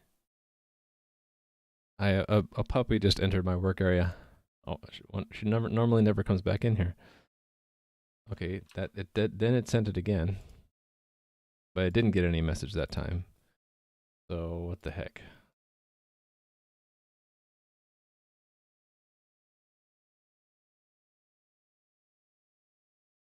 Interesting. It sent... The server sent that, but then it never received anything back from the client again. Okay, yeah, I need to fix the diagnostics issue. Why are my diagnostics not showing up? I don't know if Raw Read is still here. Oh, you're talking about the Jinx, yeah. Well, there's something going on where sometimes it's getting stuck, and I'm not seeing any diagnostics, which is bothering me. And not... Whoa. What's that? What's going on with my filter there? Hold on, let me check. It flashed or something. I think it was just direct sunlight on the back of it. Okay.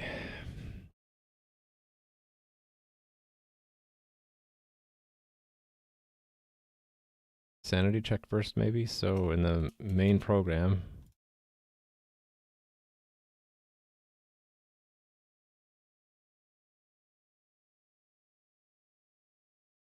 It should go there, and then it should go here. Oh, not there.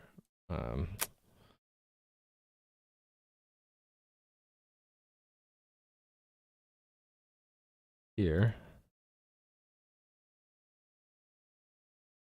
Subscribe to diagnostics and then connect, because that when the first thing that connect does is what?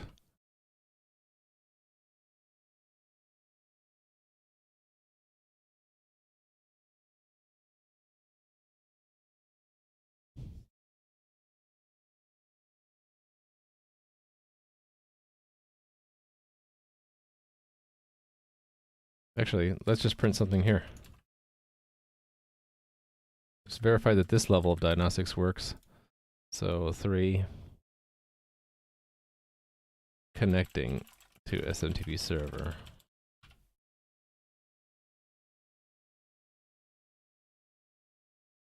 Start over.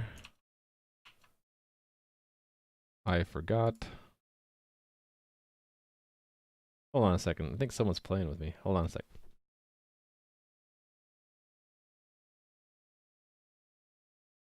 No? Something weird going on with my camera is all.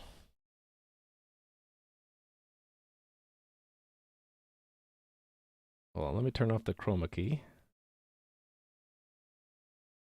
I don't know what's going on. Is it just right at that threshold? Maybe it's just super bright behind me. That's why. Okay, I adjusted it. Anyway. Quest password reset. Here we go. Okay, it did log that. Let's just log more. Wait a minute. I should check to see if I got it. So no, I got it that time. I want to see it actually. I want to see more messages out.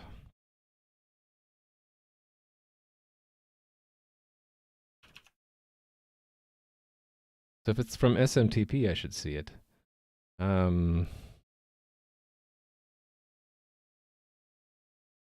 Raising the level of messages, I guess.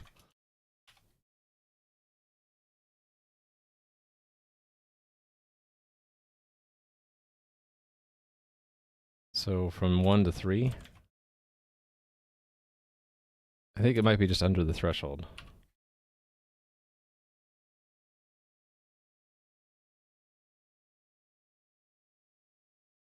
I forgot. I'm very forgetful about my password, aren't I? Quest password reset. Okay, well, at that time it did say it was queued. And it got there. Let's try until it fails. Actually, I need to make sure I wait 10 seconds, right? Actually, if I queue it...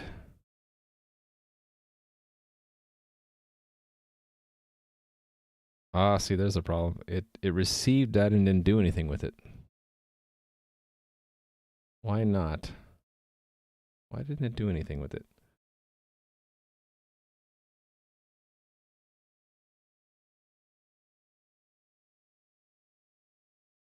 Is it always the second time? Is that the bug? If so, if it's the second time, that means I didn't clean up. I don't have the SMTP cleaning up when it gets to the end of the first. That might be it. So if it's always succeeding the first time, but not the second time, then I think I might know what it is. That's the first time, and then let me do I forget again. And it should wait 10 seconds of... It should have waited 10 seconds before queuing it again. It didn't even wait 10 seconds.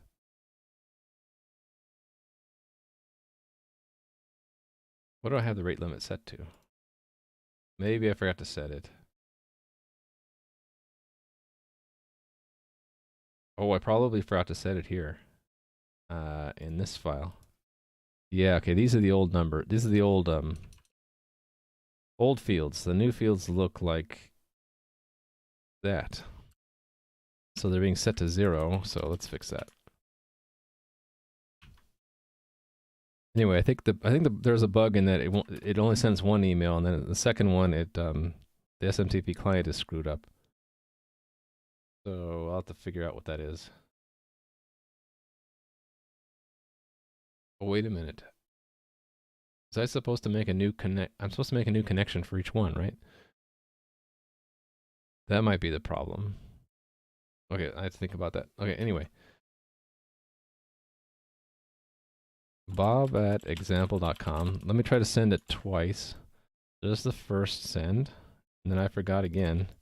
So that one should not get sent out for like 9 seconds. So the first one's at 62, so it should, at 72 around, and then it should try the second send.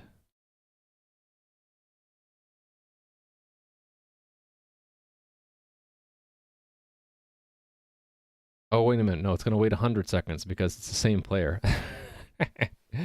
Okay, so roughly a minute from now, it should try again. So in the meantime, let me think about what's maybe going wrong. It's when it gets down to this queued, what does SMTP do? This one up here. When it's sent the data, it's in this awaiting send response, right?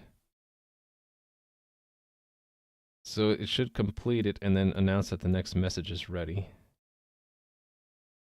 And then what do we do?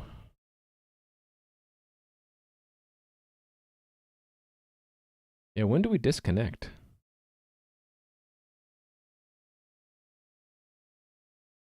This server connection, when do we reset that? I think that might be the problem. We never disconnect from the server.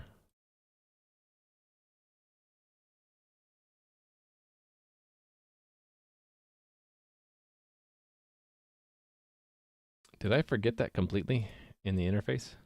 Is there no way to disconnect? There's configure, registry extension, connect, send mail. Oh, how funny. There is no disconnect. So what's it doing? It's probably going in there and connecting again. Let me think about that.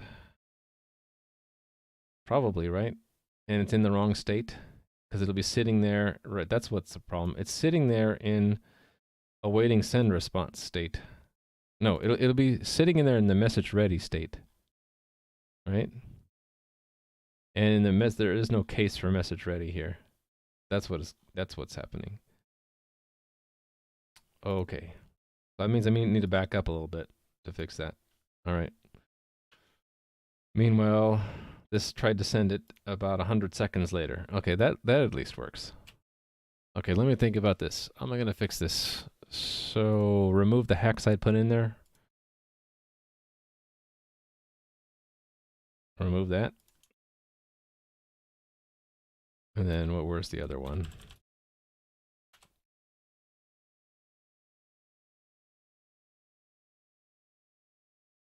Oh, it's been 4 hours. Should I keep streaming? Or should I fix this tomorrow? I kind of want to fix this today. Okay, this was a hack, right? Yes, this is all hacks. So remove hacks. I think what I want to do... Okay, actually this is coupled with another problem where this send mail returns a future that we need to wait on, and when that gets completed, then we need to close the connection, right? Yeah. Fix it. We'll all stay up. Call in sick tomorrow. Yeah, you don't need to do that. Okay.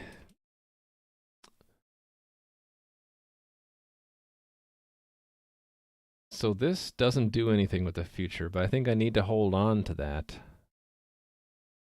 Yeah, let's at least do that. We'll hold on to the future there. What does it return, actually? The future something. Future bool. All right. So let's put it here. And I guess we need future for that.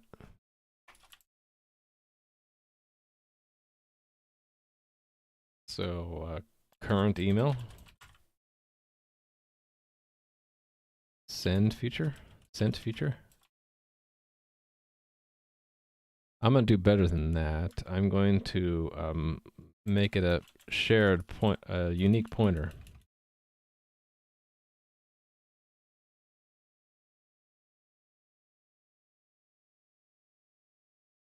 Which is from memory, yes. So it can be null. So it'll start off null. Means we're not waiting to send an email. If not null, this points to the future result of sending the current email. If null pointer, then no email is currently being sent.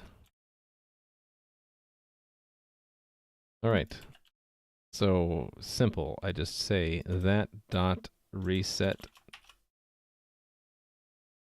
I got to do new, right? New standard future. This should use the move operator, the move constructor to do that, right?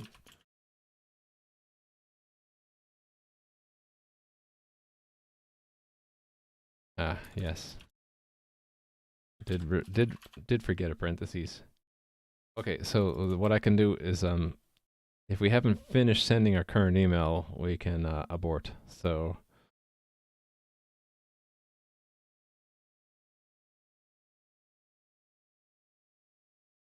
actually, here's where I can do one way or the other, right? If it's ready. So I can do wait for standard chrono seconds 0 equals standard future status ready. So if it's finished, then here we can say something, right? Either succeeded or failed. So diagnostic sender, send string, sure. Actually, yeah. So we'll have the level based on whether or not it succeeded. So const auto success is this get, and then we will go ahead and reset that to null. And then success 3. Otherwise, I'm gonna make it a warning. Diagnostic sender level warning, and then the string will be also based off of success.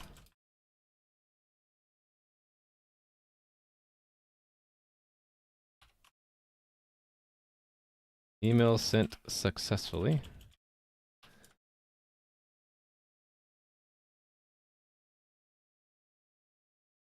Email failed to be sent. There we go. All right, but at that point we can reset it. Okay, so if it is not ready, then we're returning early. If it's ready, then we say whether or not it succeeded and we reset, so we can take the next one. And when we do that, here I need to actually let's do that down here. We need to go to the WebGate and say that we're done, right? So was it? I forget. How do we get to the WebGate? Oh, here it is. All right. Impl messaging WebGate. So we have a send mail. Actually, I could just have the WebGate disconnect when we're done sending the mail, right?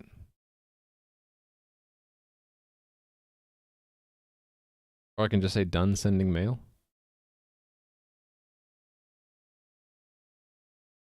Yeah.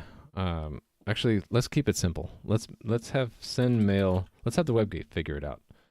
So we're done with that, and I need to change the WebGate a little bit. WebGate tests. So the send mail example, when it gets down to this queued, I should expect that the mock SMTP is told to disconnect, right? So how do I do that?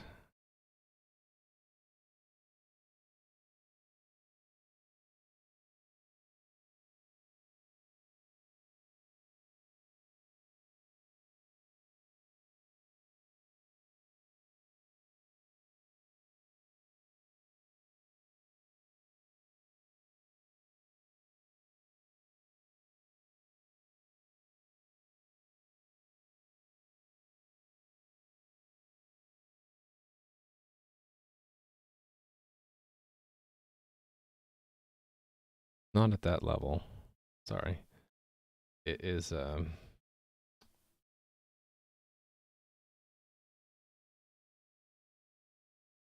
where's my mock SMTP? Is it this?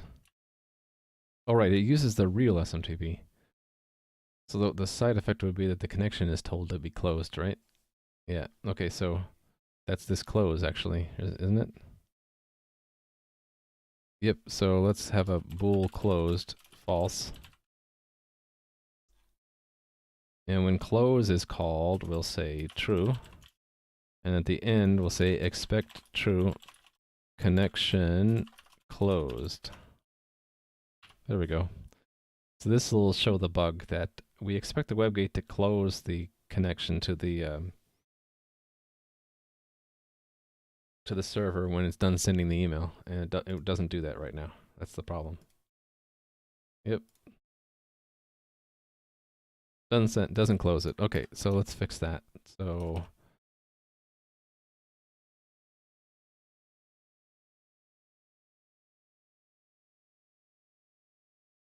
that's this thing, right? Hold on. How am I going to do this? Am I going to return another async? No, this is already async. So I can... Okay, this already does synchronous. Okay, so this is what I can do. I can say const auto success equals that. We're going to return that. But we're going to invent another one called disconnect.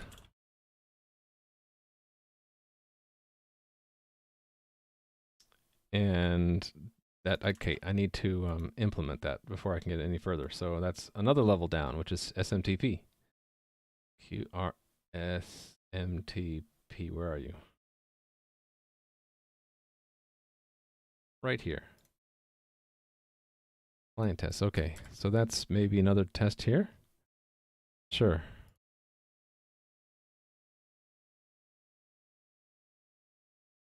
Disconnect.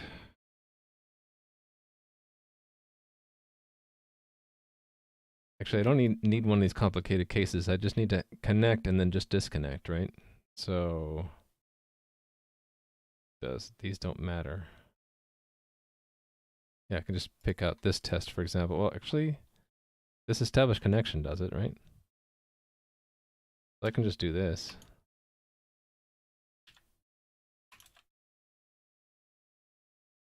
Right, so I can say start server, this argument means whether or not to use TLS. So we're not bothering with TLS. We establish a connection, we're not using TLS, and we get the ready or broken. Do we need that? I don't think I need that.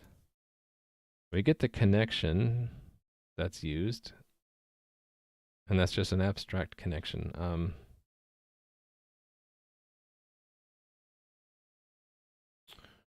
Right, because this is using a real server. I need to have it.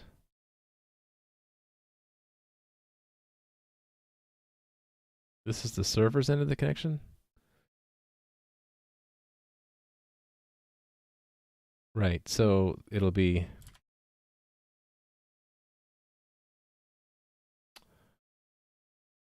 client dot disconnect and then expect true connection.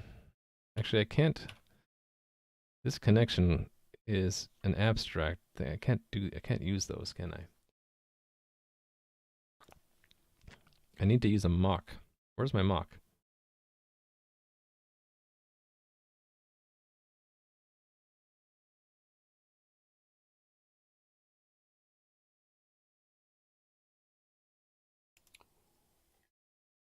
Excuse me.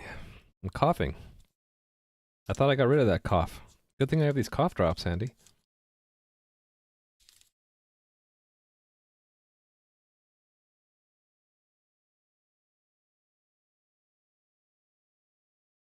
Okay, await connections does what?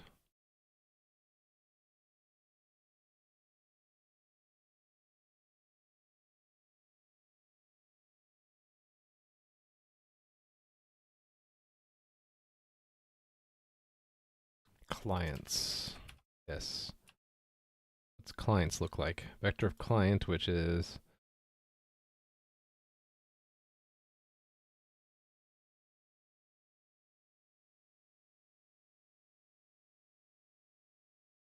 I think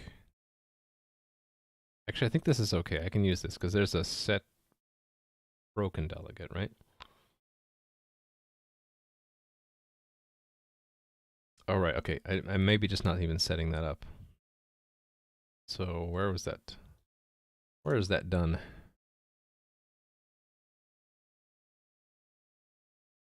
Start server, I guess. Here we go. Okay, I have that. Okay. So there's a broken flag. Okay, so I can look at that. So expect true.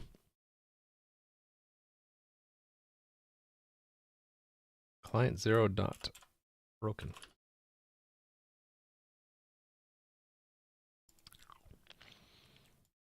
So I don't need this connection at all, actually. I tell it to disconnect and expect it to be broken. Okay, cool. So I just need to add the disconnect. So let's add it near the connect.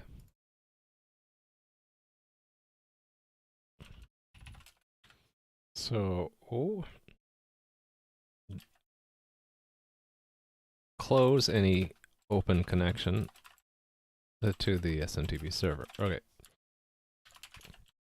So I'll just make it do nothing at first. See the test fail, and then I'll have it do the thing to disconnect.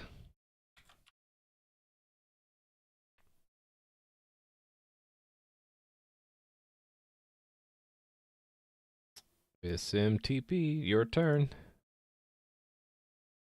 Fails to disconnect. Alright, so to disconnect properly,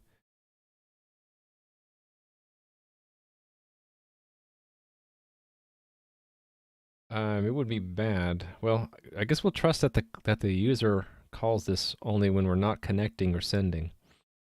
So in that case, it's just to clear this connection, right? So something like just this. I think that's enough. Just set it to null. Okay, can I not do that? What is? Oh, it's in implements. That's why. All right, let's try again. Still fails. Oh, exceptions thrown. Okay, let's see the exception. The exception is there because why? It's not, it's empty. Okay. Hard failure. Hard failure. Why are we getting hard failure? Oh, it was broken. Ah, that's right. All right. That can happen. Connection is broken. Yeah, because we broke it. Okay. So that delegate is all set up to call us back. Okay, so that's easy to fix. I do need to get the lock. And then what I do is I only close it if we have one. All right. Hold on, let me check something. On hard failure is maybe already protected by the mutex. Let me see that. It's on broken calls it. This is where we should get the mutex, not the other place. So bookmark that, go back to the last change. It won't let me do that. Okay. Go into that. There we go. Take that out. Go back and place it there. Is that... Does this get the lock, at least? That doesn't get the lock either? Wow. I was way lazy. Okay, that needs to get the lock also. Because we don't know what thread context that's coming from. Alright.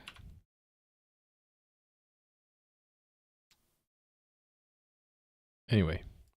That'll avoid future problems with multi-threading. Uh-oh. It's like not running it or something. Huh. Is it failing? Is this crashing? No?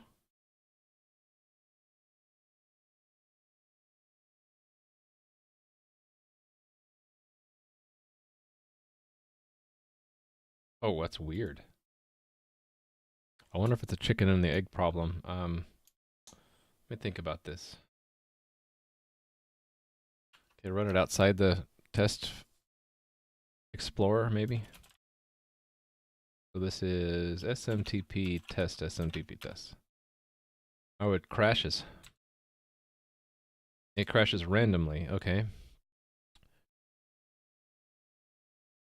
But only sometimes. Okay, there's where it crashed, okay.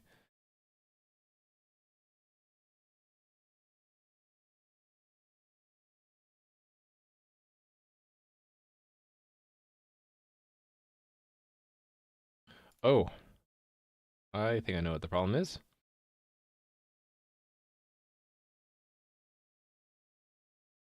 It already had the mutex locked up here, so it shouldn't lock it again when it gets down into there. I need to review all the places where I grabbed the mutex then, because I don't know what I was thinking there. So let's look for mutex. It should only be the entry points into the code from other threads. So yeah, that, we don't want to do that. That's an entry point. That's an entry point. That is also an entry point. And that is also an entry point, yes.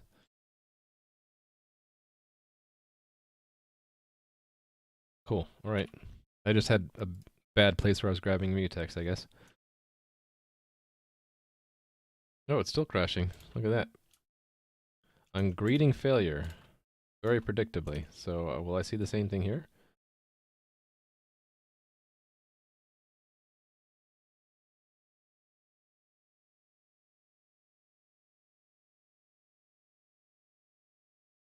Yep.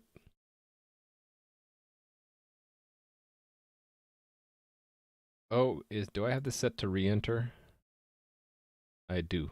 Okay, that's a problem, right?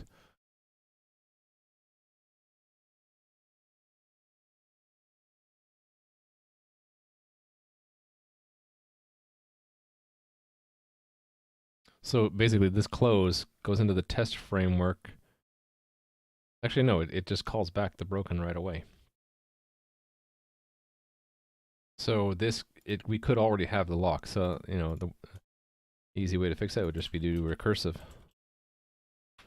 Let it re-enter.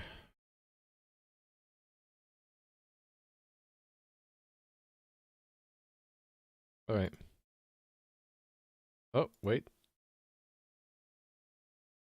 Oh, is that a race? That's probably a race. So how would I prevent that racing?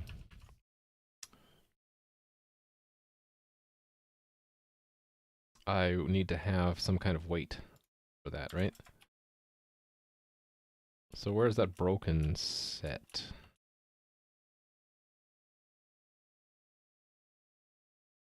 It's not here. In common? Here it is. Okay, so I have a wait. Do I have a wait on broken?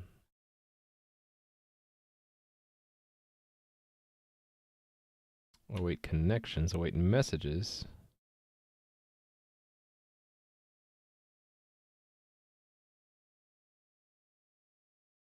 Hold on. Which wait condition is that?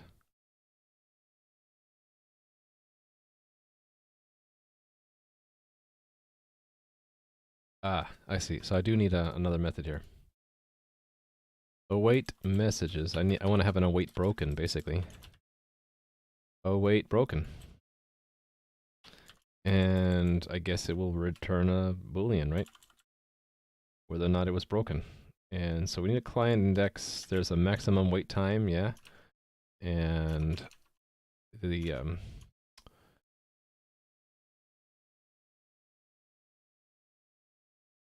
it starts off, it's pretty much the same thing overall, only returning just a flag, and we don't need a messages. We still get a unique lock, we look up the client, we still wait on the condition, there's still a timeout, but we don't need to wait for a number of messages. We just return that it is broken. Or not.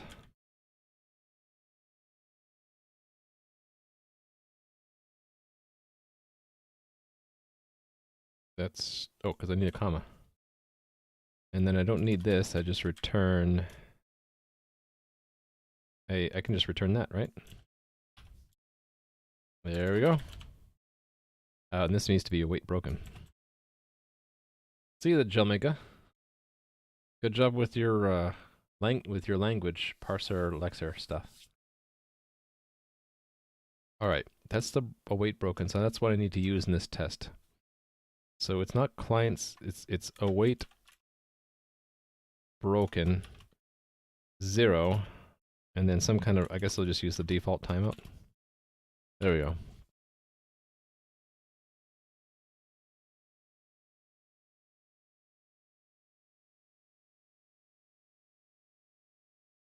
So let me break it to make sure it is testing the correct thing. So it's the disconnect, right? Disconnect. So if I comment that out, that should break the test. Whoops. I hate it. I want them to fix this. It's really annoying. Okay, so that broke it. So it broke by and never disconnected for a whole second, which is the default timeout.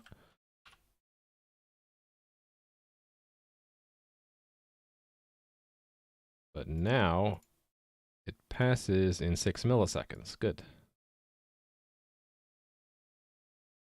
Okay. Let me check in that for SMTP. So this is add a disconnect mechanism, and then make it more thread safe. So let's do the thread safe stuff first. So need that.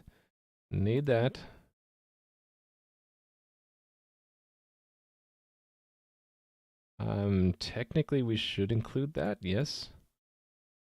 Need that. Not that.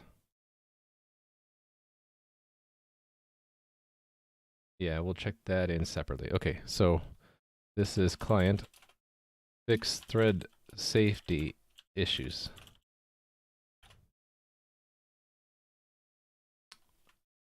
Because, was it on hard failure? Because broken, on broken, may re-enter, make the mutex recursive. Only lock the mutex from entry points. And where it was locked before was where? Swap out ready broken promises, that's an internal function. Okay, so that's good. I'll add this next. So, common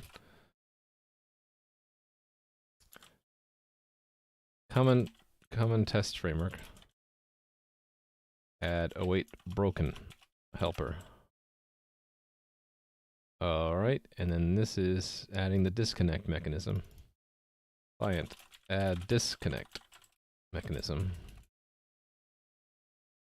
Okay, cool. Push that.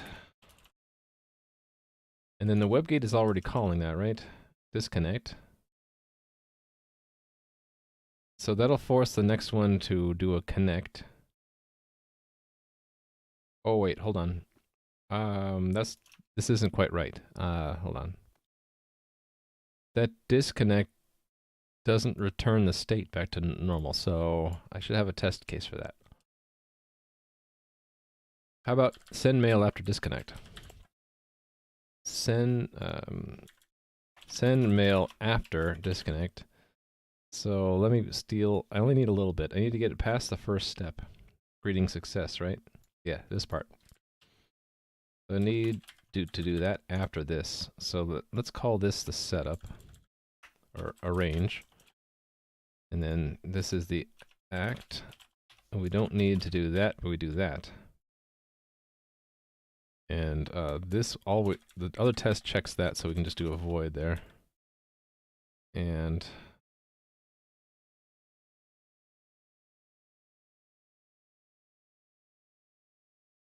this will be a 1 at that point, right?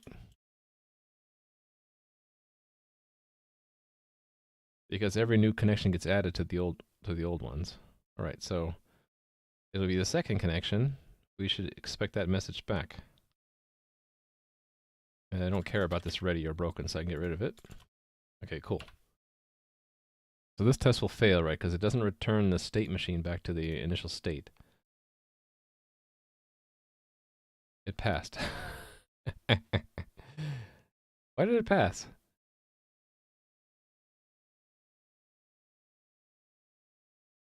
That shouldn't have passed. Okay, hold on. Disconnect just clears the connection. Maybe connect is setting the state? I didn't. No, it's not. Oh, I know why. It's not after disconnect. It's send mail after previous mail sent. After disconnect following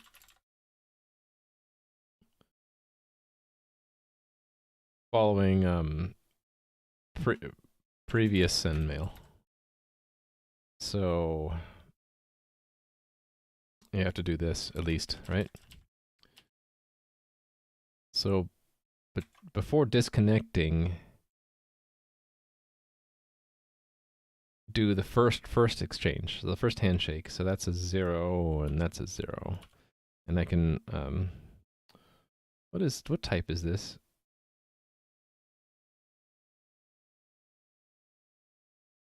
The pointer. So what if I'll just call it first connection.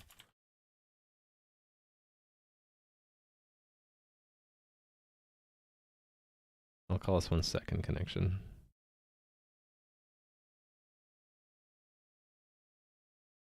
Okay, so first connection. That should just be connection. Send that message, await that response, and I don't care what it is. Disconnect, wait for that connection to be broken, then establish a new connection, send the message, and then make sure we get the hello back. That we shouldn't get because the state machine's not getting reset. Yep. So we don't get a hello, we get nothing back. Okay, that's the problem. All right, let's fix it. So I think all I need to do is just set the state back. Do I call it state? And it's like protocol stage or something, right?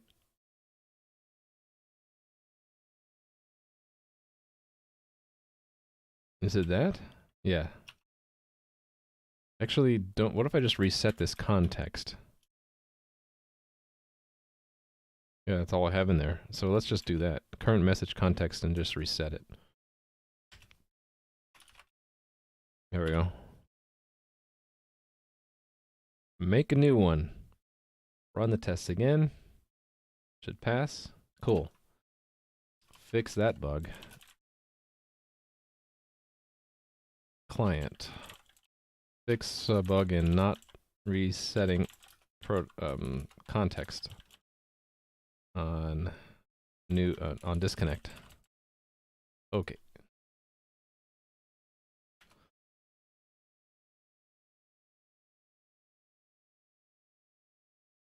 Cool. So all of my tests passed now? Yes. And then this will come in and make a new connection. It'll be a new context, so it should all work. Let's see it work. And when it does work, then I'll probably call it and work on something new tomorrow. Oh, I have a failure. What happened?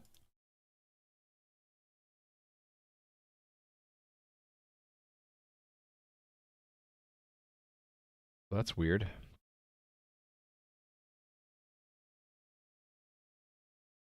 The disconnect never got called? Huh. That should have gotten to here. Right, it did get there. So what happened? Oh, shoot. There are two strong references to it, right, because the test framework holds on to one. So it's not enough to set the null pointer. Right? Actually,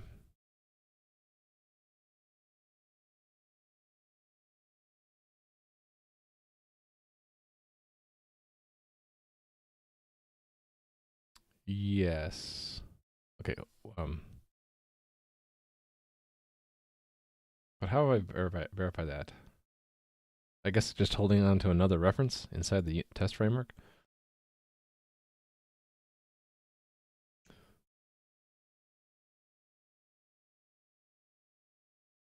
So how do I get a reference to it?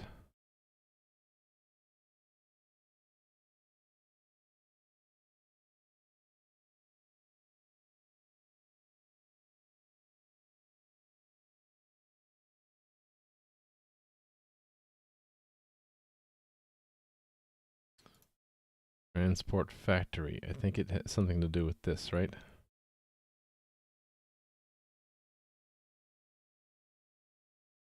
Oh no, this is the server side only. So it's in the factory that I pass in, right?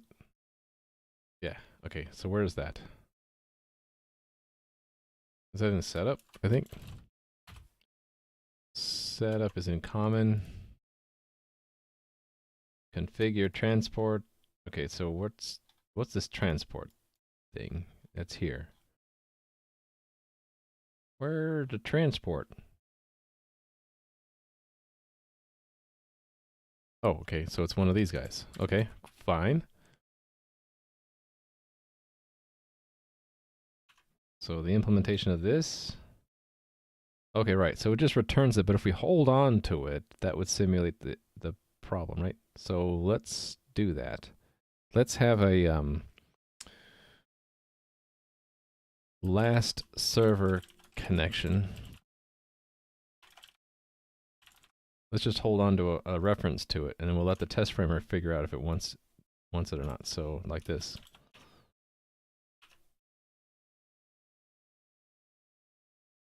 And actually, that should be enough to cause the test to fail now.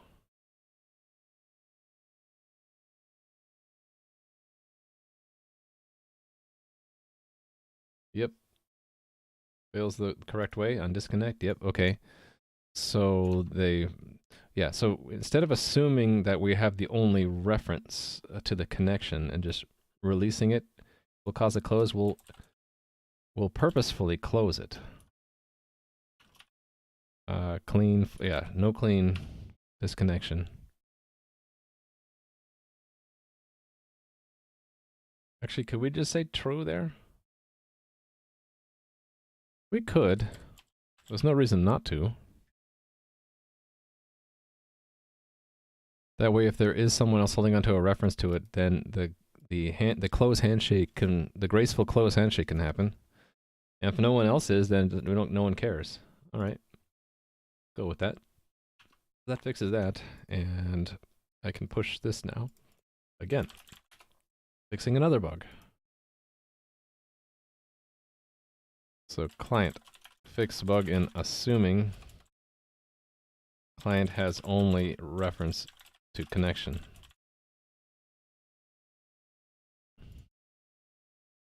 Now, does it pass the WebGate tests?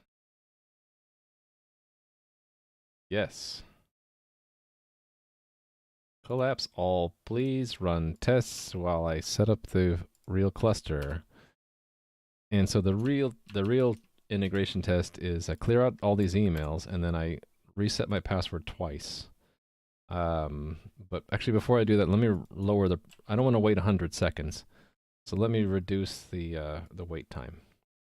That's in the configuration file here. Oh, that's interesting. Since it fits on one line, it puts it on one line. Okay, so we'll just say 10 seconds. What am I making? I'm making the platform for a game. And right now, today I'm working on integrating password reset emails so that, I'll show you in a second, when you forget your password, you can have the server send you an email with a reset token. And one of the things I like to do on my stream is do stuff from scratch. So I implemented all of the email client myself. So the SMTP protocol, authentication stuff, I did all that a couple weeks ago. And I'm integrating into the game server today. So there are a couple bugs to fix, and you can read about it more on the today command if you're interested. But I'm working towards getting a platform for building a game so that I can start doing game dev in a couple weeks. And thanks for the follows, Mad Murderator and Witzer. So yeah, I just reduced the minimum period between 2 emails that a player can send, so they don't have to wait. And now I'm going to start the server cluster again. So the game system, for those who haven't seen it, is multiple servers. And that's so that if any one server goes down, the game still runs. And it also lets me update the server code without taking the game offline. So it's using a consensus algorithm called Raft. You can read more about it there. But essentially, this is a cluster of servers. Each server has an exact copy of the game. And the game's state looks like a sequence of commands. And I'm using JSON just so it makes it readable. So each of these lines, so there are 125 state changes to the game, basically. And a state change could be anything from just a report from one server to another that there are no clients connected, or it could be that an email was sent, or an email. This is where email is added to the queue, and there's where it's removed from the queue, right? The most complicated commands I have in the game are creating a new player. You can tell it's complicated because it goes all the way out to column 1800. The type of the command tells the game what change to make. So that command there is just creating a player, and then something like this is just a log out, and there's that's a ticket being created in the ticketing system in the game to moderate the username that was picked. Where's the login example? Login. So there's a login example. It's not as long as a create player or set password, but yeah, all the things that the game needs to change the state of the game are in each of these lines. And then the trick is to get that replicated. So I have 3 server instances, and they should all have the exact same version of the game. If they're ever not the same, I have a serious problem. But right now, anytime any server gets a new command created, all the rest of the cluster gets a copy. And all that is through messages between servers. All messages, by the way, between servers and between clients are WebSockets. So also using JSON, so it's easy to see and debug things. So yeah, I'm just about to test this thing, right? Let's look at the journal here. And when I log into the game, actually, I'm just going to go right off the bat and say I forgot my email. I forgot my password, right? bob@example.com is my email address. Send password reset. So there it goes. What it does is it adds 3 commands. First is to set a password reset token.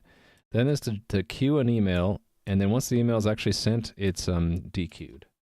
And all 3 servers know about the queues and the dequeues, and only the leader does the actual sending of the email. And that should show up in my inbox, right?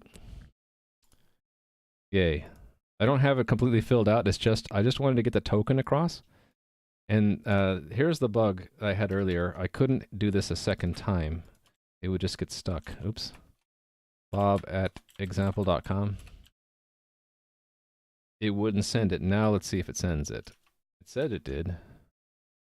Hey, look at that. So I got 2 emails sent with different password reset tokens. What libraries do I use for networking? Fundamentally, I use whatever the operating system provides. So, for example, to make a network connection on Windows, you use WinSock2 or WinSock, and it is socket followed by bind. I think bind is actually optional. I use bind so that I can get back the local address. But yeah, socket and then connect. And if it's a server, I call that an endpoint, and there it's also a socket. And then if it's a connection-oriented socket, you do bind, and then a little bit later. Did I skip it? I think I skipped it. Where was it? It's listen, wherever listen is done. There's listen. And then as connections come in, you call accept to receive them. So that's how it's done in Windows. And on for BSD sockets, which you have on Linux, it's pretty close. You also have socket. and bind and connect and stuff like that, but some of the types are subtly different, like how you turn on the linger option. That's how you do it in BSD sockets, whereas in Windows it looks slightly different. There's an actual linger structure. So a little bit different between Windows and Linux. So what I've done as much as possible when there are differences between OSs is I stuff them into this library that I called system abstractions.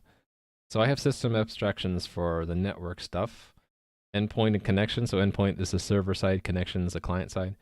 I have some file wrappers for things like the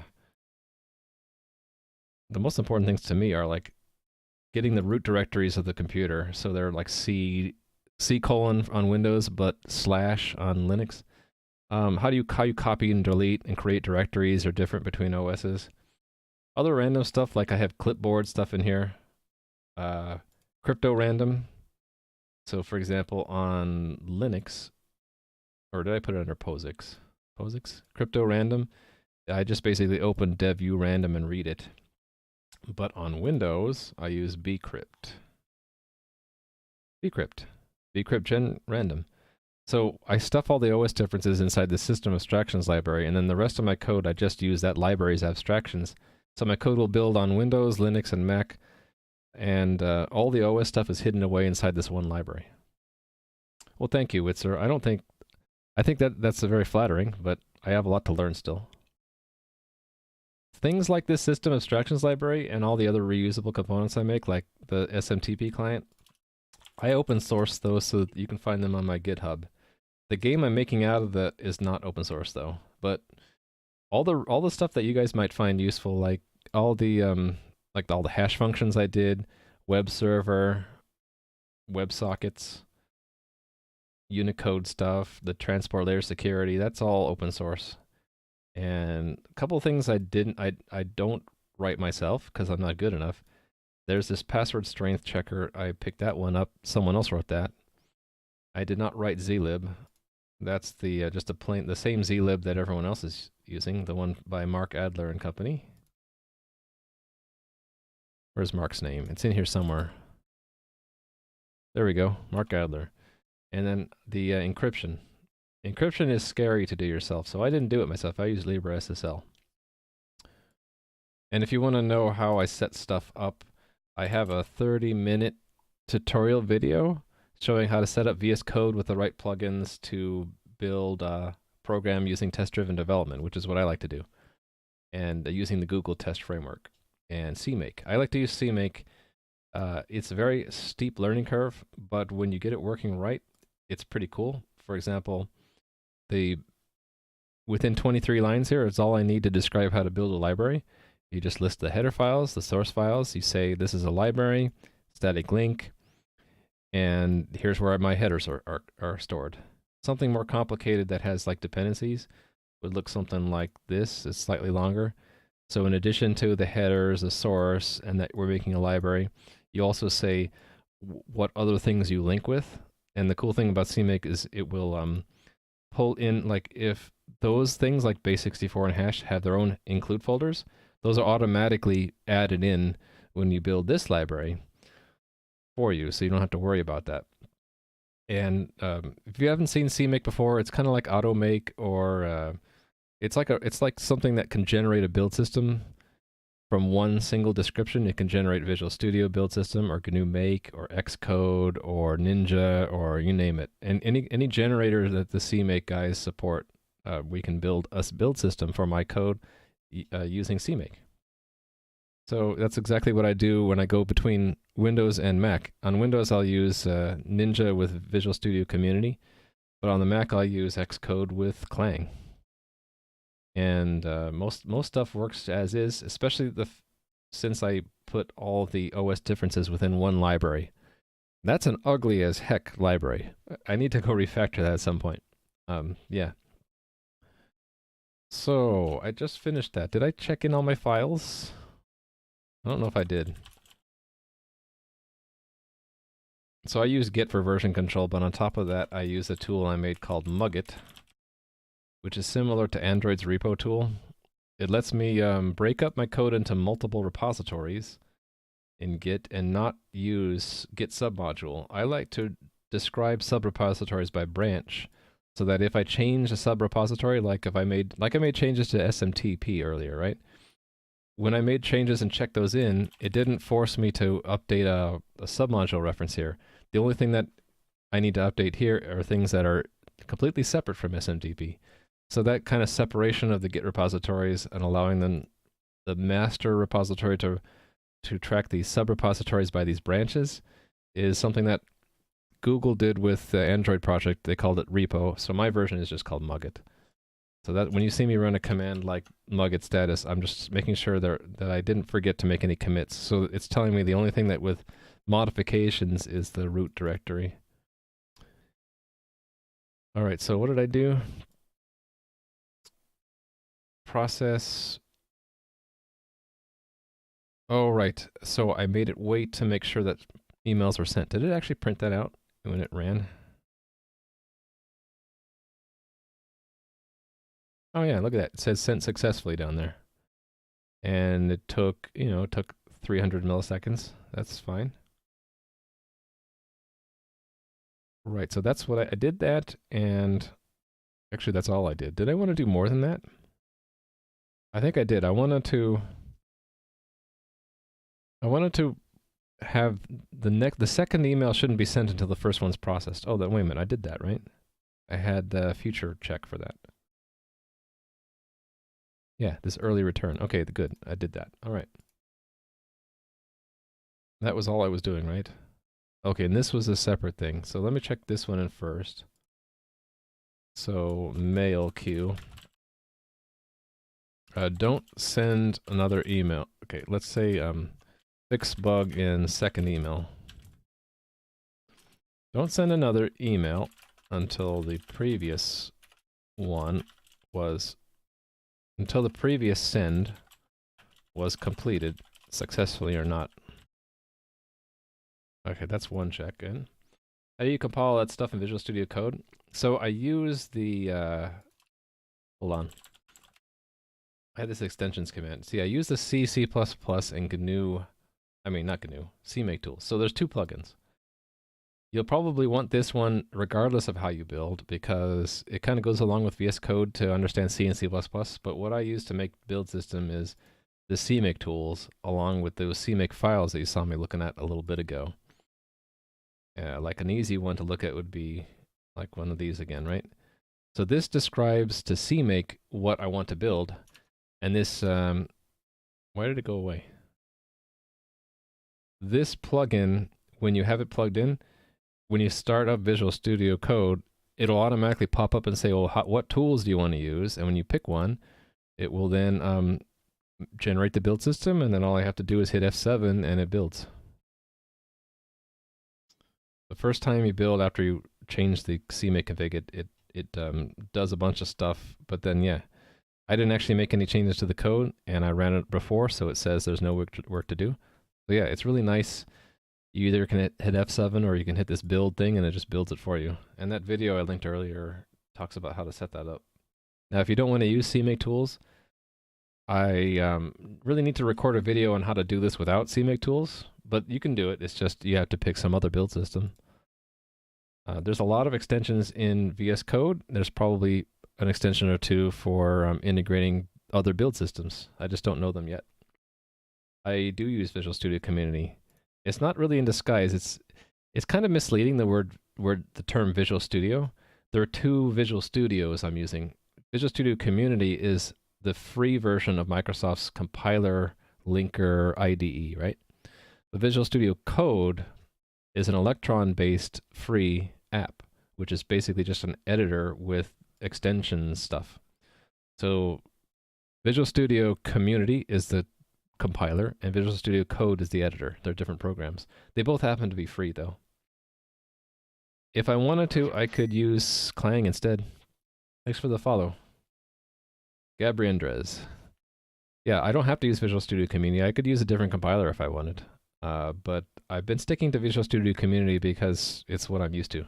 At least on Windows. If I'm on the Mac, I'll use Xcode or Clang. Clang, right, is the compiler that Xcode uses.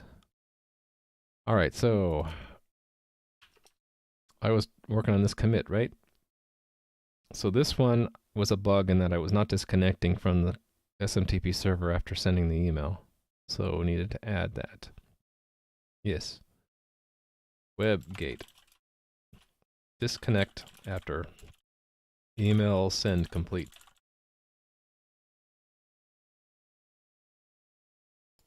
So you signal Visual Studio Code to run Visual Studio Community? Yes, exactly.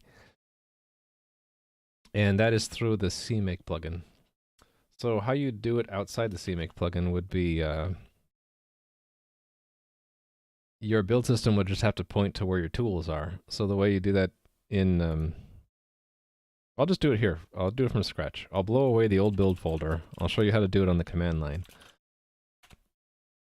So the Visual Studio Code, I have it set up to build to this build VS Code, right? So I'll make another one.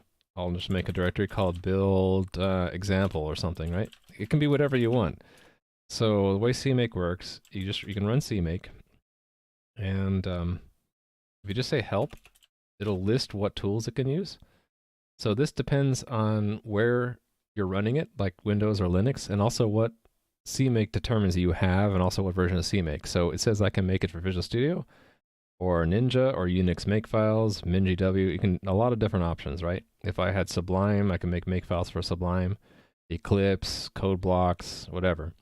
So if I wanted to hook it up to Visual Studio Community, I would just do CMake-G Visual Studio 20, what did it want? 15 2017, and then if I always want to make sure it's 64-bit, so it's architecture 64-bit, and then just the relative path to where the main CMake list file is, and it auto-detects what version of Visual Studio 15 I have, finds out where on my computer those compiler tools are, and then basically it runs any kind of rules that the CMake lists have. Like, these are things a typical automaker would do. They look to see what the standard libraries I have installed support, whether things are found or not. A GNU project, you would either use automake or you'd use configure, one of those tools. It's basically going to show you the same kind of thing, but it makes, in this case, I told it to make a Visual Studio build system, so it made a solution file, which is here. So I can actually run that, and it will actually launch the real Visual Studio Community. I am using the Windows command, but it's inside of a wrapper called conemu. And I use that mostly as a way to organize my tabs. So each tab is a separate shell. So these 4 here are just normal cmd.exe, and then this 5th one here is a git bash. So if you install Git for Windows, one of the shells you get is git bash, and that's what is in this tab. But yeah, the organizer, so to speak, is the conemu. So here I have the same kinds of things I had in Visual Studio Code, only it's in Visual Studio. And for the most part, I can build everything the same way. It's just a few things that I know I happen to have broken right now. But I could, like, for example, let's just build the JSON tests. Because now it's just building it in Visual Studio instead of VS Code. So I don't have the same tools here. I don't have a quick run the test button, so it's building just that in its dependencies. This shouldn't take that long. Thanks for the follow. Hourly negativity. Is there an hourly positivity to match you? So anyway, I can hit that, and then I would just hit, I guess, build run. Oh, debug, start without debugging. And it runs my unit tests for that component. So I still, from time to time, jump back to the main Visual Studio Community because the debugging tools are better. For example, in the exception settings, see all the different things I can choose to have it break on? Well, if I'm in Visual Studio Code, I just get one thing. It's called all exceptions. So the debugging tools in VS Code C++ plugin are not as good as the ones in the native Visual Studio community. So I'll jump back here if I need more advanced debugging. But for the most part, I try to pick the Visual Studio Code because then my editor is the same on Linux and Mac. That's right. There must be somewhere an hourly positivity to match. That's just the way of the world, right? Okay, where was I with the check-in? Was I done? I think I was done. If I'm done and all my tests pass and I'm mostly done with the plan for the day, then I might wrap things up. I did want to make the emails prettier. Right now they don't look very pretty. Maybe I'll work on this tomorrow. I want to have a subject line. I want to put the date in there, and I want to make a clickable link and, you know, some more. Maybe what I'll do is I'll have a template, and I'll have a template evaluator that like fills in the token in the correct place. Should you move on to threads, networking, or graphics? If you know the basics, I would say if you like graphics, do graphics next. Because that would be simpler. If you're not such a fan of graphics and you want to get into like networking instead, I would do networking first and then threads. Because you can do networking without threads for basic stuff. You'll need either threading or coroutines or event loops or something if you want to do more advanced networking though. I'm just guessing, Crumpet, that when Witzer says basics, it's just what you'd see in the tutorials for learning C++ from scratch, which would be like variables, loops, functions, standard template library, containers, classes, maybe templates. But then,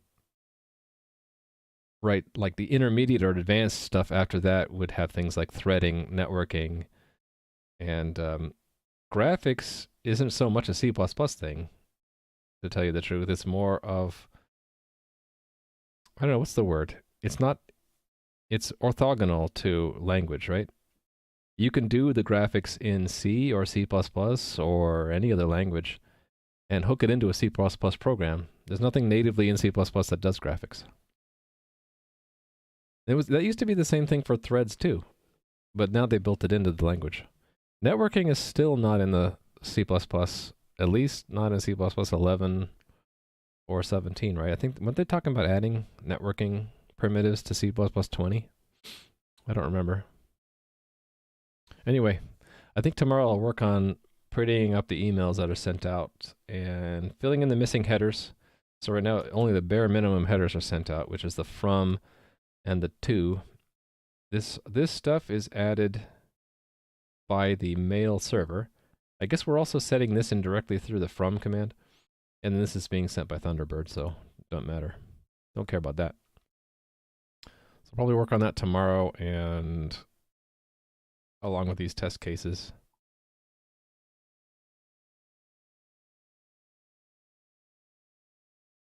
They're going to add networking in C++ 20? That would be cool, because if they did, then I can get rid of a lot of the crud that I have in my system abstractions library. There's other stuff too that's not in the language, like how do you launch a subprocess? So let's say you wanted to start a child process or start a detached process. I still have to do these different things, right? So in Windows, start child is a you have to have a pipe because you need to tell it arguments. Is that what I use the pipe for? Oh no, I use that to know when the child exited or crashed. Yeah, anyway, it's create process or A, or what's it for a Unicode? U? So in other words, create process A or U for Windows, and on Linux, what was it, or POSIX?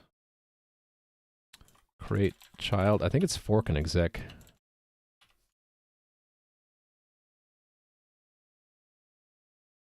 Yeah, fork and exec.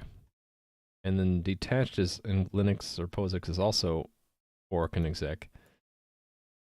Only you have a grandchild and you separate it from its session by having a new. This is like details that are Unixy, and then the equivalent Windows stuff.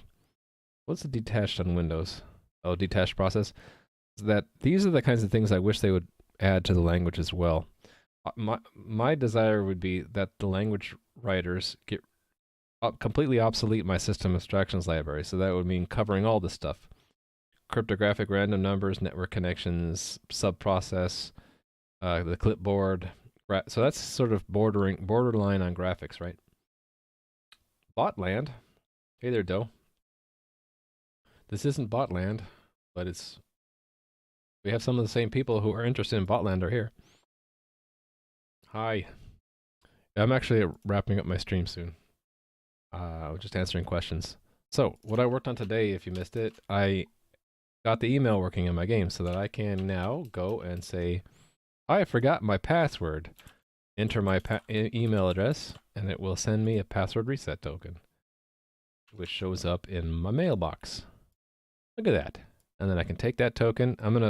This is what I'll do tomorrow. That should be a link that takes me back to token equals that, so that I can, if I know my username, I can type in a new password there, and it should just work. Did I have that up here? Or did I close that window? Oh no, I have it here. Like I can pick this password, right? Submit, and we're logged in. So yeah, it's all, what do you call it? The whole email system is done now, so now people can reset their passwords if they need to.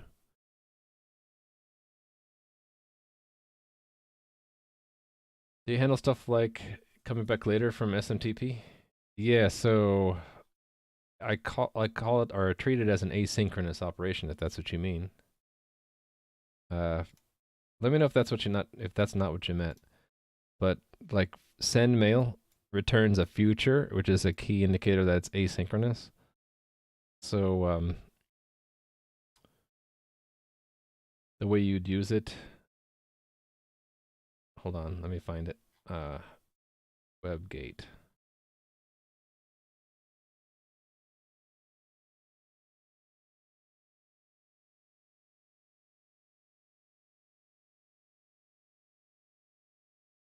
This is a general form. If you have something that needs to be synchronous and then you turn it into asynchronous, one way is to do async, and that returns a future of the same type as the type that the synchronous would have returned, which in this case is a bool.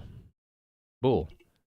So when we return a bool from this synchronous function and wrap it with async, we're actually returning a future bool that you can then wait on later. Some servers can say not accepting mail at this time. Oh, am I handling that? No, that's probably what I need to handle. Probably one of these negative test cases, right? So right now, I know that if the credentials are wrong, it just kind of loops infinitely. I need to fix that. But then also what you're saying is, I should write that down. So this, right? Actually, we know what I'm going to do is take that out as a note. Another SMTP negative test case. This is something I do on my stream. If I get really good feedback from viewers, which I do a lot, I like to copy them into my notebook, and then I don't forget to do them later. How do you learn threading in C++? I think the standard library should suffice now if you're okay reading manuals. I mean, you'll have to consider, does this look nice, right? CPP reference. So if we look up thread, how come the search doesn't work for me? Oh, it's just slow. So standard thread.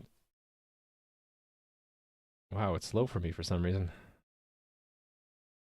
I'm not dropping frames. Okay, anyway. If you can read this wall of text and it makes sense to you, then that's one good way. And a lot of the times they'll have examples. Yeah, so here's an example of a program that launches, I think, 3 threads.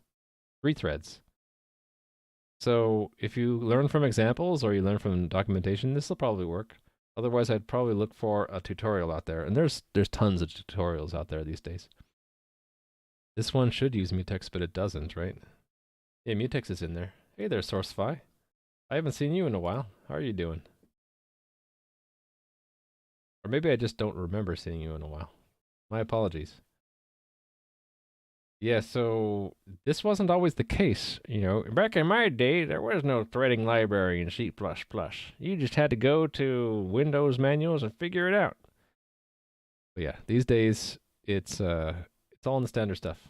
Chrono library, yeah, it's cross-platform. So if you go to CPP reference and list the standard library headers, and if it's there, then it's standard and cross-platform, right? So Chrono is in here.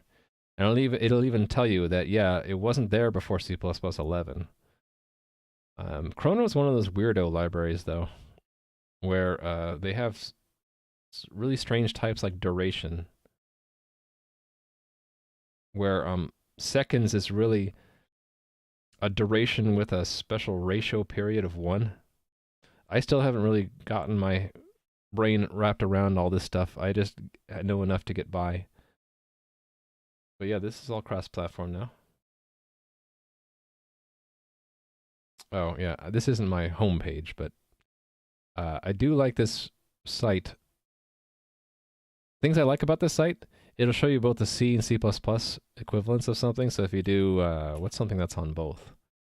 Like ABS or something? There's a C ABS, but there's also a bunch of different C++ ABSs, and you can flip between them pretty easily. And the other things I like about it, it tells you what header to include.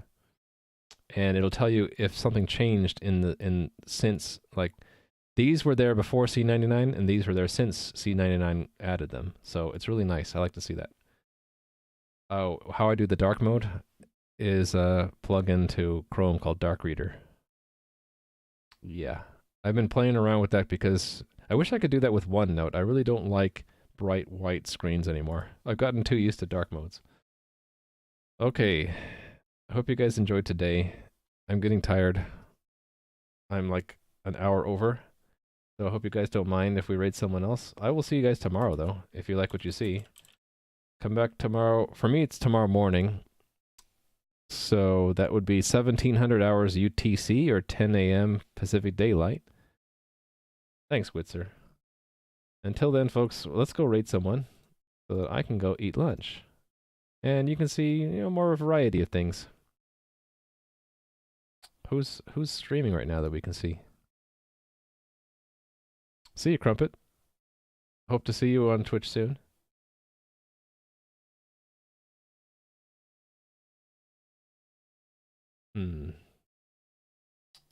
Actually, quite a few people streaming right now. Clegrin, I don't know Clegrin. Should I glance and see what Clegrin is doing?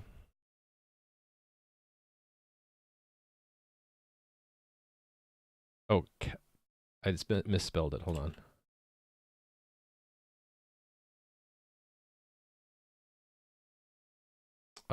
Is that how you spell it, Crumpet? Because I copy pasted and it says no such user.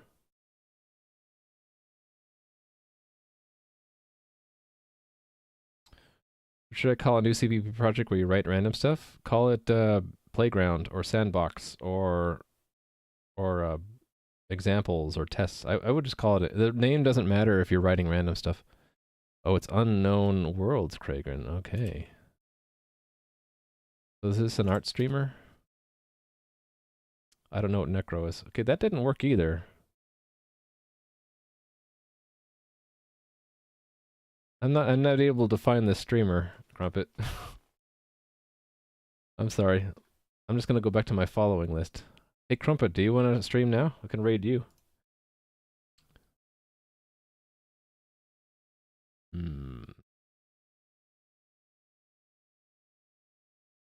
How about Pocket Watch? We haven't raided Pocket Watch in a while.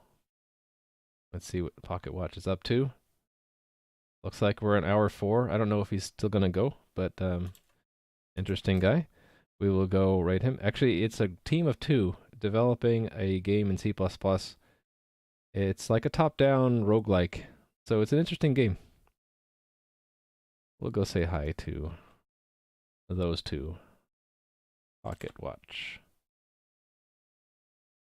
All right, I hit the button, so I will see you guys tomorrow. Enjoy the rest of your day or your evening. Bye!